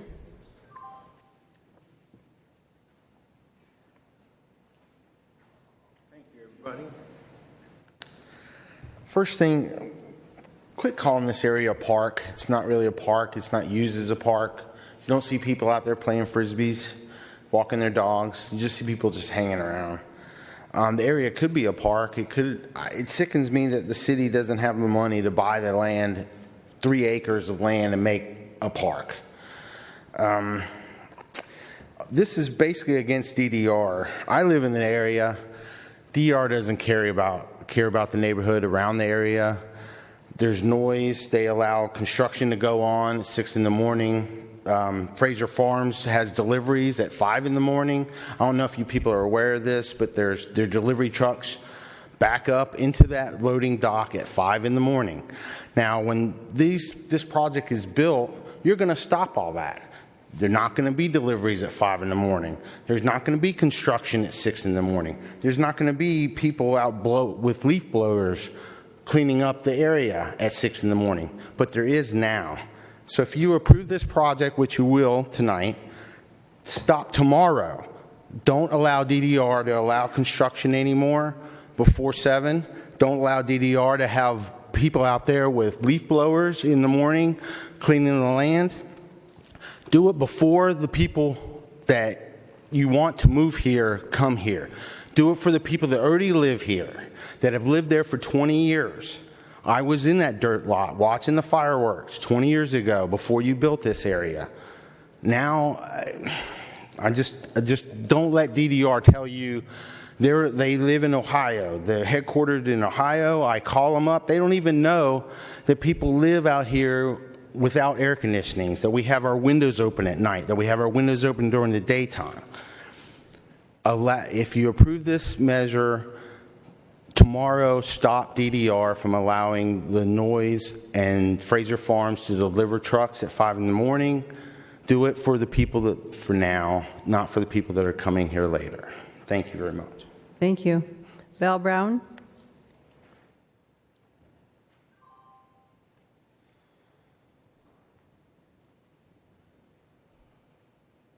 I thank you for this opportunity. I appreciate it. I do agree with Deputy Mayor Rigby that I believe we missed a once-in-a-lifetime opportunity with this piece of property. Once these apartments are built, we don't get a do-over, as with the previous project that was approved. What I'd really like to talk about is our process for selling city property that has a public benefit. I understand how the successor agency and the mandate to sell property. We didn't have to sell this property today, and it would have been nice if the public had been involved in the process. It's 9:45. It's kind of funny. It was at the same time that I was talking about the mixed use issue. These agendas are packed with really important public issues, and people have a right to speak. How many people have left tonight because they have jobs, they have families, they have babysitters, they have to go home? So you have 400 plus signatures that were collected from the community, both in front of Fraser Farms and through our mailing list and people that are concerned about the direction of Vista. Please pay attention, because those are people that care and they're people that vote. And you also got a petition on Breeze Hill that had several hundred signatures that were hand-gathered by people who care about their neighborhood. The traffic and parking, I've heard that over and over again. The manager of Fraser Farms wondered why nobody ever consulted him. He is concerned about what's going to happen to his business, because loading and unloading, those trucks are right there, and that sound wall is not going to overcome the sound of a diesel. So I'm curious about how are we involving our public in these questions. I think Stormy made a really good point about putting eyes on this park. Well, there's twofold. A park for me is a place that's serene, and I think if restaurants had been here, they would have been a much lower height. But what I see here, and living with apartments, 25-year-olds are not going to call in crime. I mean, it's a nice thought, but I see it happen all the time in my neighborhood. They're involved in other things. That's not a priority. So I just think that as a city, we really need to, I agree with a lot of speakers tonight, we need a better process and a more open government. And if we're going to sell land that was owned by the redevelopment agency, we need to have a conversation about the highest best use for that. So I thank you for this opportunity to speak, and I hope you'll consider that there are a lot of people that don't support this project that couldn't be here tonight, and appreciate your consideration. Thank you. Taylor Horry, followed by J.C. Nguyen. I'm sorry? No. Oh. First, Cody, it's slander, not libel. Libel's written, slander's spoken. Second, we talk about how San Diego needs more housing, needs more apartments for people to live in, for families to live in. Councilman Aguilera, you said that people are driving through Vista, coming to Vista from Fallbrook, from Temecula, from Riverside, Murrieta. This is a real-life example. My coworker, we work in Carlsbad, was renting in San Marcos, purchased his first home with his family in Fallbrook because that's where they could afford. Are you telling me that if we build these high-density apartments, he's going to move his wife and 2 daughters to Vista because it's closer to work and leave the home that he just purchased? What we need is to build responsibly. We need to build where people come in and they're vested in our city, not where you have people who, maybe they start their family there, but then they move to Fallbrook or Temecula or Murrieta, where they can buy, where they'll make the sacrifice of an hour-long commute so that they can have a home, not an apartment. It's simple, guys. This is where I grew up, in a single-family home. This is what I want for the future of Vista.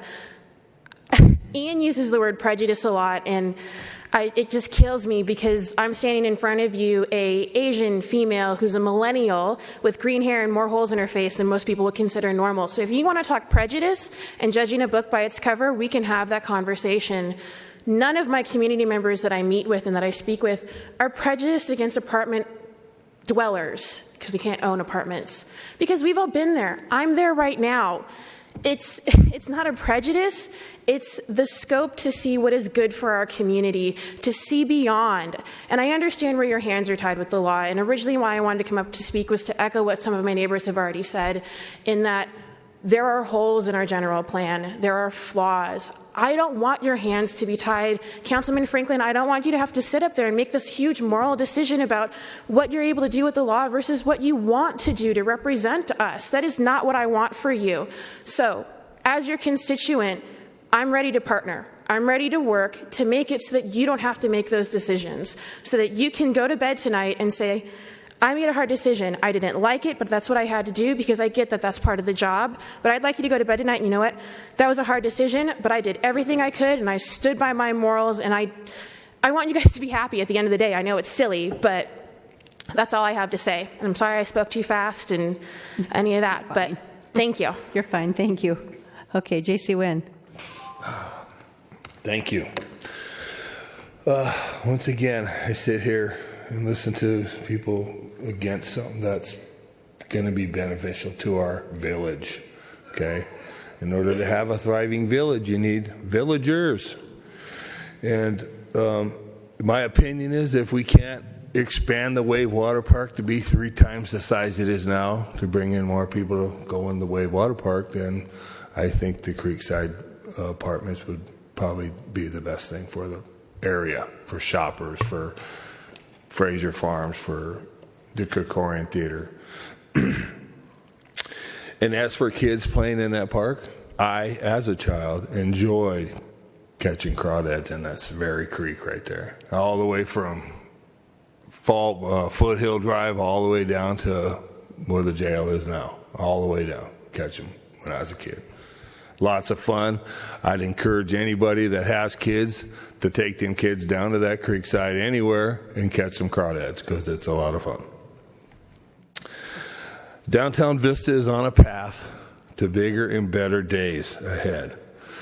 And for people to try to derail the progress, it's just appalling to me. It's absurd. I mean, we're in the direction of greatness for our city. I mean, other cities are going to be jealous because they might have their little thing, but Vista's going to have a jewel. I urge you to keep focused on the future because I believe we are on a path of greatness that will enhance the quality of life for all the Vistas. And the village does indeed need some villagers. And my opinion is the jewel of Vista for the parks and the sports park and everything, and some of you will know it, I believe, is going to be when we finally get a hold of that old Vista High School property. Because then we're going to have a nice downtown field, dog park, baseball field, the whole package. We keep the pool and the old gym. You remember when we used to go swimming in that pool for 10 cents? On 4 hours in the morning or 4 hours in the evening, you can go swimming in that pool right there. That hardly gets used anymore. So stay focused, okay? A lot of people might come out, well, I won't even say a lot, but quite a few people might come out against a lot of stuff, but it's not the majority. It's not the majority. I really truly believe the majority of the people in Vista think that we are doing the right thing. So stay focused. Let's keep going. Thank you. Thanks, JC. Okay, the following people registered in opposition but are not speaking. It's Judy Stratton, Richard Hobson, Brian Gilden, Patricia Pawlowski, Pamela Portillo, and Nikki Hobson. And so and then we had some that I said their names that weren't here. So that takes that. So now moving on to council comments, I guess I go Councilmember Franklin.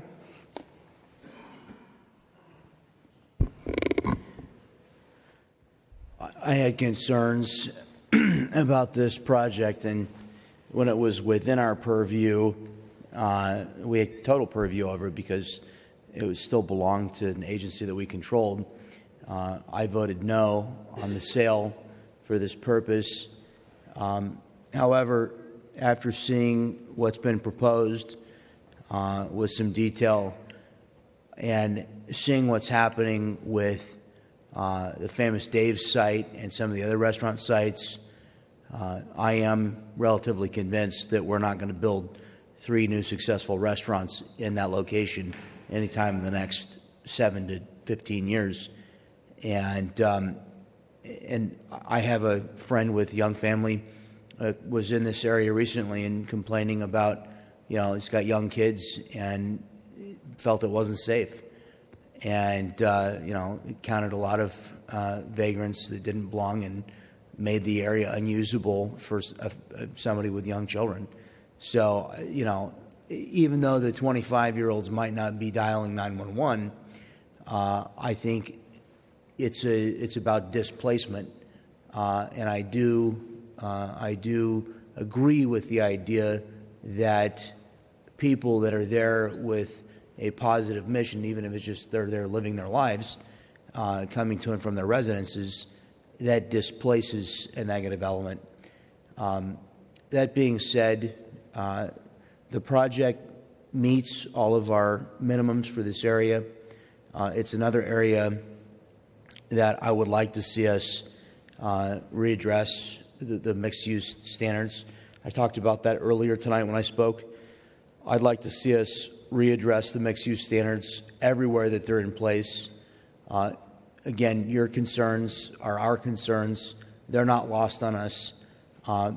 There was a time some number of years ago when, to a previous council, this made sense. And maybe it doesn't make sense to the present council. We're going to address this issue, and absolutely invite you to come back, invite you to meet with us one-on-one, and get a zoning map and figure out where this mixed-use designation is. I want to see more residential zones applied with higher standards. I want people to come to our community who are here to be long-term residents of our city. I am not particularly interested in making great accommodations for transients. I don't think that's necessarily in our community's long-term best interest. But I think that these are going to be attractive. I think they're going to help bring some vibrancy back to Vista Village. They're going to be people with income to spend at Fraser Farms, at the restaurants. And so for those reasons, I am supportive of the project, and I will move staff's recommendation to deny the appeal and approve a site development plan as proposed. Councilmember Campbell. I just had a question for the city attorney regarding condition number 5, where it says, and screening of potential tenants, i.e. background checks, shall be part of the lease application process. Could we be a little bit more specific and ensure that we're not requiring something that doesn't comply with California's fair housing rules? I think that the planning department is aware of the fair housing rules and would not permit the implementation of any regulations that would violate those rules. Okay, I just wanted to make sure that as a council we weren't trying to push something forward that would be difficult for the planning department to work with going forward. That's all the questions I have at this time. Deputy Mayor Rigby. Thank you, Madam Mayor. And I do want to thank everyone who is still here at this hour, and I want to thank staff. This is not an easy process in any of these that we're going to be talking about tonight, so I thank staff for the work that you've done, and I appreciate Silvergate and the rest here tonight to talk to us and to answer questions and to hear the concerns from our community.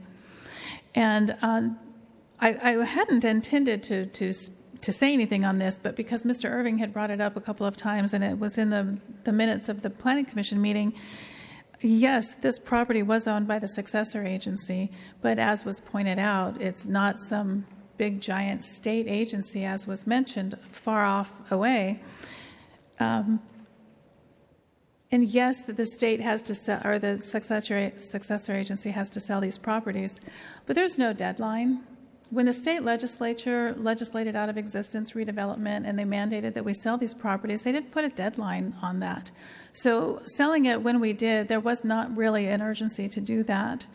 And I brought that up last year when we sold this property, that there was not a sense of urgency to do that, and that I really felt like we could have held that property and done something with it, because that was an option. The city of Vista could have purchased it from the successor agency. That was never off the table.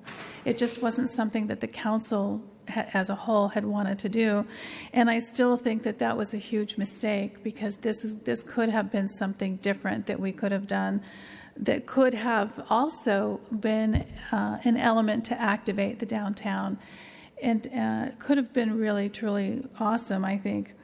But that's done. We sold it a year ago. There's nothing we can do to go back on that. And I appreciate that. I understand that.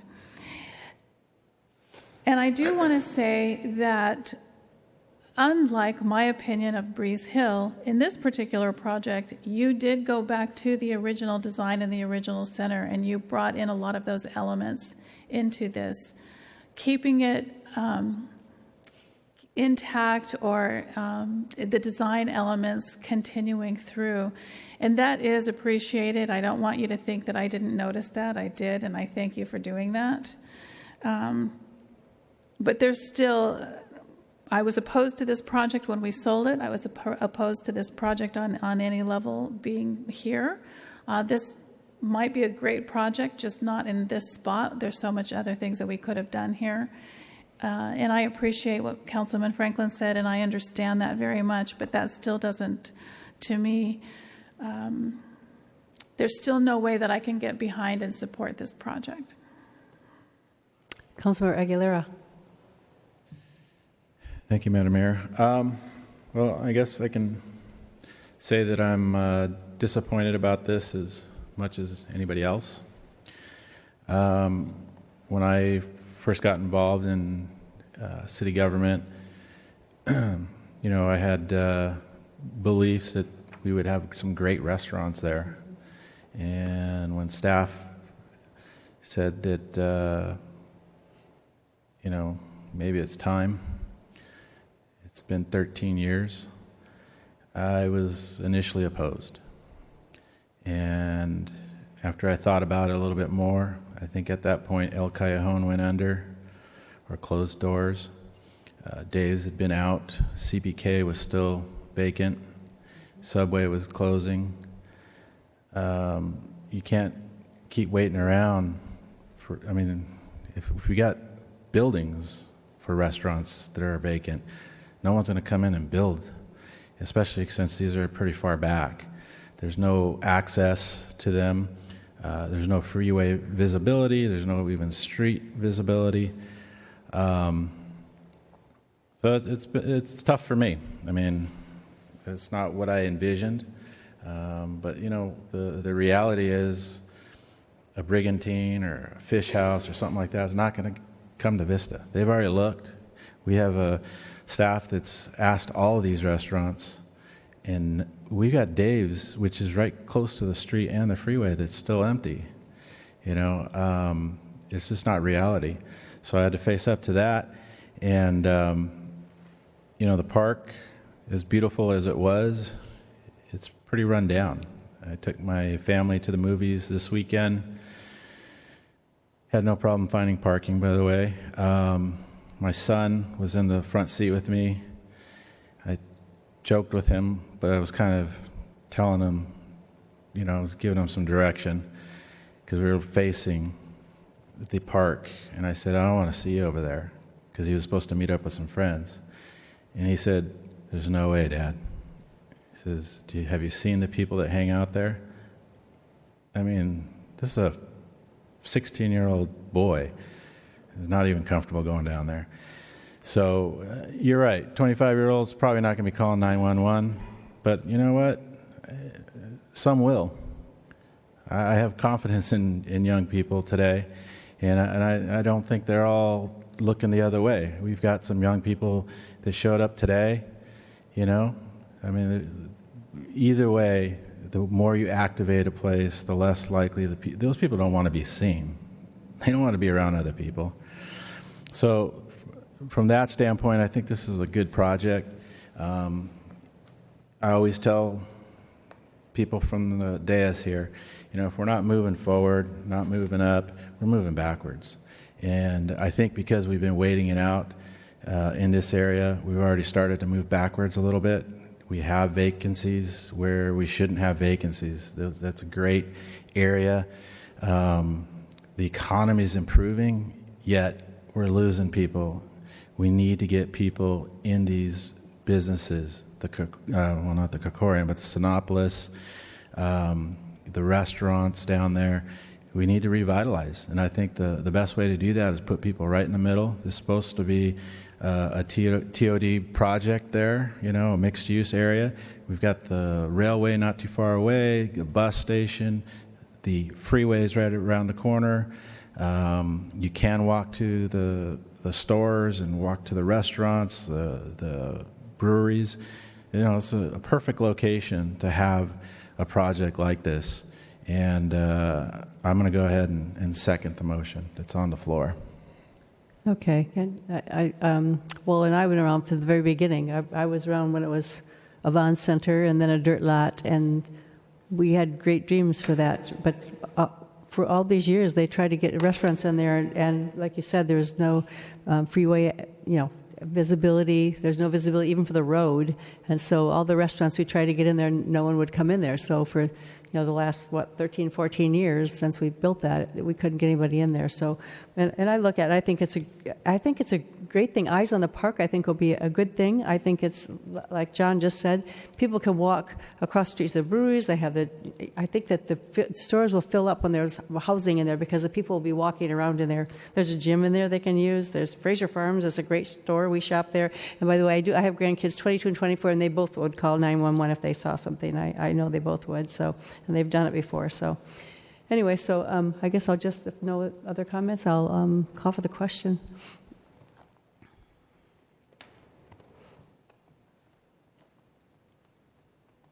The motion passes with 4-1 with Deputy Mayor Rigby voting no. So did we close that public hearing? Yes, okay. I'm sure we did. Okay. So then that moves us on to public hearing number 3. Let's see here. And that is disposition and development affordable housing agreement with Wakeland Housing and Development Corporation. It's a public hearing to consider the terms of a disposition and development affordable housing agreement with Wakeland Grove LP. Public hearing is now open. Redevelopment and Housing Director John Meyer will introduce the item. Good evening, Mayor and members of the City Council. I'm John Meyer, the Director of Redevelopment and Housing, and giving the presentation tonight is Amanda Lee, our Management Analyst. Thank you. Good evening, Mayor and members of the City Council. My name is Amanda Lee, Management Analyst for the Housing and Redevelopment Department. For your consideration tonight is a disposition and development agreement with Wakeland Housing to develop 81 units of senior affordable housing located at 815 Civic Center Drive. The purpose of this agreement is to define the timing and commitments, including funding for the development. The approval of entitlements for the project will proceed through the community development planning process. The proposed development contains 66 one-bedroom units and 14 two-bedroom units. The units will have restricted rents for 70 years, and the rents will range from $455 a month to $1,007 a month, depending on income levels and size of the unit. The residents will have to meet income eligibility requirements and will be required to be 62 years of age or older. As outlined in the staff report, the main source of funding to build the project includes 9% tax credits, financial contribution from the Commission, a permanent loan, and land provided by Wakeland Housing, which will be acquired by the Commission. The Commission will lease the site to the developer, and at the end of the lease term, the property and the improvements will revert to the Commission. The financial contribution from the Commission is $4.6 million and is conditioned on Wakeland's ability to secure tax credits and entitle the property. The developer will be applying for 9% tax credits this March and should hear in early summer if they have been awarded the tax credits. This process, however, is very competitive and may take several rounds before credits are awarded. If successful on the first application, Wakeland Housing should be under construction this time next year. We are very supportive of this project because it will provide affordable living for our active senior community. The project will align with the revitalization efforts along the Paseo-Santa Fe corridor. Currently, the property is developed with a 30-unit motel that has been converted to apartments. To facilitate the proposed development, the current structures will be demolished and vacated by the current occupants. Under California redevelopment law, the legislative body must adopt a relocation plan and replacing housing plan prior to the displacement of residential tenants. Affected tenants will be relocated and the relocation costs will be paid by the developer. This concludes staff's presentation. With us tonight is Mark Hipsch, our affordable housing attorney, Paul Mara of KMA Associates, our fiscal consultant, and the representatives from Wakeland Housing. We are available to answer any of your questions. Okay, thank you. I have the applicant. You guys want to speak first, or I have the applicant? Councilmember Franklin, you want? I don't know if we need a long presentation on this. I'm generally supportive. I think I wish we could see the thing turned around, because it's really, as much as it's a blighted property, it's actually, by its appearance, is an attractive property with a nice, green space visible from the street and a tree.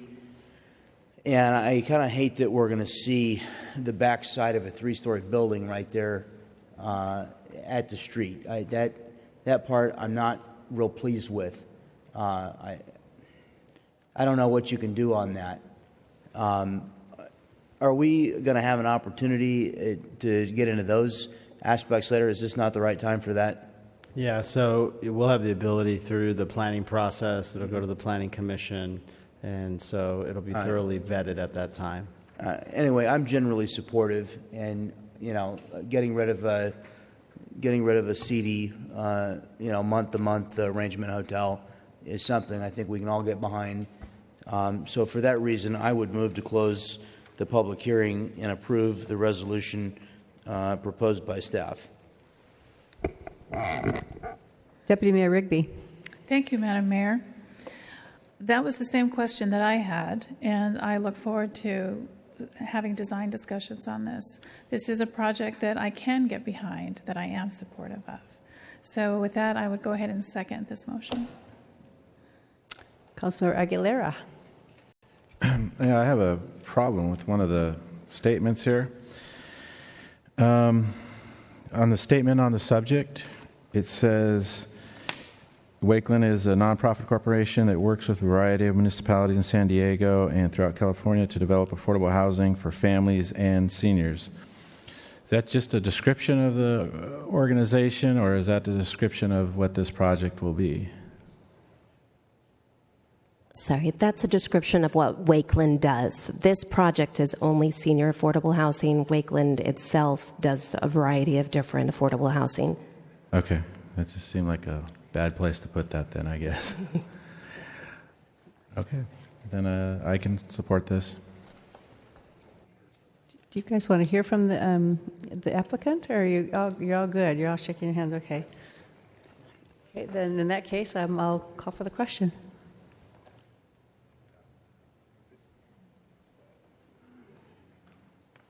Yeah, that motion passes unanimously. All right, yeah, I'm gonna get you quickly. Yeah. Okay. Okay. Yeah. Okay. Hey, we're moving in. I qualify. We qualify. Okay. With that, I think we're moving on to. I lost the last page of my agenda somewhere, but I think we're doing comments right now. Yes. Comments. Okay, I'm going to do my mayor's comments. Remarks. Oh, what were they? Remarks. Oh, remarks. But before our applicants wander off, gentleman from Wakeland, our gentleman from Wakeland. It's a lady. It's the lady from. Oh, I'm sorry. I thought those two gentlemen were from Wakeland. They are. Oh, okay. Consultants. No, I just wanted to say I know that we all look forward to meeting with you one-on-one when it's sometime earlier in the day. Thank you. Okay, so My comments. Tickets are still available for the Lightwire Theater's A Very Electric Christmas production on December 3rd at the Moonlight Amphitheater. There will be a special snow area for the kids to play in before the performance. And so there's information online at moonlightstage.com. The Chamber's Christmas Parade, oh my gosh, I can't believe we're talking about that already. The Chamber's Christmas Parade is also taking place on December 3rd in downtown Vista. The parade begins at 1 p.m. Information is online at thevistachamber.org, and I think they're coming down Paseo Santa Fe, if I've heard that right. I don't know. That's correct. I'm trying to think how they're going to handle that circle, but we'll see. The VVA's Winterfest is scheduled for Sunday, December 4th, the next day, from noon to 6. Information is online at winteriscomingtovista.com. So with that, I'm going to wish everybody a happy Thanksgiving, and I'll go to Councilmember Aguilera. I know I'm going to pay for this, but I'm just a little disappointed that our people left. I mean, this is prime property. It's a very early on decision-making process, and I guess it's just the five of us and a couple. So I'm in trouble now, but it's just I agree with the people out there that we need to get more community involvement, but I also believe that we do our part in getting the public involved. It's just, I know it's hard. It's 10 o'clock at night right now, and it's difficult to be here. We all got to be at work tomorrow morning. You gentlemen have to be at work tomorrow, as these people do too. So, anyways, I hope that in the future we can see these people here and get more involved with them, or they get more involved with us. And I invite it, so we don't have to have meetings like this in the future. So that's all I have to say. Thank you. I agree. Councilmember Campbell, no comments. Councilmember Franklin. Deputy Mayor Rigby. Whoa. Oh, Patrick. I have a couple comments. City Manager Patrick Johnson. The winter edition of our Vista Residential newsletter and rec guide will be mailed to residents at the end of November, so keep an eye out for that. City offices and the Vista Library will be closed on November 24th and 25th in observance of Thanksgiving, so the trash collection will be delayed by one day. And if you haven't noticed, the two vacant buildings at Citrus and Broadway, which City Council authorized the purchase of, and the demolition of, have been demolished, and we are in the process of removing the foundation and hopefully opening that back up for the community for temporary parking for the holiday season. Yay. Did want to say happy birthday to Deputy Mayor Rigby, and it was her actual birthday today, so happy birthday to you. And I did want to, I know we have another meeting coming up, but I did want to say thank you to Councilman Campbell for his service, and it's been a pleasure working with you for the last 4 years, and you've made a difference in Vista, and I've enjoyed working with you, so thank you. As we all have. Thank you. How about our city attorney? Anything tonight? Happy Thanksgiving, everybody. Thanksgiving. And how about our city clerk? Not tonight. No, Kathy Valdez. Okay, with that, we are... there's nobody even here. We're adjourned, people.